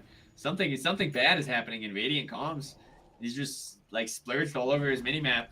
You play with him. So, what's he going on right now? He's just upset. Like, he's just upset. He's saying, guys, like, supports, you need to play with me on supports. Like, he's got his Russian accent. I mean, well, he's from Russia, so he got his actual Russian voice. And I mean, yeah, he's just mad. He's drawing on his map. Obviously frustrated. Privyet, like, my support man, place ward in front of me and stay behind me. I stand here, but there's just a wolf on him, and there's no sentry down, and now he's and there's more marks. Yeah. Now he's microing his team. He's saying, "All right, guys, go here." Like they're going there. Like let's get it together. I mean, I feel his pain sometimes. It's things are just not going his way, and he was first pick Lina though. He did destroy his lane. And just having a hard game. He definitely is upset. That said, Beastmaster is huge, so that's good news. Naga though is growing, right? I said Naga was gonna have no impact for a while. He has an Orchid. He's queuing up his heart, so he's got some items. He's coming online. Say that. It's an even game though. I mean, it could be anyone's game still, which is great. Very close game, I'd say. The only issue here is that it's a Bloodseeker. 40 minutes. If you don't win the game, that's it. I think so. I mean, maybe, but look at his queue. This is the build I'm talking about. I love this build in this game. I think this is a great way to scale in this game. You go Mjolnir and you buy Ags and you have this huge shield. Like, it's not so easy to burst you, right? You have 5k HP, maybe more with this shield. And, I mean, it's just a powerful way to play, I think, with the spell lifesteal. First, all the summons and illusions and stuff, you might just heal through everything. So, and you can also buy the Eternal Shroud. He might not realize it this game, but it's an amazing item on Bloodseeker because the self-damage, I mean, all the damage is just reduced. And yeah, I mean, you just won't die with the Ags and stuff. You'll just run in and kill everyone. It'll be a really good build in this game, I think. If he makes it there. Nice. Pick off a tier 2 tower. That's it. I mean, there's going to be a big fight here. There's a smoke, and Bloodseeker has Aegis, so I'm not sure this is great for Dire. We'll see how it goes. For 1 minute and a half, there's a nice Winter Curse. Is it? Yes. They managed to take down the Tusk. Fate is still there. No, the Tusk is gone. There's the egg as well. Somebody got to hit the egg from behind, but no one is going to get through there. It's Babitik rotating right now, but 5 extra hits there. They managed to lose 1, no, 2, 3, and now there's going to be a respawn of your Bloodseeker. Oh, wow. Mini-stun? No. I mean, I think the Bloodseeker messed that fight up really bad, not just BKB killing the egg. Pretty sure that ruined the fight. Like, saving his BKB for his second life, like, seems like the right play, maybe, but I think if he had just BKB'd and hit the egg when the Lina TP'd in and the Beast was hitting the egg, I think his whole team would live, and they probably team wiped him there. So maybe a huge misplay from Bloodseeker. Still, though, I mean, Radiant took a pretty solid fight there off what looked like a kind of boss initiation, right? I think the curse was also really bad from Radiant. Like, the Wyvern also kind of ruined the fight because the Beastmaster blinked on Tusk and roared him, and then the curse kind of saved the Tusk, right? They couldn't kill him. And then the Tusk gets to press all his spells, the Phoenix eggs, like right there. So maybe I would say both the Wyvern and the Bloodseeker kind of ruining the fight there. Kind of unfortunate fashion. Maybe I still think Radiant could take another fight, but they're gonna wait. Now they're a little scared, and they're gonna wait for next Roche probably. They'll probably have a lull in the game. Everyone's both just farming, I imagine. That said, though, maybe Astronaut keep the tempo up because their Naga is closing in on Heart. With Heart, you can smoke. Maybe take any fight. That'll be a huge window for you because he's really squishy right now, right? And he also like bought the Heart in a really weird way. He just has the recipe instead of like a Reaver or something. So it's like really awkward way to buy your Heart. He's saving. He's banking on it. It's almost done. He's waiting the courier. Yeah, the courier happens to be in the secret shop. Mm-hmm. There's smoke though on Radiant here, jumping mid. To take a little freebie. Yeah.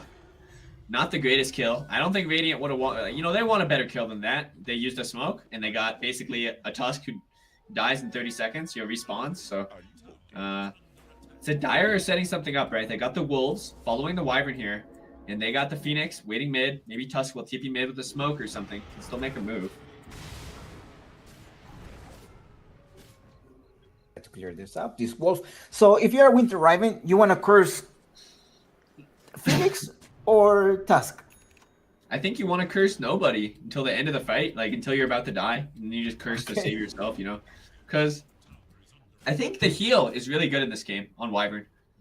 Like, if you just play really defensively and you use the heal to save and you use the curse to save, then you're chill. Like, you don't need to use the curse aggressively, you know? So just wait and save. Don't ever use your spells when your team is full HP, you know? That's the problem in the fight, right? The Beastmaster blinks in, he's full HP, he's about to kill Tusk, and you're cursing right away, right?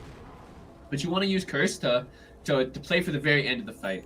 You know, my team's about to die, and I'm gonna curse and then heal. Or I'm gonna heal some dude who's about to die, and then curse, right? Make it even longer so this guy gets fully out and like heals, right? Like really make the fights long. Because the Astronaut Esports lineup is on a timer. The Lycan ult will run out. The Phoenix Egg will get used. Sunray will get used. And when these spells are on cooldown, then all of a sudden Radiant will overwhelm them. So it's really about just taking this long fight and not committing your spells. Or if you're especially on the back lines, you know, on this Wyvern for sure. Plus you have the Beastmaster healing you as well. Yeah, exactly. Beast is, you know, exactly that. You want them all hitting Beast, and then boom, as soon as Beast is about to die, I'm gonna curse and heal, right? That's gonna be like, what was it? The shrine, right? It's gonna be a living shrine. Yeah.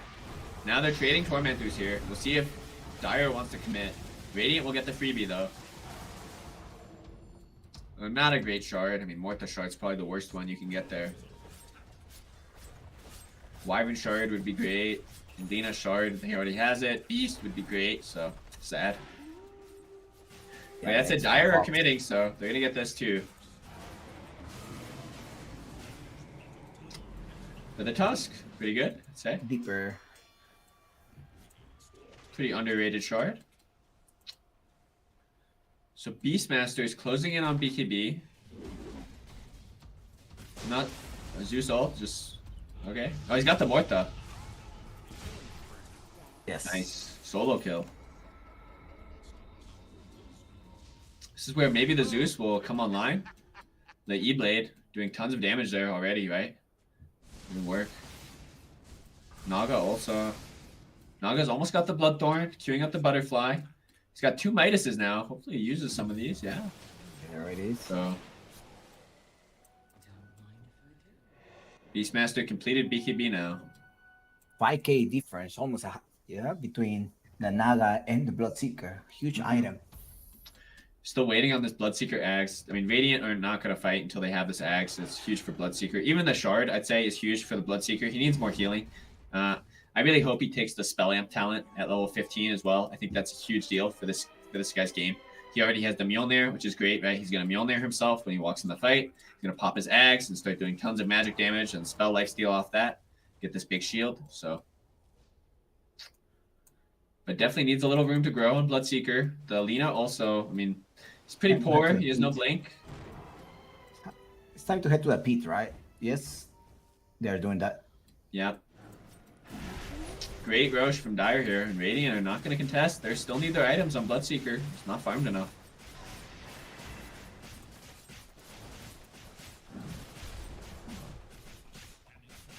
Yeah, he has it now. Bloodseeker.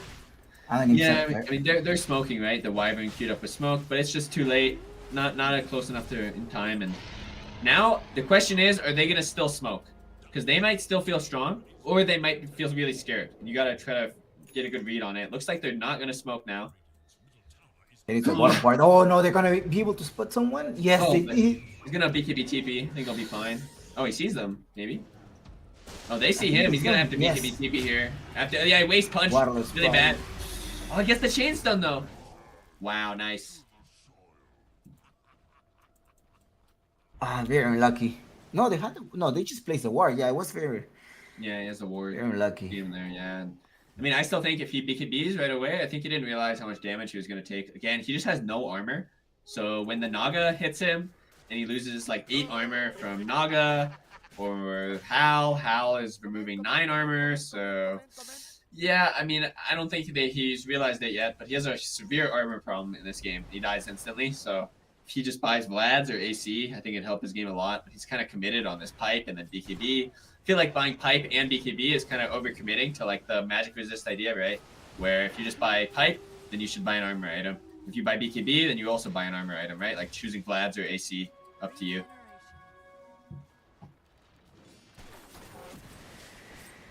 But what? No, I don't think they're gonna fight this. The Bloodseekers all the way up top.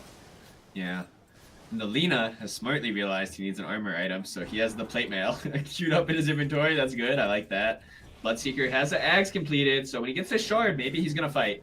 Let's see what he decides to do. He's gonna TP back now with the shard, yeah, and they're gonna fight. Gonna be a huge engagement here. Dire stays. They haven't purchased a shard yet. Most likely saving for buyback. No, I don't think you save for He buyback. should, do he you? should, no, he should buy it. Let's see what if he does. Yeah, he's got it now. All right, so here's the smoke. The Lina is calling for a smoke mid, right? That's what the line means. They're gonna smoke out mid, and they're gonna look for the engagement here. Wonder who they're gonna jump. They're looking for Phoenix. Phoenix is the best jump for them, or Zeus, but Lycan is very far away. Though. Musk is in a great spot, breaking that smoke. Now Wyvern completely exposes, but Oh, the snowball. That was a good save. Are you gonna be able to Oh, see not it a right good now? curse, Gotta keep though. attacking. Oh no, you're gonna end up losing one as the Phoenix. Bloodseeker's in Well trouble positioned. though. Oh, maybe he's gonna kill Naga though. Get a huge shield off that. That's good for Bloodseeker. Now we'll see if he has enough. He could be He's ending. there as well. So they're gonna start fighting the backside, keep right clicking. No, he's gonna try to escape. He might get silenced, Kills but I again, think though. dive trying to just attack him. But And the Bloodseeker just Bloodseeker won't still alive, die. 1-on-1. Oh no, Gonna they're heal gonna try the again. very last thing. No way. Okay, so I mean, yeah, the Bloodseeker. I'm pretty sure the Wyvern like completely ruined the fight again, but Bloodseeker, I mean, just keeps healing. I mean, he's like so close to death and just keeps healing Yes. on 3 kills. I really thought he was going to die. Yeah, I mean, he didn't even take the spell lifesteal. He took Rupture cast range, which doesn't make any sense in this game. But I mean, yeah, I mean, imagine if he had the spell lifesteal, he'd be healing. He's not even healing because he has no spell lifesteal because he didn't take the talent. So pretty funny.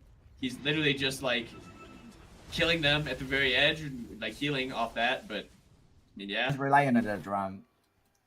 Yeah, the drum and the Wyvern like completely wasted his heal as well, so he didn't even get healed from the Wyvern until the end. But yeah, just like barely enough. I think the Ags though, I mean, like I said, I'm kind of disappointed in his item build here. Now he's just going for Mantha style, like kind of a weird build. Should really just commit to the spell lifesteal. But yeah, I think the Ags is a good purchase. I don't really like the Bloodseeker's items now. I'm really worried that he's not going to scale, like buying items like this. But we'll have to see. Don't you get life steal from this little extra neutral item? Oh yeah, Spell yeah, steal? he does. He has 8%. Yeah, it's pretty good. But like compared to the 15%, You could get your 15, talent, right? yeah, And- it's like And it's additively, so you will Yeah, get but- like 23. yeah, you'd have like 20 something. Yeah, so definitely missing out a little bit on this build, I think. Now I mean, yellow calling for smoke again. Looks like he wants to push mid and smoke with his TP. What the TP's mid, prepping the smoke, I imagine. Now yellow is still spam drawing lines on the mini map. Whatever he told them 10 minutes ago is working. It's- Yeah, I mean, yeah, you know, they've got it together, so it looks like it's working. He's gonna keep yelling at them and putting them in position. It looks like. and they're Yeah. about to fight. It looks like they're gonna just keep going on. The Wolves are starting to scout right now. Oh, Aim's task, uh-oh, does Lina. spot something. Jumping over right away on the Winter Riven. The Winter Riven managed to heal himself. So far, you have a Winter Curse. He's not gonna use it. I think he listened to you. No, he did not end up using it. But the ramp ended up getting rid of Egg. Lina. And Fate is gonna be the next casualty here. It looks like. Is he gonna survive? Bloodseeker Oh, though, he's still during the alive. fight, maybe. The Bloodseeker keeps right clicking. Rem is dead.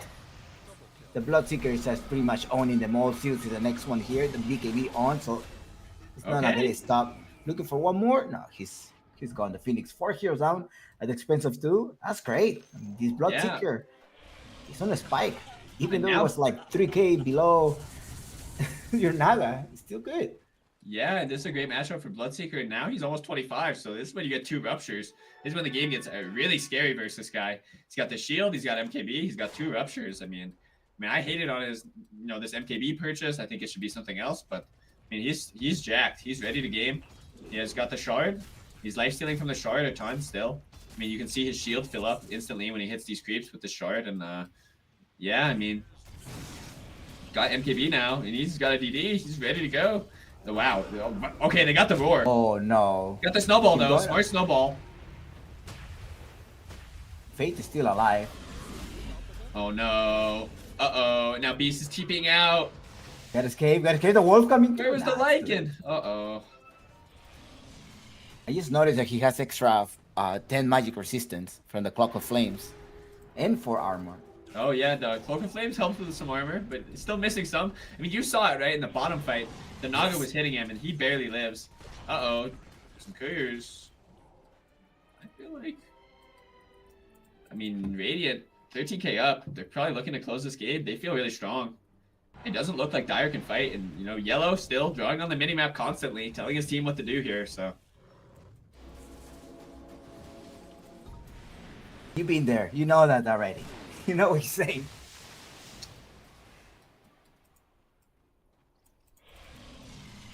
Let's see.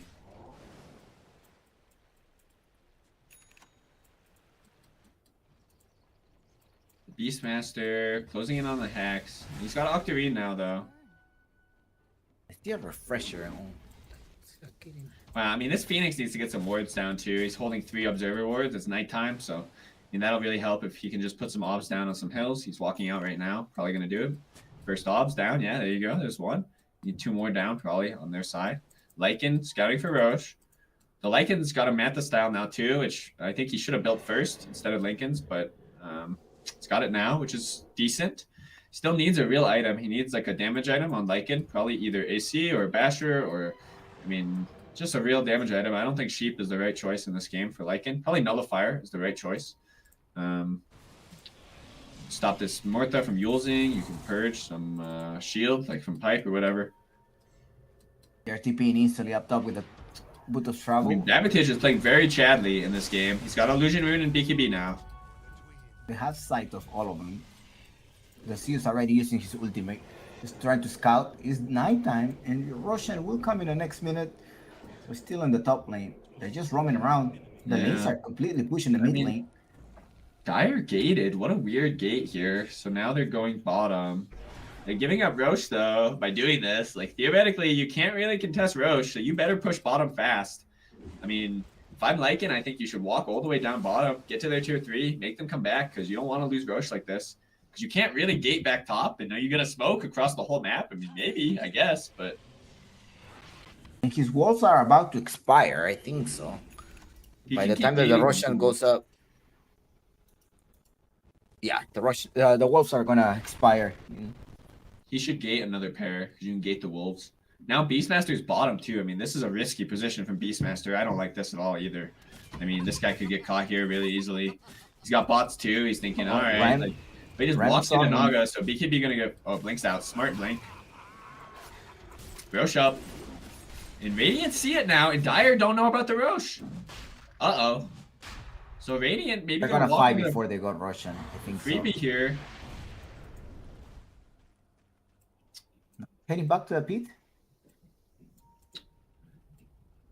Looks like it, yeah. Gonna go complete this Roche. Lycan, wow, Lycan's in. 1-on-1 versus Jug. Oh no, you gotta escape right now. Now the Lincolns kick. No, you're not going anywhere. Now you managed to capture him. By the time that you come through, oh, you're dead. Nice, good curse. Make sure that TP gets canceled right away and clean that Lycan kill. Yeah. Now they take Roche for free, right? I mean, freebie for them. Refresher Shard is going to Beastmaster too, so I mean, this guy will have I can do anything. 2 roars, 2 BKBs. Yellow is trash talking in Russian right now, so that's good. Very North American of him. I think he says like good job. I don't know, that looks like a G. Okay, so now we have Aegis, we have Cheese, and we have Refresher Shard on Wyvern, I guess? Or wait, who has it? Oh, Bloodseeker has it. So That would Yellow, be BKB, right? Yellow is telling his team where to go. Go bottom, take their bot side.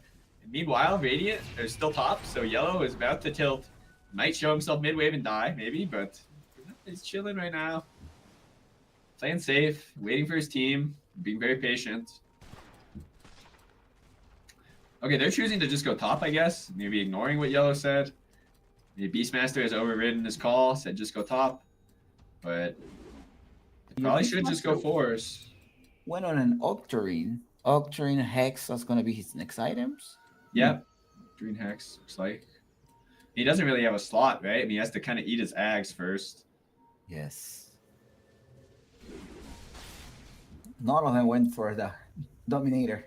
Okay, so they know they smoked on Dire. They saw that with the Wolves. So great Wolves scouting from the Lycan here. Naga's TPing out right away, but he might get roared. Oh, so close. Wait, why did he BKB? I think he just wants to make sure he gets the roar off. He's worried about like something happening. But I mean, I guess he'd get punched by Tusk or something. But he just wants to BKB probably to secure roar. It's not. I think it's not that crazy because he has Octarine, right? So Yes. it's just like whatever. Like who cares? It's gonna be up by the next fight for sure. Lena wants to go though. Lena says smoke left, so they're gonna go try to close to the left. Looks like. Is she going to take the Twin Gate? No, she has a Boot of Travel level 2. Okay, A lot of Beastmaster movement. TP'd into death. They're hitting that. The Winter Curse coming through. Nice LSA. No, he can't- no, he's going to Oh, be he able has to shard. BKB He has now. shard. Yeah, He has Shard another BKB. Ultimate 2 Rapture. Wait, Zax. Well, if he wants to. Oh, what the?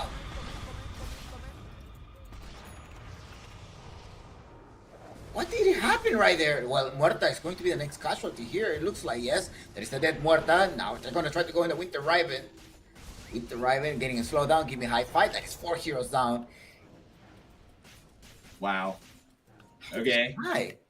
So again, the Beastmaster TP'd in and immediately died to Lycan and Naga because he has no armor. So that's bad news for him. And the Bloodseeker doesn't get BKB off there. The Phoenix had a Hex. And if you have to use Refresher and BKB, I mean, you'll always get Hex first. So he has no chance, actually. And he didn't even get his Refresher off. Or he did. So he got... Wait, what? He got his Refresher off. And then he used BKB, but only at the end, I guess. So... No, this Lycan is pushing fast, man. It's taking all of these. The tier 3 towers. This guy is down. It's destroyed. No buyback on... Oh, wow, they see Lena, too. This is really bad news. And they're going to try to... lock her down. Bobby Tick is in trouble. Warless Punch. The first one is Snowball. The next one. And the Zeus is about to jump in or not. Zeus, can you come closer? Oh, look at the Zeus. Just managed to spot him. Bobby Tick, there's no other way to lock you down. You should have saved the Warless Punch. They're getting two sides, though, for this. I mean... Oh, they're so respectful. They're backing. They're not going to take the melee. I would for sure have completed this melee Rex here, but... Very respectful from Dire now. Thinking they have the game in a winning position, which maybe they do. So... Lena finally has Blink. 42 minutes. Got his Blink Dagger. So normally this is like your second item on this hero. Something unusual in this game. Okay, Lycan's going. Beast might just get shredded. I'm really worried. BKB on Beastmaster. No ball now. Bloodsorb as well. Managed to stay alive? Yeah, no, he's dead. The task is Oh, dead. they're- The Son of the Sirens in the backside instantly Oh, out. I think the Lena could have got him there, but just blinked into the song. Lena says go mid and bot. I will push top. I still don't understand how he died. Yeah, just not using the BKB right on time. But you also have BKB piercing abilities on the other side. Right. Well, the only mean, thing is the it's- Warless Punch to kick you in place for like 1 second. Yeah.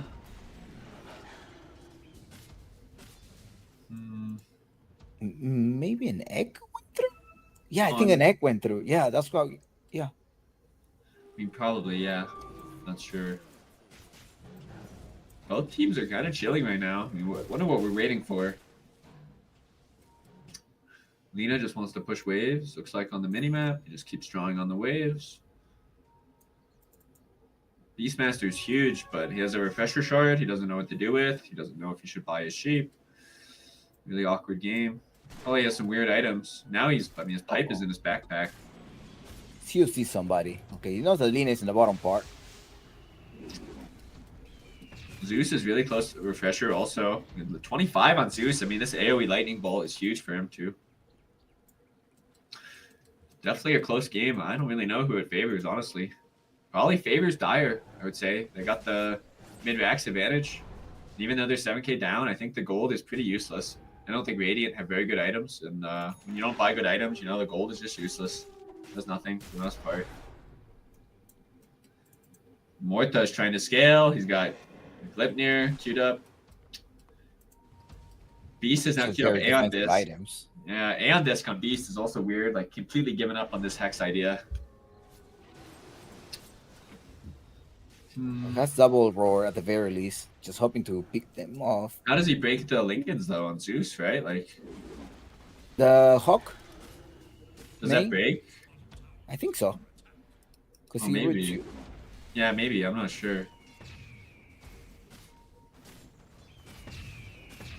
They're going on Beast. He's in trouble. Gonna need some help. Needs a BKB here. Gonna get kicked Wireless anyway. punch as well. You gotta save it.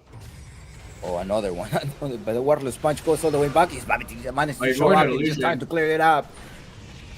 Ram is still going on your. He's getting shredded. It's 2 heroes down right now. And the next one here, yeah, they may be able to trap the Bloodseeker. Bloodseeker's in trouble right now. Bump the BKB, keep right clicking them in the backside. You gotta help them out, trying to just. He's TPing out on. Oh, he's got the curse. The curse coming through. And that allows him to recover a lot of HP right now. Bloodseeker should just hit. Man, on Bloodseeker, just hit, man. What are you doing? No. Oh, no. Babitik may be able to get rid of All White. All White doesn't have any mana. Well, he does have 1,000 mana, but that's not enough right now. Keep right clicking in Babitik, and now it's going to be with the Rupture. There is the Rupture. Yes, excellent. Gotta get closer. The Laguna Blade to kick it down. Ooh, that was a nice Winter Curse to lock him down. Yeah, great curse at like the last moment, basically, to secure that.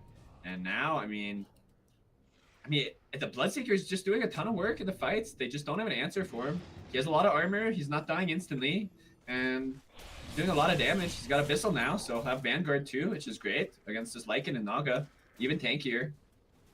That said, the Beastmaster just continually. I mean, I feel like he should sell his Ags or like complete his Ags, buy Vlad's or AC.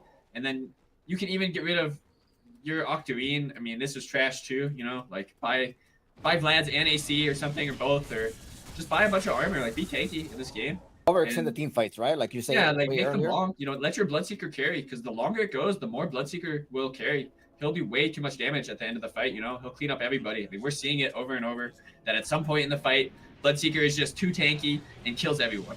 And then like it just repeats, right? But if, you know, you get bursted on the side of Beastmaster and the Wyvern doesn't get a God Curse to save someone, I mean, you might just lose. So I'm still really worried for Dire here. Needs to be careful. They have 6k. Let's see what he's going to be able to bite there. Now they're attempting to go to the high ground. And there's an egg ready. Refresher, double hex. I don't know. I don't think this is the right approach right now. Just going to the mid lane. Yeah, I mean, they realize it. I mean, yeah, Lina is calling it off. I mean, I really need Beast. Get out of there. Yeah, Beast needs to buy an item. I mean, he's had, how long has Beastmaster had these items? Am I crazy? Last 10 minutes. Like, I don't think he's gained an item in, yeah, like 10, 12 minutes or something. Now he's decided on the Lincolns, which is completely the wrong call still. I mean, he is still not realizing what he's dying to, which is really unusual. He doesn't want to get kicked, but, I mean, man. Well, Russian is available. That's going to give you an extra refresh. Yeah, that's true. A refresh will be good. I think the Wyvern can even take the refresh now. I'm trusting him more and more as the game goes on. The Wyvern is doing better. He's learning from his failures in the past, you know, so that's good. Maybe you give him the refresher even. I think it's great. Because I don't think the Beast really wants to hold it. Maybe he does, but he's got so many slots. They already used the Raider. They know that they happen to be at the beat. Just can't defend it. And the Wyvern. They gotta trade that Roshan for a tier 3 tower. I think that's what. Yeah, I mean, call they have a that a glyph. They have a glyph. They're gonna glyph. Oh, wait, they have no glyph. Okay, they need a TP back right away. Uh-oh. Oh, they do have a glyph. There's a glyph Okay, I was available. confused. Yeah, they did. True.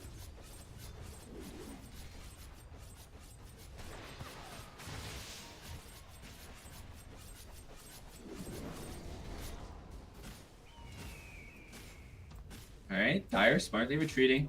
Lina again with the calls, drawing out bottom, saying, guys, walk down this lane. Let's go. It's time to end this shit game, I'm sure. He's very upset. We're having not that many things in the map yet. Yeah, I mean, this is the Naga life. Like, this is some... This game is not fun to play for Radiant, I'll tell you that much. Scattered by wolves. They're pushing every lane. I mean, look at mid. There's more Manthas. You gotta just keep killing these things.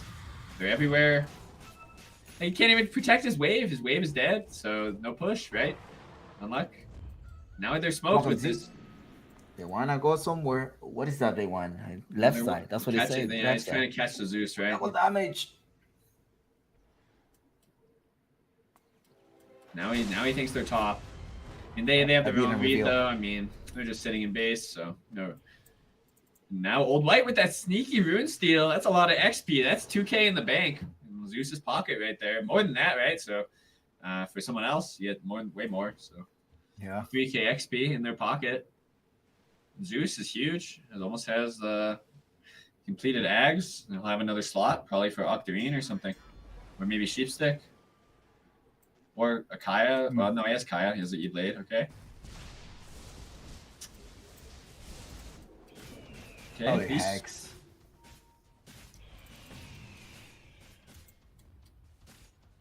Yeah, probably Hex.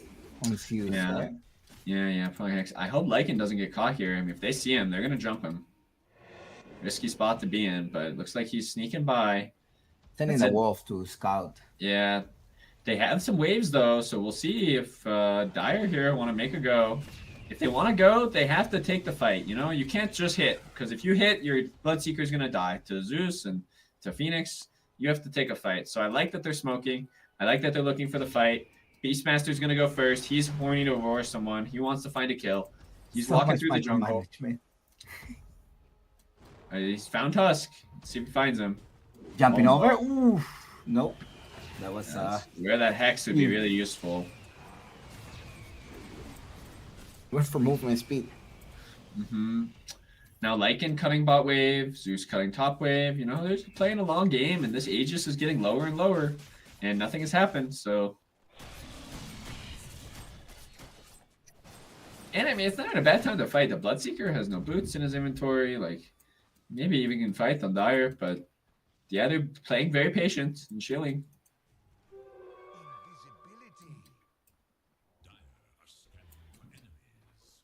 Lycan's still cutting bottom. Using the radar, but can't spot no one. Beastmaster pinging. He's looking for a jump. There it is. The Bloodseeker found the Zeus. Uh-oh. The Bloodseeker found the Zeus. E-Blade trying to... He got Rupture right now. Primal Roar at some point. Yes, he went through, and that is a dead Fuse. Now, the next casualty here may be Ram, but unfortunately, he doesn't have a way to stop them. The Warlord's kick. Somebody else is also jumping over. Hey, this happens to be that Lina right-click. He's dead. Yeah, getting it cleaned up here. The bots, too, from the Beast, really useful in that spot, right? Bloodseeker getting a good catch. So, now they're smoking top. Lina says, go tops, you know. Go push this Naga out, and yeah, they're gonna go try to take some base. They have 1 minute on Aegis. Naga. Yeah, they see him. Naga. They're pinging him too. Oh, he's Jumping looking. over. Does he Look see at him? pace. He's just looking for it. Oh, They have the movement jab. speed as Where's well. the jab, He though? jumps over, going through LSA. That's connect. got the real Oh, unlucky. The mirror didn't go through, but the egg from behind trying to heal them up. That is a dead Naga Siren, and the egg is gonna be the next one. They make some omelets right now. This late at night. I like it though. He's going for megas, or at least a set. Nah, they managed to grab him. Musi, he's gonna use a winter curse, trying to hold the teammates. Okay. He's buying some time. Oh, BKB now. He doesn't know how. He had a refresher, didn't he? I mean, he just shouldn't use Winter's Curse like that. I mean, just kind of should just wait, keep the Lycan hostage. But anyway, The Wyvern's back in base. Lycan is trying to defend, but I don't know if he can do anything. I mean, he needs the Naga to buy, and he needs Phoenix to buy too. So let's see if they decide to do it. They're losing 2 side, and they're going to get Mega'd if they don't buy back. So Bloodseeker has no Aegis. He's also missing an item slot right now. There's something coming in though. Blink on. Oh wow, Roar going out on Tusk. Tusk is trapped. Tusk is dead.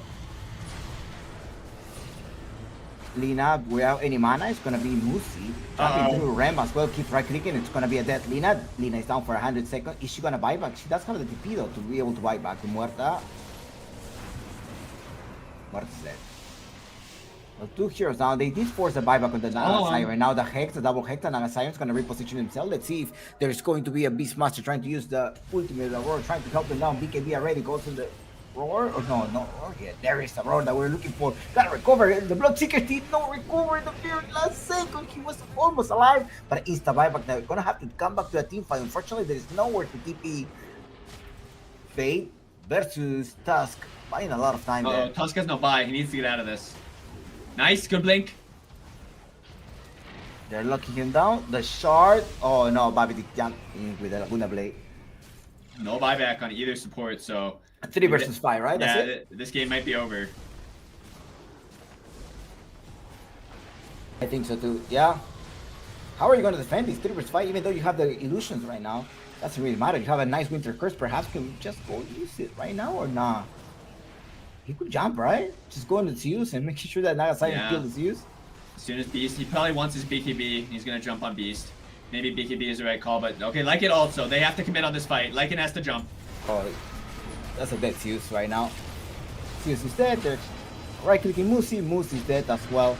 And well, insta buyback right now happening. But just the Bloodseeker is taking care of all of them. Beast is dead. Thermal lockdown. His buyback though. On Ram.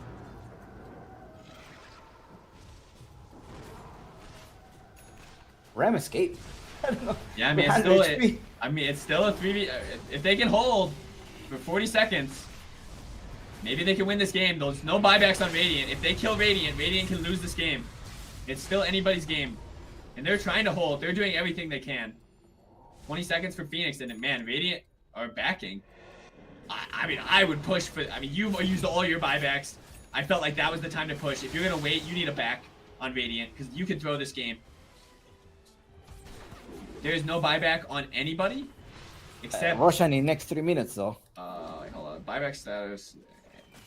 Just okay, only no, one. they've used no. There's no buybacks. Not as either Wyvern has it in 800 gold, but no one has buy. So, it's a 5v5, and this 27k means nothing because whoever wins this fight will win the game, and it can. I mean, for sure, it can go either way. That. So, they're gonna try to hit with the smoke. Maybe they see somebody. Slow. They see the Bloodseeker. They're really gonna commit on the Bloodseeker, and now the Lina shows up in the bottom part. He needs to blink. She does have a TP. He needs to smell something. Bloodseeker, ooh, no, jumping over. Okay, at least one of them. The support is dead. Doesn't have a buyback. It's a dead support for 90 seconds, a minute and a half, and the Roshan, and also 90 seconds. I mean, this is the best guy to die, honestly, on Wyvern here. He could have buyback.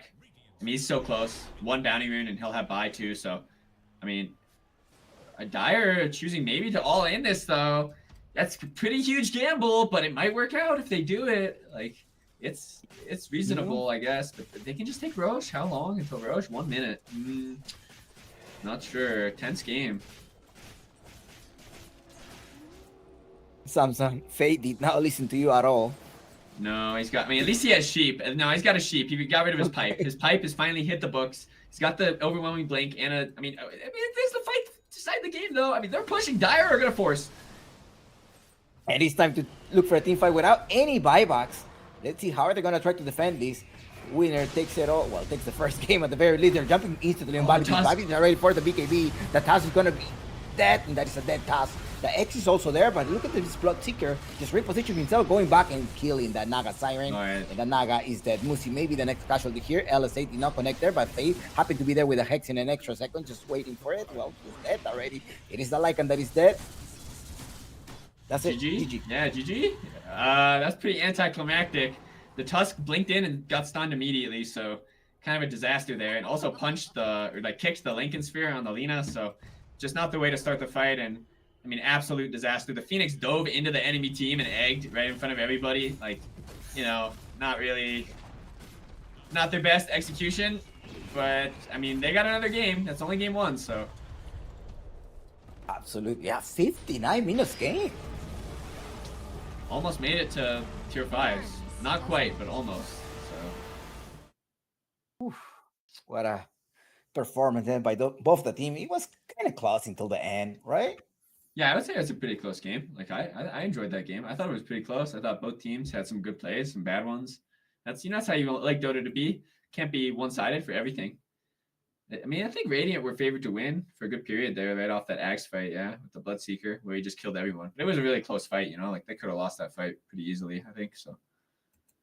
Yeah, just the last team fight, like you say, there was an Icarus dive just right into everyone. You're dead. Yeah, just egged right in front of them. Like, okay. And Beastmaster's there. He's got his attack speed aura. He's ready to pwn. So Lina, Bloodseeker, all these guys. So Morta, like you talk about the range heroes, right? Just being able to kill this egg. So I mean, I don't even know what to take away from this game. I think Radiant played very sloppy, but their draft was a little bit better, maybe. And I think Dire just didn't find the right fights, I guess. Like the Naga farmed a lot, didn't do much.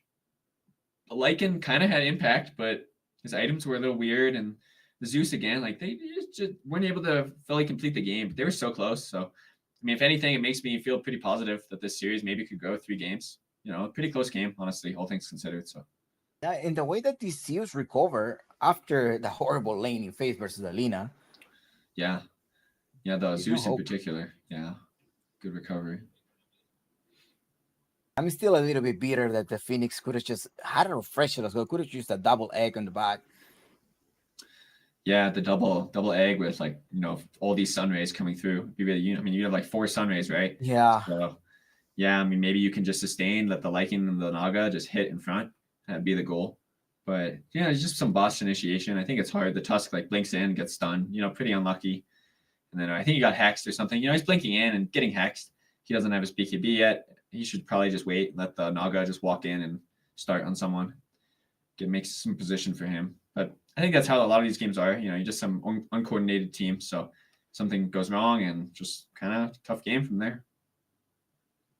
Yeah, plus remember, this is a brand new team. Well, all of the teams are brand new every season, and it's kind of hard to find a time to scrim all together, right? Because I assume they also have other things to do besides Dota. And for example, on your team, and this NADCL team on FryBoys, how many times do you scrim per week? We played 0 scrims in total, like never. So I imagine other teams are similar, but maybe not. Maybe teams do scrim, but to my knowledge, most teams don't scrim. I think the Bullish on Gaming team scrims. Like very rarely. They've played like 5 or 6 scrims or something, but I think most people are not scrimming. Yeah, like they got their lives going on, and you know, it's kind of like ragtag, which is kind of the fun part about it too for me. It's very chaotic. I mean, for the audience and for all of us, it's just like we don't know what's going to happen. Like a phylactery and fucking slaughter earlier in the game. Yeah, the phylactery slaughter was definitely some baffling. So we were like, whoa, he's got blink soon. Wait, no, he's got phylactery. I thought he had I pinged his item. I said, wow, he has a item. He's going harpoon in the craziest order I've ever seen. Like he went the like item of the harpoon before the Echo Saber. That's really odd. But then it was not an Echo Saber at all. It was a phylactery. I was like, whoa, that was definitely interesting. So funny build.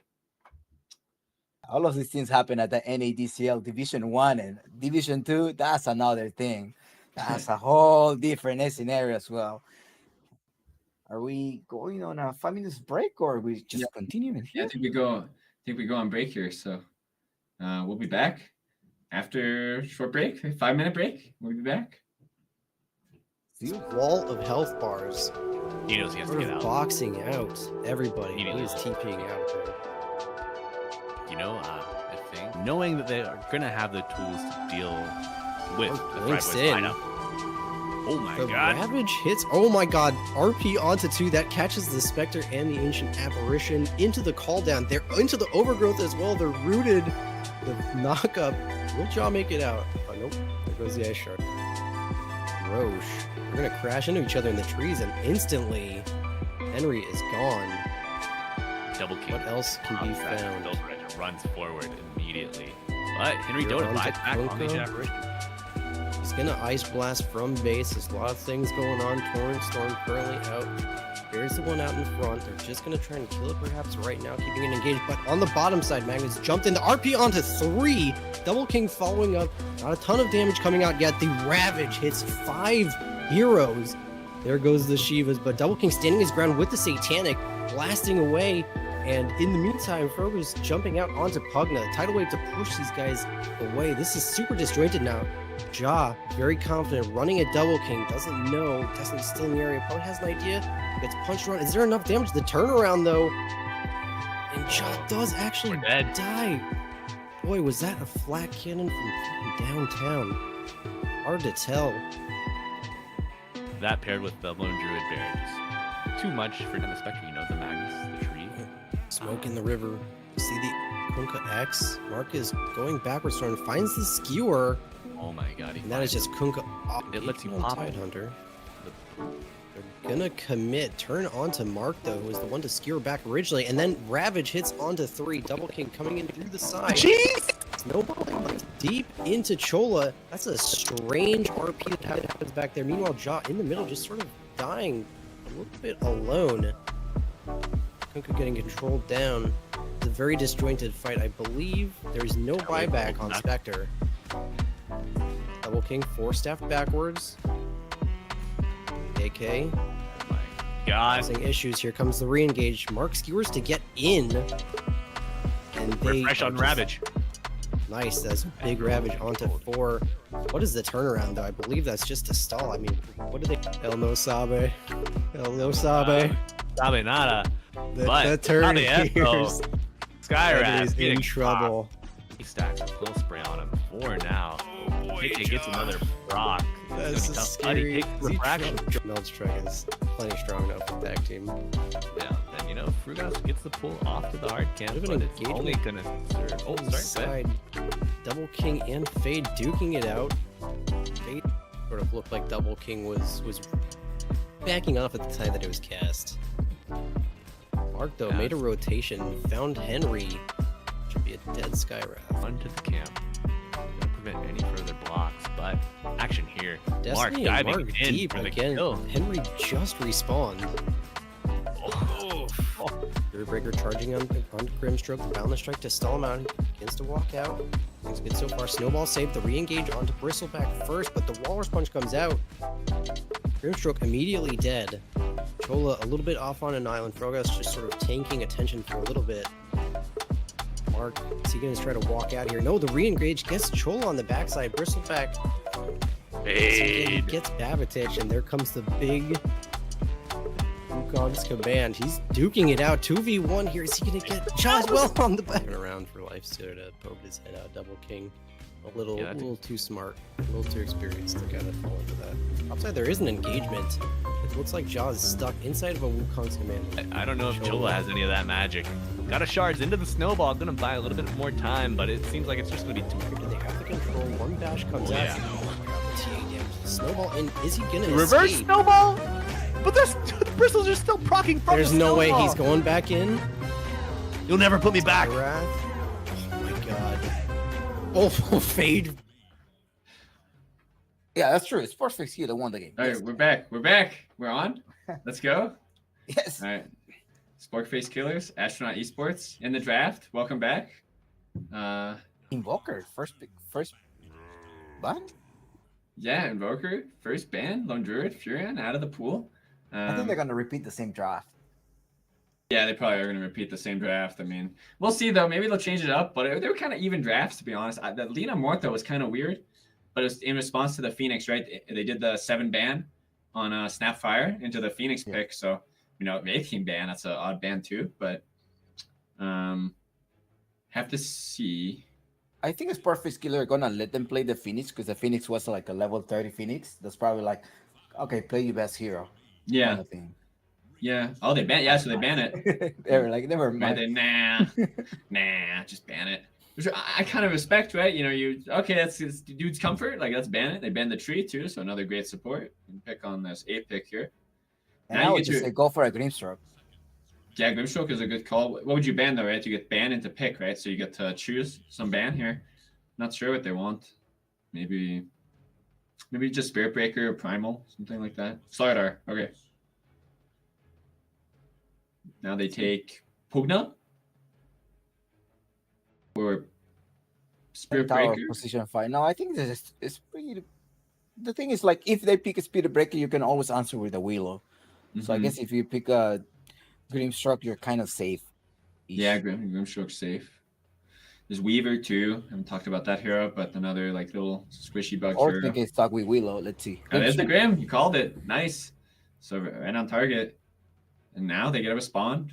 Curious what the response will be.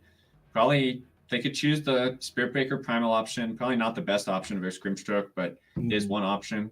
I think it's what I chose earlier, but it's probably the wrong call. Spirit Breaker, I think it's still good. You could always protect it with a Willow later on, like ban or pick.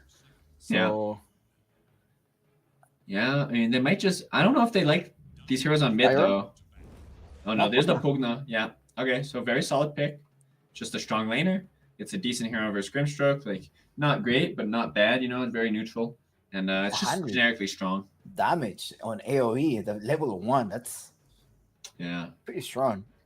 Yeah, I mean that. I would say that's the strongest point. Like, yeah, he just bullies anyone that walks nearby him, especially level 1, level 2, level 3. And There's a allows you tremble using a ban. spirit as well in the mid lane, just in case you want to pick some type of a spirit to spell spammer. Yeah.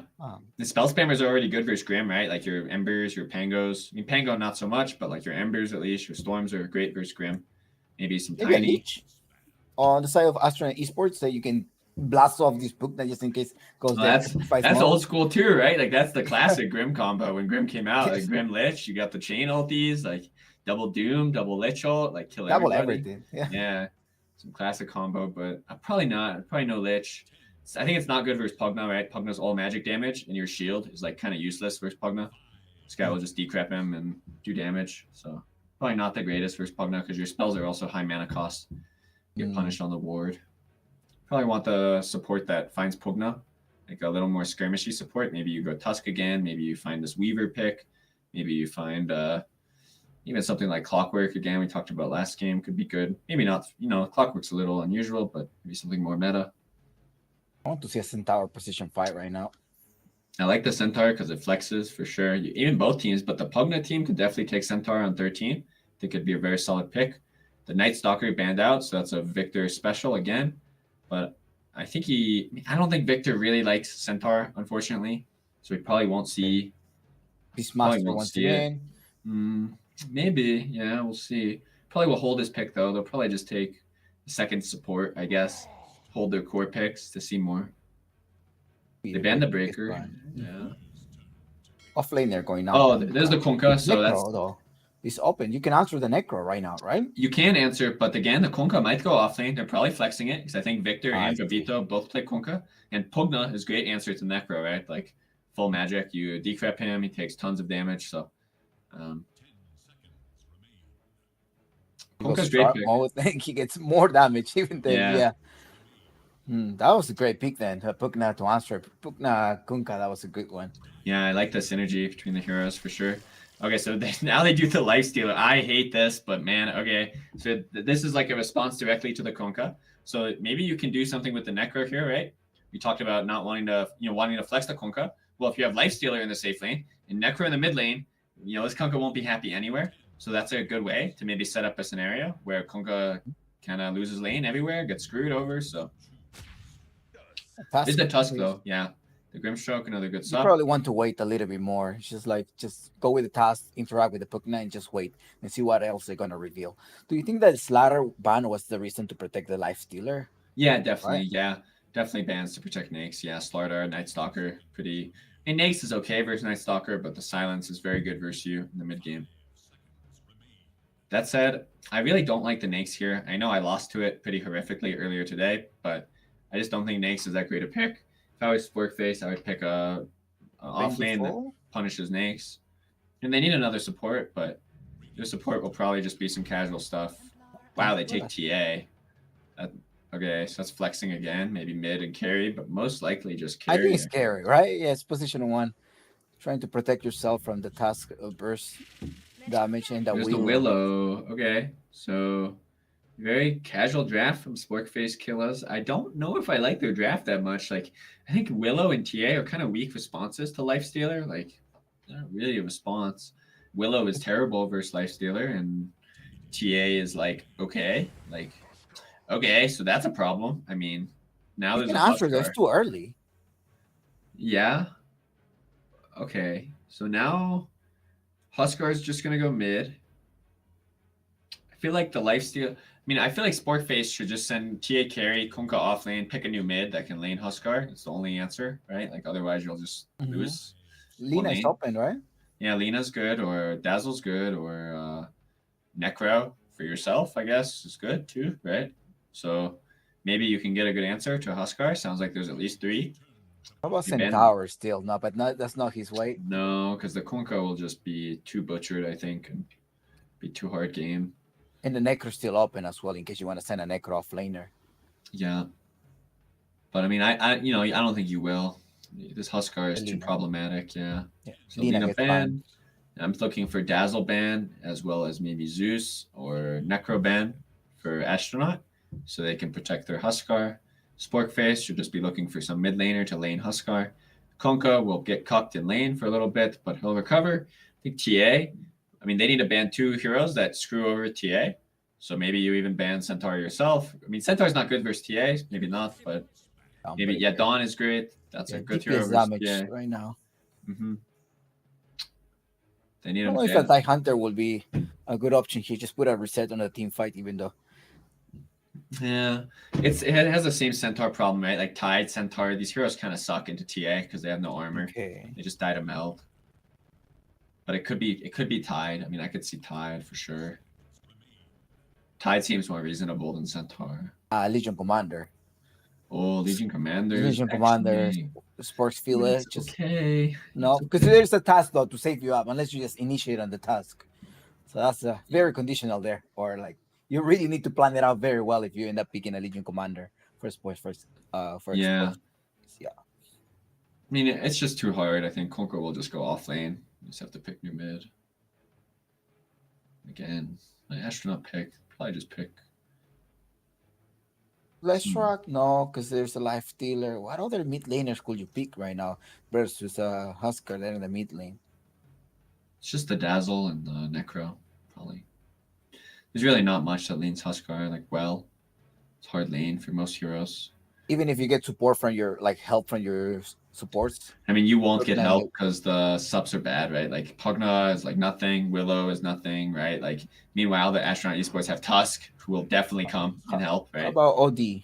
Well, Astronaut Esports gonna reveal something right now, but they end up banning the Dazzle and the Yeah, Lina. they do get the Dazzle out of there, so that's good. There's still Necro left, I think, for Sporkface. Maybe that's what they're looking at. Feels like it's not a great Necro game, but I mean, what else are you gonna pick to lane Huskar? Like Sniper? AA mid. Yeah, Sniper. Yeah, AA mid. Yeah, I'm down for AA mid. Mid. Sniper, AA mid. Like, yeah, like sign me up for those. Those are good. But not much else I see. Kind of have to just pick one of those. And they got a lot of time to think about it. They haven't used any reserve time here, so maybe we'll be here for a while. Full minute Will reserve time left. OD be a good answer here or not necessarily? I just don't OD think mid OD. first phase. I think OD loses the lane, and Okay. because the issue is you really need levels on OD, and you don't really get them that early on versus Huskar. I mean, it's okay. Just not that good synergy with their draft. You know, like OD. What does OD do in the game? Really, he does save. I mean, he does save, but you kind of already have some save. You have Pugna. Kunkka wants to just play in front, use both, not really get saved. You know, he wants to just take a fight. You kind of want a hero that goes all in. Probably just OD's okay though, yeah. It's a hard pick, honestly, Oh. for Radiant. And Astronaut will just pick some melee stun in the off lane, make it very casual, I imagine. Centaur's not great, like you said. Tide's not great, but I'm sure they can find something, some melee stunner that will enable their draft. It could be Axe. You talked about the Axe. I feel like Axe is very solid here, actually. That has high armor versus TA, right? The Blade Mail and Okay, so Omni now, I mean, that's their off lane. That's an interesting strat they got going with Huskar and Omni. All right. no physical damage right now for a few seconds. You can sign me up for AA mid right now. Like that's kind of Chad, but probably I mean, too they bad. have one map already in the belt. Oh Viper. wow! So Not gonna lie, I was going to say Viper. I Yeah, mean, you pick Viper's Huskar, good. go with Viper. Yeah, that's a good one. So I totally forgot about the Viper. I forgot he plays this. He told me he plays this because my mid laner is like this Mobe guy is the Viper expert in Europe. And after we lost some quals, he messaged me. He said you should have picked him Viper, like his Viper. I watched his Viper replays, so I think he knows what to do on this hero. He's probably gonna go Ags into Manta in this game.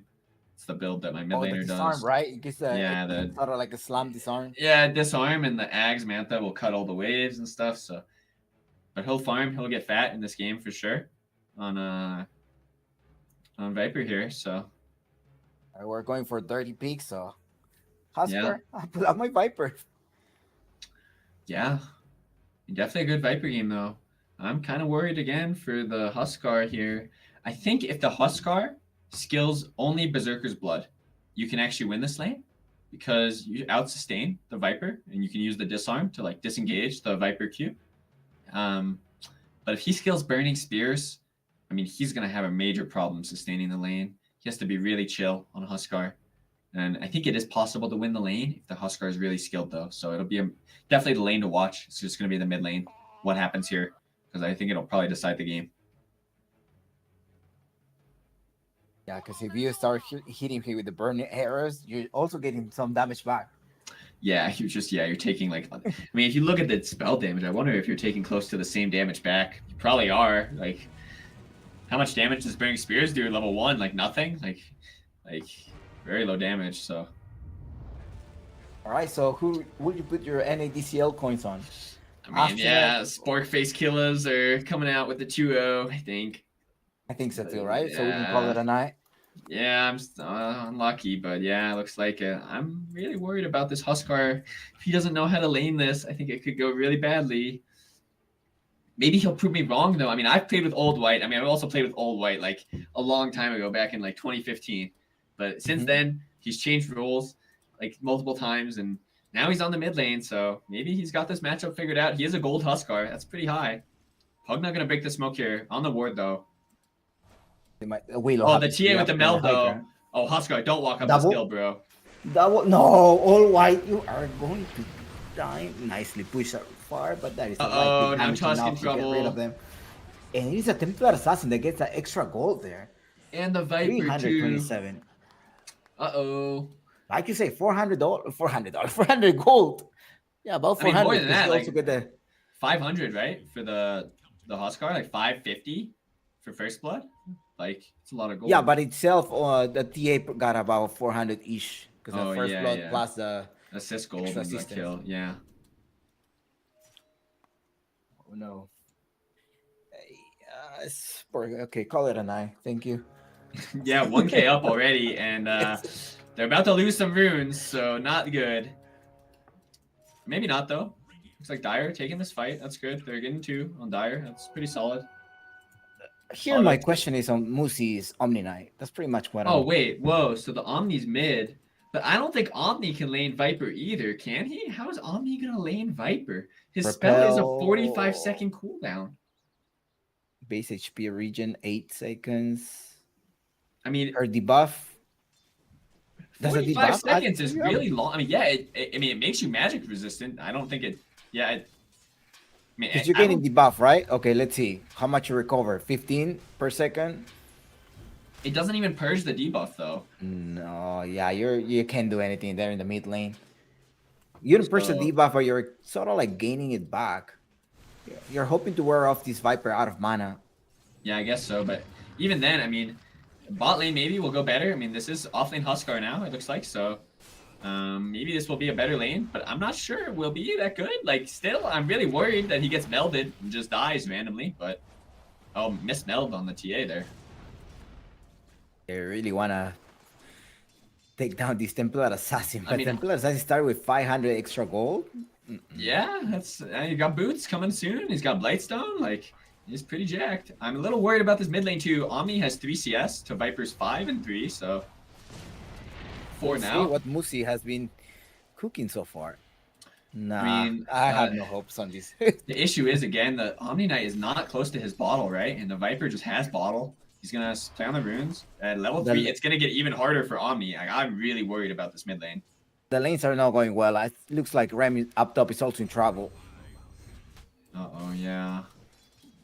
Yeah, the Lifestealer's in a lot of trouble, too. It's not an easy lane for him either, really. Like, Grimstroke is not that strong a sup versus Kunkka. Needs some levels. I think we're going to have to end this game in 30 minutes. I mean, yeah, it's ending 30 minutes one way or another, I imagine. I don't think it'll last very long. It's really dependent on if this Huskar can pop off in this lane. Another missed shard, though. Not going to help.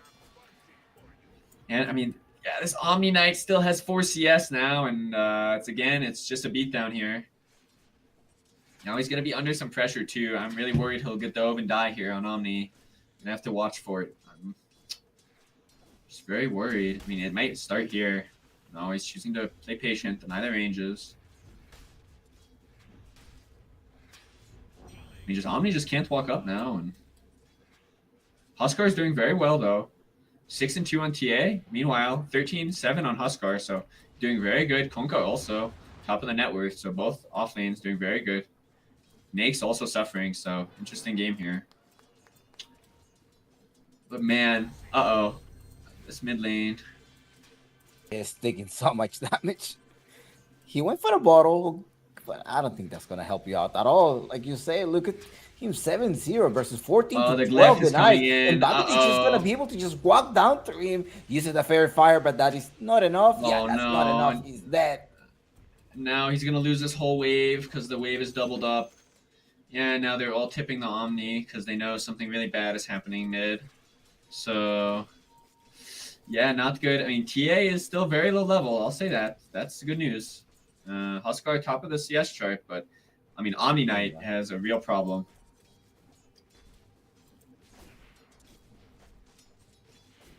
Yeah, because you don't want a Viper to scale up. Trying Yeah. to disarm them. Nice save there with the Decaprify. Oh, top lane, maybe in trouble here. Willow.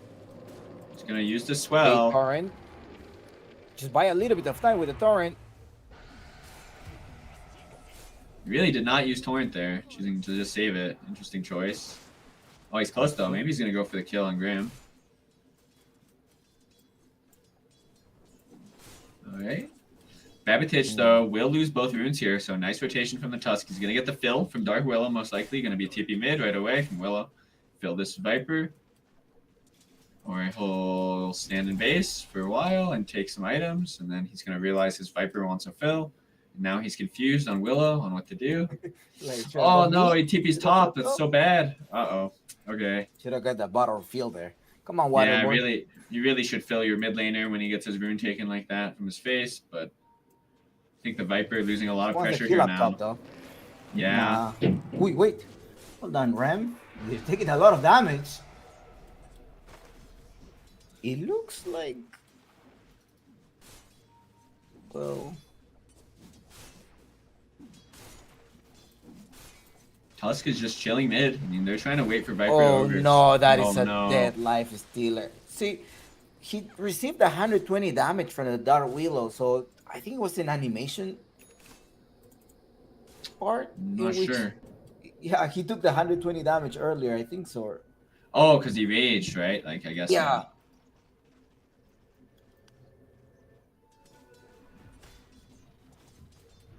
Babbitich in the mid lane once again. The Willow is rotating to the mid lane. Does he have a Bramble Mace? But it's also the Tusk that is coming to the rescue. They're going to try to exchange right now. Mighty block them down. The Bramble Mace is not going to allow the Tusk to escape. And he has to take down the Rivet right now. Look, Tusk is in trouble. trouble. A lot of HP. Aspak now also rotates there to the mid lane, trying to help them out. And it's a killing on spray for Babbitich.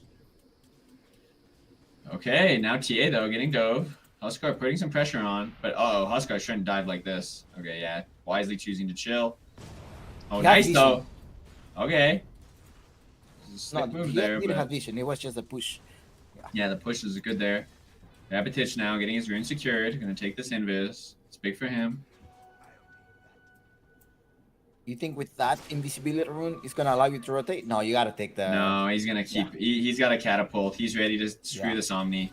His catapult wave is going to get really big, and he's going to try to push this mid tower, I think, with the Viper. Gonna force the Tusk to stay. He's almost level 7. Level 7 is a big damage spike too. He's gonna have it pretty much after this wave. A good deny from Omni, sparing himself from this level 7 timing, so pretty lucky there. Yeah, he would have level 7 now if he didn't deny that range. The TA already left the lane as well. Yeah, that's true, but this is a hero that loves jungling, you know, one of the fastest junglers if you get kicked out of your lane. Basically at all points of the game, side blades will let you jungle. So I think it's not so bad, and Pugna gets to get a lot of levels, although now he's TPing top for this Wisdom Rune, but I mean now Omni Knight is dead again. Yeah, it was the level 7 timing from the Viper. I mean, just way too much damage coming through, and now he's rushing this Aghanims. So now he's going bottom too. Yeah, he's pinging bottom. He says, let's go kill Huskar, but maybe not. He has this catapult try mid. to kill up top or not. Oh, maybe. Nah. Sad, loses catapult mid. Kind of big mistake from Viper there, but I mean, Omni Knight still just has no game. If he TP's back mid, he's gonna die again, maybe. Uh-oh. He dies? The Viper sees him. More XP. The Viper sees him. He's gonna die here most likely if he stays. 3 of them up top right now. Is Pugna taking the torrent as well? Nah, he's gonna return back. So it looks like they're gonna fight bottom. Konka's gating. Yeah. They're grabbing Managed the to drop all white. Oh, jumping in. Oh, gotta be careful. The X right there takes place. Eesh. No. Nice rotation there. I think they brought a few too many heroes. Maybe like the Viper could TP and the TA could just go mid or keep jungling or something. But yeah, good kill on Huskar and slow his game down a lot. He was right before he got his armlet, right? He's very close to armlet. So that's a really big kill for Radiant. I mean, slowing his armlet down is huge. Now Omni Knight maybe in trouble. Oh, wow. Viper let him go for that creep. Very greedy. It's aura, right? No, it doesn't have the aura. There's no more. Oh, yeah. You can't even get it. It's not even on the shard, yeah. Yeah. No, you don't get that anymore. Yeah, you get the... Yeah. I was Jeez, like, this wait, TA. why he's not able to catch up to him? It's phase boot. The phase boot. Yeah, the phase boots. That's true. Although phase boots are probably not going to be enough for long. I mean, eventually 1 or 2 stacks and be caught again. So be really careful here. Now Huskar is cleaning up the spot tower. It's good for him. He's going to have his armlet. They need to probably still keep pressure up with Huskar. Worried about this Viper though. Muzi in trouble. Yeah, they're committing. Now The Widow Tusk is is in also trouble. coming to the bottom. Bramble Maze. And Tusk is Taking down dead. the Tusk.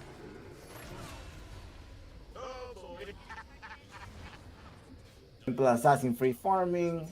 I think Yeah. there's a tower time. I mean, you gotta even get the tower time. Konka's free farming too. I mean, he's top of the CS board right now on Konka. So, I mean, yeah, everyone free farming on Radiant. He's top of the net worth too. 4.7k on Konka. About to be 5. The thing is, like, they're gonna be fighting or arguing over farm around the map now. Without this mid lane, where are you going to? Like, where are you gonna be farming? Hopefully, the Huskar just keeps farming Ancients and Lifestealer can just keep farming top. And you know, this Omni Knight should just suck it up and. But Viper on. Oh no, Viper's gonna kill this Tusk now. Slow down, the Bramble Maze lock you down, and that is a perma lockdown. XD goes there, and that is a... That's not good. The XDs are coming out from Viper here, and toxicity immense. This time against the enemy team, which is good. This time he seems happy with his team, so He's not doing some scribbles in the minimap. yeah. So There's no minimap drawing in this game, just some casual XD of the enemy. So much better game for Babitich here, and Knife Stealer. Maybe you're gonna be in some trouble. They're Xing him. They're gonna keep They're gonna going. infest somebody after at some point because they're gonna come over with the Bedlam as well. The Bedlam is ready. Does he have any? He doesn't end up using it. He took a little bit longer to use the Bedlam. I don't think he was under rage. Anyway, they're going on Fate, Got and the the boat Husker off, will though. be trying to Maybe. punish. No, that boat is not enough. But the Pugna's gonna be able to rotate there. No, that's it. They need one more, Yeah. and they do have one more. Viper is nearby. Yeah, Viper going back mid though. I mean, they just have to keep scaling. It's hard to open this top tower right now. I think Huskar is doing a good job, like positioning himself here. Now he needs to leave again, probably soon. Get himself back to Ancients. I think Lifestealer wants to stay top. Oh, White, what are you going to do right now? Ah, there's no man on the Pokemon, unfortunately. They The might X Mark just- and the uh-oh. Thorn, they're already nice use of the toy there to be able to go to the low ground. Now this Huskar, it's just like Monk in the middle. Where are you going to jump? I'm Oh, jumping no. the Bedlam. He's enough burst damage to take down this Huskar. The next casualty here is going to be the task. Snowball just delaying his death. Drag him close to your tower. He's dead. Yeah, I don't know what happened with the Huskar there. He like turned his armlet off. I think he meant to use his Fairy Fire or like Healing Lotus or something, because I don't think The he should have Bedlam is died. a lot of burst damage. But yeah, maybe that's true. Yeah, could be right, but definitely did Mark, not. yes, walking down. Yeah, Uh, it's just a massacre. yeah, it's looking like a rough game. I'll say that. The Naix finally has his armlet, so that's good. Huskar's back top though. I really think it should still be Naix holding top. I think they've kind of made a mistake here by keeping Huskar top and sending Naix bottom, because Huskar really wants to farm ancients and Naix really wants to just chill top and not farm ancients, you know. So Huskar again. I mean, Huskar is asking for death here. He's gonna get boated, I'm sure. Smoke. All right. Well, they're gonna be able to grab this. The X Mark. Ouch. Oh, the Konka didn't boat Wait. himself. He didn't get hit by the boat. So. Wait, couldn't you just like give him life? Oh yeah, he could. Yeah, he could do that too. That doesn't make any sense. But oh, now Viper's in trouble. Viper's about to ping his Pugna. I think so too. High five. You start seeing them. Bye bye. Uh-oh. No scribbles in the minimap, so Yeah, Still no, good. he's remaining calm. But he's pretty low net worth on Viper. I'll say his game has slowed down. You'd think he'd be higher net worth based on his lane, right? So slowing down for sure. the Husker is catching up. 6200. Yeah, Oscar is catching up, and I mean it's evening out a little bit. Most of the net worth is on the supports here. Like the Willow is huge, the Pugna is kind of big too. So just a lot of net worth on supports in this game. Do you think it's time for him to head to the pit and get the extra life and start opening up the map? Well, not if he's top. He's gonna have to wait here. But yeah, I think if he stays top, then maybe in a minute or two, yeah, you can definitely look for that.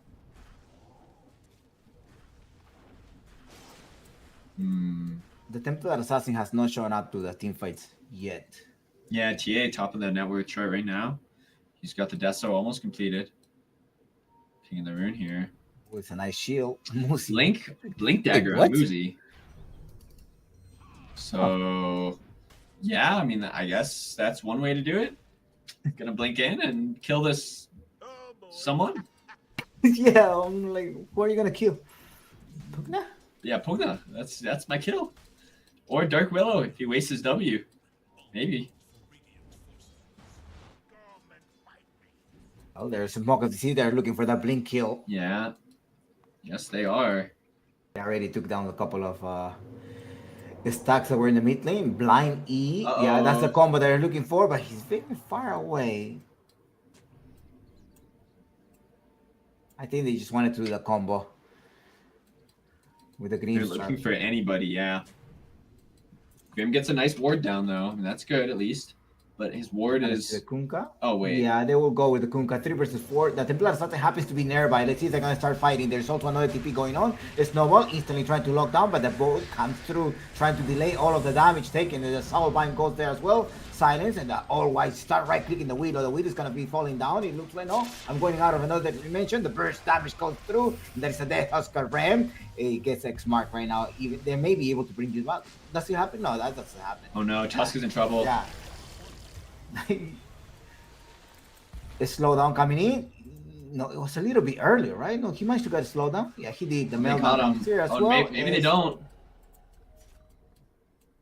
It felt a little bit off. Yeah, I mean, it's just because the Kunkka is getting started on, and I feel like the Pugna should also heal Kunkka again. Probably should save him there. I mean, Pugna's not really using his heal, probably using it more for damage, trying to be aggressive with it. But Viper just didn't have his Ags, and Omni got a nice kill with Blink Dagger there. Doing some work, got a shard queued up now. Huskar also takes a lot of spells to commit on, so it's just not so clean for Radiant, but I think it'll get cleaner as the game progresses for Radiant. Like, it only gets easier for them, in my opinion. I feel like for Dire, it only gets harder.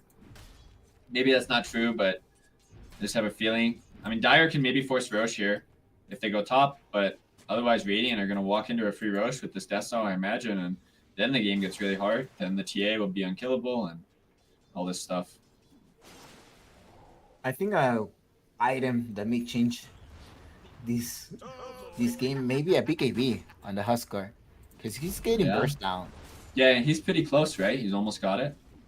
So Or definitely something. 300. Yeah, he has it already. No, what? No. He's got like 700 left, I think, Yeah. for the recipe. But he's pretty close. I mean, he's closer than you'd think, right? Like, so it's pretty He good got for something sure. else. It looks like, because I think I saw 2,000 on games. He has the Pretty Mithril cool. Hammer on his career, Okay. so he's pretty close. He's farming the Ancients now. But yeah, there's the Roche I'm talking about, though. And TA straight in the pit. Yeah, don't let this Husker have it.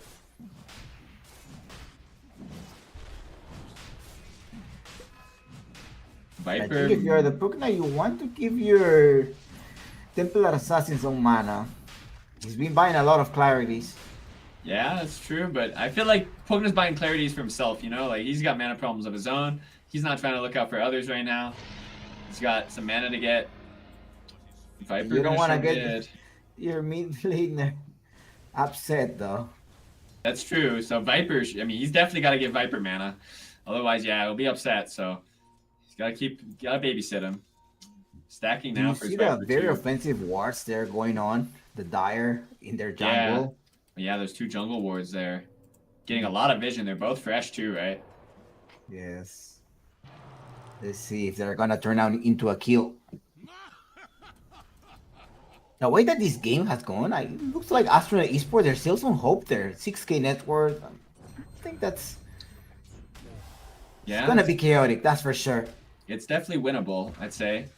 But like I said, I think it gets harder from here. I'm a little worried about the TA getting shard.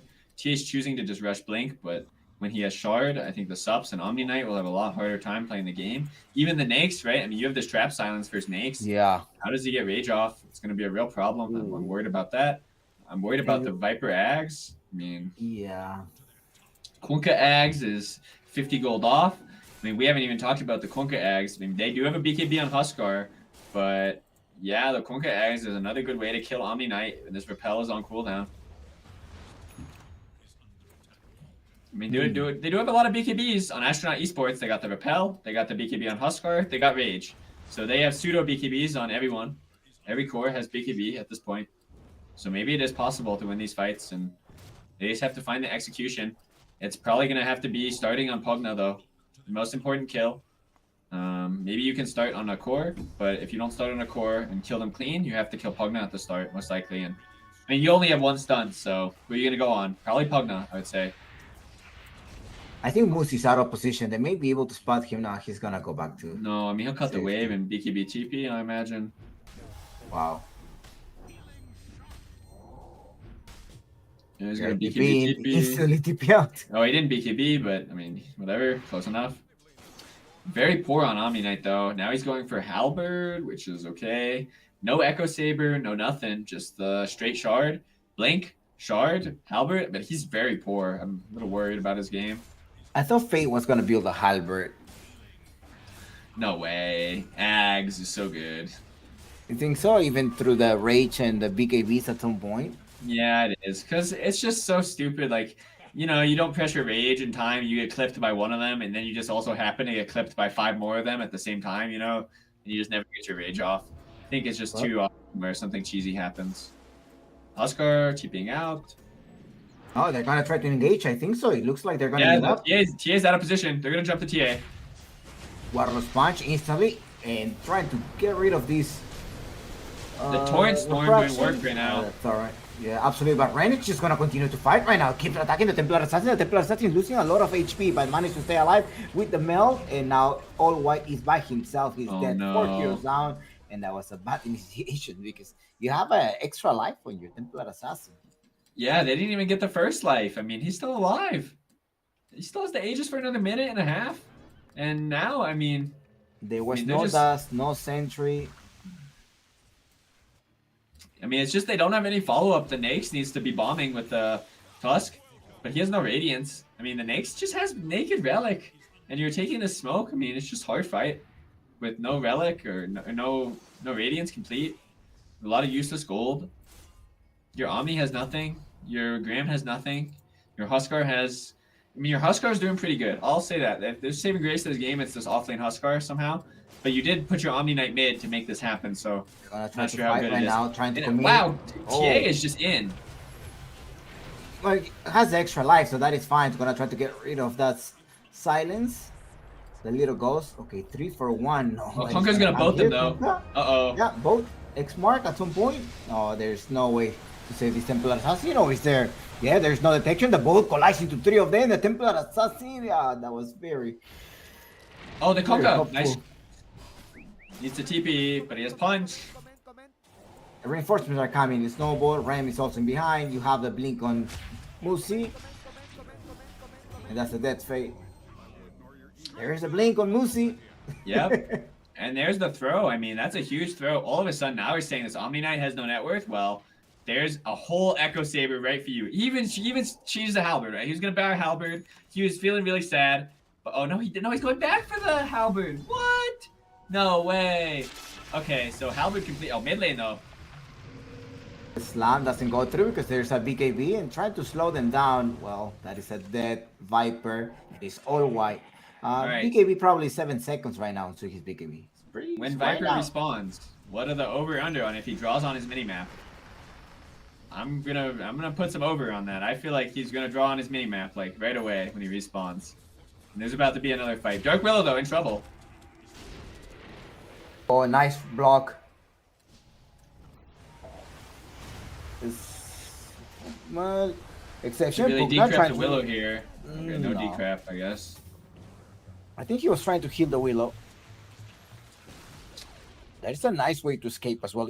Get X Smart by getting infest one of your allies. Yeah. Oh, the Conker though. Oh no, he shouldn't walk up. Yes, they're gonna take him down. The Pugna really needs to be closer to save here. I mean, Force staff? He has a force Yes. staff. He has decrep. He has ult here. Really needs to be closer to these cores. The cores should also be closer to the Pugna, but Radiant falling apart here. Literally right in front of her eyes, I would say. That was a big throw earlier. I mean, back to back throws. The TA throws, Konka throws, Viper throws, then Konka throws again. So 4 throws in a row, I would say, from Radiant. Will Viper make it 5? Let's find out. Next time on Dragon Ball Z, will he escape or will he throw the game again as Konka is respawning finally? Seems like he's throwing. Raider. Something really Bobby bad is Beach? happening. Uh-oh. Oh, the Uh-oh. smoke is gonna break. What Uh-oh. a jump there by the Tusk. They were able to spot Babitich, and Babitich is just gonna lose his life. Block the path as well, locking him down, and that Viper is dead. Start. Okay. Ooh, the tip. Yeah, Radiant is crumbling. Viper has now made it a 5th throw in a row. That's 5 deaths out of position for Radiant from cores. So, what was it? Like 10k lead? So 7k thrown, pretty much, or like at least like 6k. And Viper is still no closer to BKB. Konko working on BKB, but not close. TA is never buying BKB. He's gonna go Silver Edge into Pike. So, yeah, Dire looks like they have a really good window to, take fights. Omni Knight is past Viper in net worth. Pretty unbelievable. Omni Knight's gonna have a BKB. BKB soon. But you know what's the thing here? Now that you were thinking about that they are not going on the halberd, the Kunkka Torn and the tidal wave will buy some times. Now the BKB is only on 7 seconds, 6 seconds, pretty worn out. Trying to jump in a snowball, double silence, and the snowball will be able to kick in Warlord's Punch at some point. They're trying to do a double combo with the Warlord's Punch, yes, and the Viper will be losing a lot of life right now. Nice now decrep. there's Pugna trying to help him out and just give him some life HP. Bring the back. they got him, Oh, maybe. tidal wave coming through. There's no physical damage. Oh, they taken, got but him. He magical turned his damage armlet gets off. you. Oh, huge mistake from Lifestealer. They have an X mark as well. Yes. Ouch. Oh, trap! Oh, they had the Tusk too. Ouch. All right then. So I would still say it looked like Dire were favored there if the Nakes got that infest off, but a quick pull from the Conqueror. He realized his mistake, So he X'd and then torrented and then instantly pulled back. So the Nakes didn't get the chance to get that infest off. And then he shards him right away. And Nakes just turns his armlet off at the wrong time and gets clipped by the ground spell of Viper there. Maybe not realizing that the BKB, you still take damage. So he thought he was BKB, maybe wants to toggle and clipped by Viper right away. Yeah. Now it's all about Roche. And Roche is up, so Huskar is making his way there. Smart move. I think Radiant really need to get out of bottom and go to Roche. I mean, Radiant don't want to give this Roche up. They have a trap, so they'll see it happening. That's good. But they need to not give it up. They need to make a smoke there and make sure they don't get it for free on Dire. They will get the tower as well as the Tormentor. I think that's probably... I mean, for Aegis Cheese, though? No way, right? They're going to have to fight. I mean, when they see it, they're going to fight for sure. And they see that they walk in pit. The Aegis Cheese is too much, Tormentor... Do they have enough time? I mean, look, the Viper just realized. The Babbage has started drawing the line to Roche. He's pinging it. He realized his mistakes. So this pause may be really helping out Radiant. And even if you TP back to your outpost, no, okay, 6 seconds. The Viper's making the call though, right? He says TP tier 1 and walk up, right? Okay. So yeah, they're gonna all TP and they're gonna try to fight this Roche, which is definitely the right call. I mean, so what's faster? TPing to your outpost 6 seconds, walking, that's probably 15 seconds versus 12 seconds. I mean, you'll TP to your tier 1, you'll take the 6-second TP on the tier 1 and just you'll settle. Be enough. This pause definitely favoring Radiant though. I feel like if Dire had just walked in Roche right now, Radiant weren't ready, you could definitely get a good sneaky Roche there, but okay, we're going. See if they decide to do. Let's see. They take the tier 2 tower. They're gonna be able to take this. There's no detection though, so yeah, they're tipping to tier 1. All of them are tipping to tier 1. So about to be a smoke, I'm sure. Where's the smoke? Pogno. They got the sentry finally. Smoke. Oh, okay, so so they just go. Konka's late though. Konka's late. He's not in the smoke. He has BKB coming to... Okay, where's the Konka's BKB? Gonna try to stop. Oh, nice silence there on the Screamster. The Screamster just dies. They're going in the box and trying to get in the puck now, but it's Babitich gonna try to slam them all, making sure that they're disarming them. But all white pops the BKB now 1-on-1 versus the Viper. Let's see, come here, zoning out the Viper. The Viper's not able to do anything, and now they're gonna get rid of the puck. The boat though. Delaying the damage. Ooh! The boat just delayed the damage. Now you have the Templar Assassin right click and then life stealer. He's dead. Next casualty here is going to be Musi, and that is a dead Musi. The bow delaying that damage. I really thought that the Pugna was going to die. Yeah, I mean, that's a pretty tanky Viper. Yeah, I mean, everything just went right for Radiant, right? They killed Grimstroke at the start. He instantly bought back. The Huskar jumped way too deep on the Viper, got exposed. The Nakes couldn't hit anyone. The Omni blinked in right away on the wrong target, didn't get a kill. Just everything going wrong for Dire. And I mean, all of a sudden, Astronaut Esports 12k down now. I mean, this is getting to be maybe insurmountable now. I mean, Roche, Cheese, 14k. I mean, it's gonna be tough. And Viper's already going to the Tormentor here. I mean, this is a ballsy move from Viper. A consolation prize. Yoink. Okay, gets that wisdom rune for free. Get the shard. We couldn't get the Roshan. Tried to get the shard. Yeah, you get a consolation prize. Grimstroke though, okay. Okay, that was not the way that you wanted. And he has no buyback, so if Radiant realize this, they'll go down a lane, because this is pretty bad. No buyback for 60. But maybe they don't realize. Yeah, their cores are very far away. Yeah, just farming. Oh, there's that TP, 24 seconds. Can take the Torment. Oh, Tormentor down. I mean, Viper's pretty close to BKB. Halfway. Konka working on that Octarine now.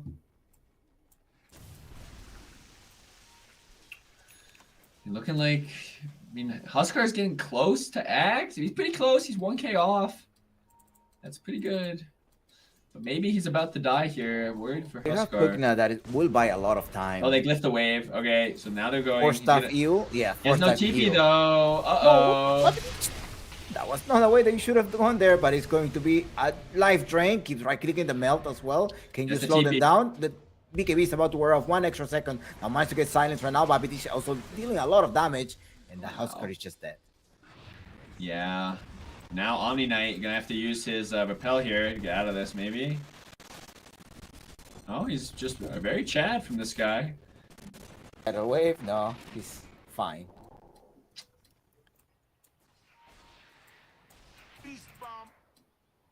Silver Edge coming up on TA, so now this Huskar is getting a little nervous. If you get Silver Edged, you can die really fast. Be very careful now. I mean, yeah, it's bad news for Dire. It's really hard to Viper scale.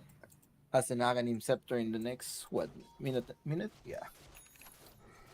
Yeah. It's the BKB. The Willow, yeah, have Axe soon. Konka has almost an Octarine. A lot of defensive items on Pugna now. Now the support net worth is coming in, has Yules, has Force. Meanwhile, Grimstroke has basically nothing. Tusk has basically nothing. So, yeah, really suffering on Dire. Musi didn't complete his BKB. He went for an Echo Saber. Yeah, that is true. He did. Yeah, he went back for his. He went Halberd into Echo. Now he's going back for BKB. I mean, yeah, really far from BKB. What does BKB even do, though? Uh-oh, yeah, he's in trouble. This Silver Edge from TA going to be doing a lot of work to this Huskar.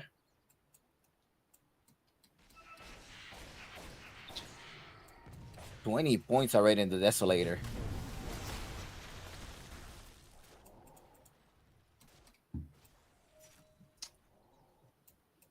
That Willow, Aghanim Scepter, okay. Yeah, very close. Close it in. You're working on it. Okay.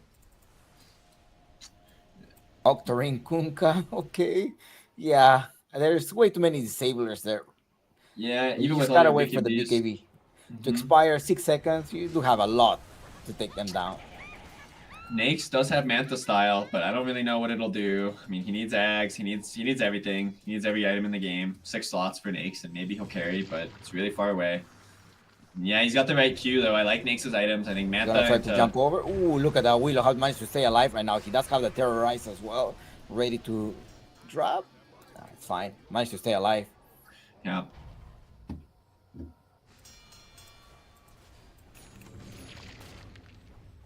He lost a lot of HP. That he did. The Pugna doing a good job saving him there. He using like a little trick, you know, you can use the portrait to heal your guy, even though he's Shadow Realm. Normally you aren't able to click him to heal. So And it's time to start. It looks like they want to use the extra life. There's some instructions already. Now it's the Kunkka trying to draw some stuff in the map. Still like, yeah, go push in the bottom lane. We're gonna entertain in the mid lane. Chad. It's Or because their perhaps- age is so low. They need to use it. Yeah, 30 extra seconds there, and it's going to be a Viper. Just keep right clicking them. He does have the disarm at some point, so he uses the ultimate on the life stealer, trying to jump in the Viper. Let's see if they're gonna keep the Viper alive. The Viper is still alive. He haven't used the slam yet. Now managed to use the cheese. That's a dead task.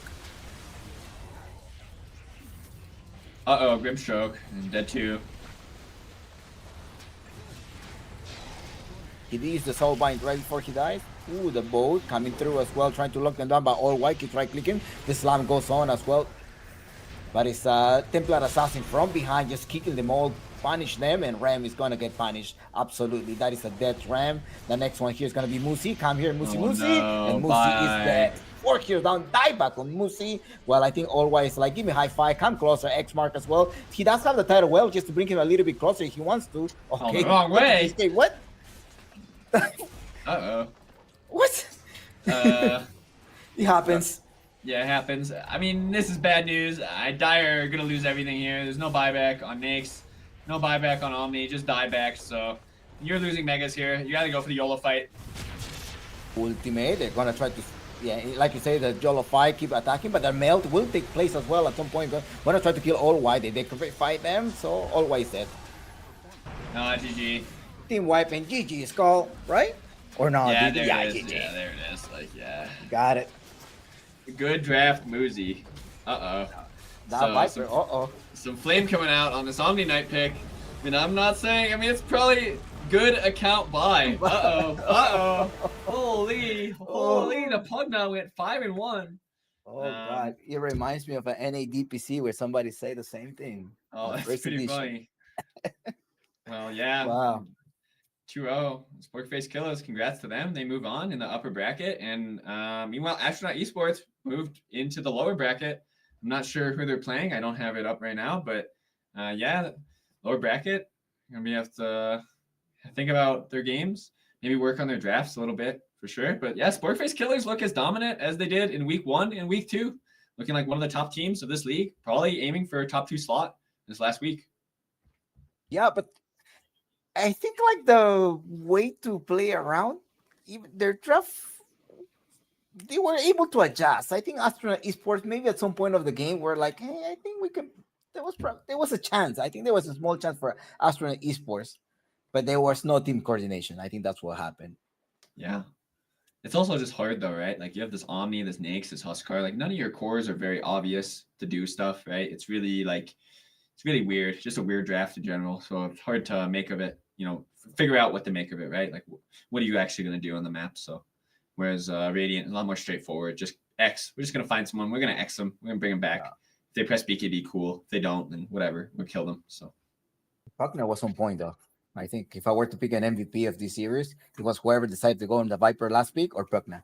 That's probably my MVP. Yeah, Pugna got way better as the game progressed. I thought he started figuring out his job in the game. There was, like I said, there was a point in the game where the game was kind of falling apart for a little bit, but I think they pulled it together.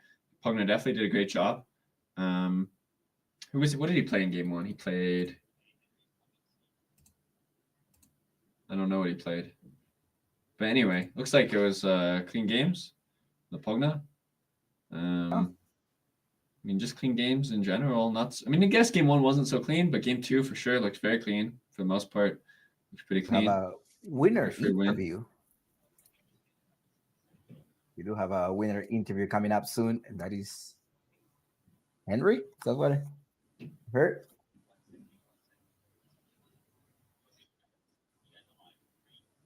Can you hear me?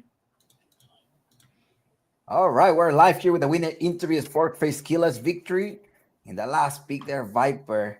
How are you feeling tonight? Me? Can you hear me? Yeah, we can hear you. Yeah. Okay, cool. Yeah, I'm feeling good. It was fun. Henry, right? Yeah. Who are you? Sorry.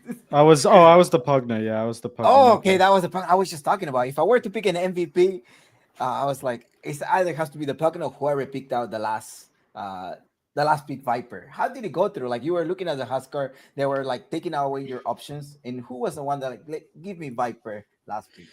I think we were gonna. I kind of knew they'd ban Lina, but I think we were gonna pick Viper or Wind Ranger because they're both pretty good matchups against Huskar or Tusk. I didn't really expect Omni Knight mid, but yeah, there's only a few heroes that I think between comfort and just matchup that we were gonna pick, probably Wind Ranger or Viper, and we just went with the Viper. I don't remember exactly why. It's good against Huskar. It's pretty much it, and good against the other heroes as well, I guess. Do you think at some point you almost lose this game too? This game? Yeah, like this game too. No. I think there's no world we lose this game. No, I don't think there's any world we lose this game. I think we had some throws. We got too cocky maybe, or I think people started joking and talking about random stuff, and we started feeding a little bit. But that just happens all the time. That's just Dota. So there was no scribbles in the the second game, but there were a lot of scribbles in the first game. Can you walk us through those scribbles from your mid laner? Yeah, I think I'm just bad, so he's probably frustrated playing with me. To be honest, I'd never played Winter Wyvern before, and I had an idea, but when you have an idea on how you want to play a game, and then people just start talking, you end up trying to do two things and then doing nothing and kind of just walking around. And I think I'm kind of just griefing. We had two supports that just don't make any moves or are too passive, and I probably annoyed our mid laner. So yeah, it's probably just my fault being bad at Wyvern and just being bad. So that was my question. That was my question to Samson, do you have any questions for our guest Henry? Sure. Yeah, I thought you played a lot better in the Pugna game. The Wyvern game looked really rough. Looked like you didn't know your job in the fights, but I think in the Pugna game it got better. Like you started playing more of the backline instead of linking in and trying to initiate and stuff. Even in the Wyvern game, I thought it got better as the game progressed. It started off with you ruining the fight, and then eventually you got to not pressing curse right away, and it got better and better. I thought the same in the Pugna game too. I thought it got better. So yeah, nice job, especially for the Pugna game. Congrats. Looked like easy 2-0, kind of, whatever. Yeah. I think I don't really have any questions. Yeah, I mean, I would make fun of Babatich. He's drawing on the map every time he dies. It's pretty funny. He's got some good memes, but it looks like he's like pulling the troops together and getting you guys to one spot in game one. Like game one looked like you guys were like on the brink of losing for sure at multiple moments, but you guys pulled together. So yeah, looks good. Looks like you guys have a good shot to make it to the finals. Best of luck. I don't really have a question, just a statement, I suppose. But yeah. Thank you. Awesome. Henry, do you have any like team that you want to face, like that you would particularly like to face? Yeah, well, whatever team beat us already, that I don't remember their team's name. It's like Bullish On Gaming. Yeah, we lost to them, but that I think we just threw those games. There was another team that's the like Yodi Brody Door. guys. Yeah, the team that has Door and B God and S and D, I think. Or, Yeah, that's Yodi Brody. Yeah, those guys are. I don't know why. They just destroyed us both times they played them. Like I don't really know why. Like I look at their names and their ranks, and I'm not like super intimidated. And then we just got in the game and they just destroyed us. So I don't know what it was exactly, but I'd like to either get destroyed again and learn something, or hopefully win. Yeah. Awesome. Well, thank you. And do you have any last words for the people that are supporting you, watching you? I just think NADCL is really fun. So, I try and just spread awareness, hopefully make it, successful so that people can keep doing this. So, yeah, hopefully people are enjoying watching, and it's an entertaining interview. Yeah, that's about it. Thank you, Henry, and congratulations for this victory. And I hope to see you once again in the next winner interview. Congrats. Thank you. Congrats. Thank you. Have a good day, guys. See ya. So that was Henry, the Puck9. This is Sparkface Killer Support 5. Yes, it started with a Winter Riven, a couple of curves, like you stated. Yeah, it got better. It got better. Like for real, by the end of the Pugna game, like you were saying, he's your MVP. So it looks like it was a redeeming story for Henry today. So that's cool. And yeah, the Pugna was really good. I like the Pugna play. I was like, it makes me want to play some Pugna games. Yeah, this hero is great. It's like some green. I mean, it's just green, so green. They got Viper, they got Pugna, just too green. But yeah. Okay, well, we're gonna try to close out the night. I know we wish we can probably have another series. Not you, because you have a scrim at 5 a.m. It looks like. Yeah, no, I'm going to sleep after this. But Samson, any last words for the people that are watching you? No, I'm out. Thanks for watching, guys. Where can we find you? Any way where to find you? You can find me in, I guess NADPC doesn't exist anymore. So you can find me in ESL DPC, whatever that is, like on playing the qualifiers and stuff. That's where you'll find me. So awesome.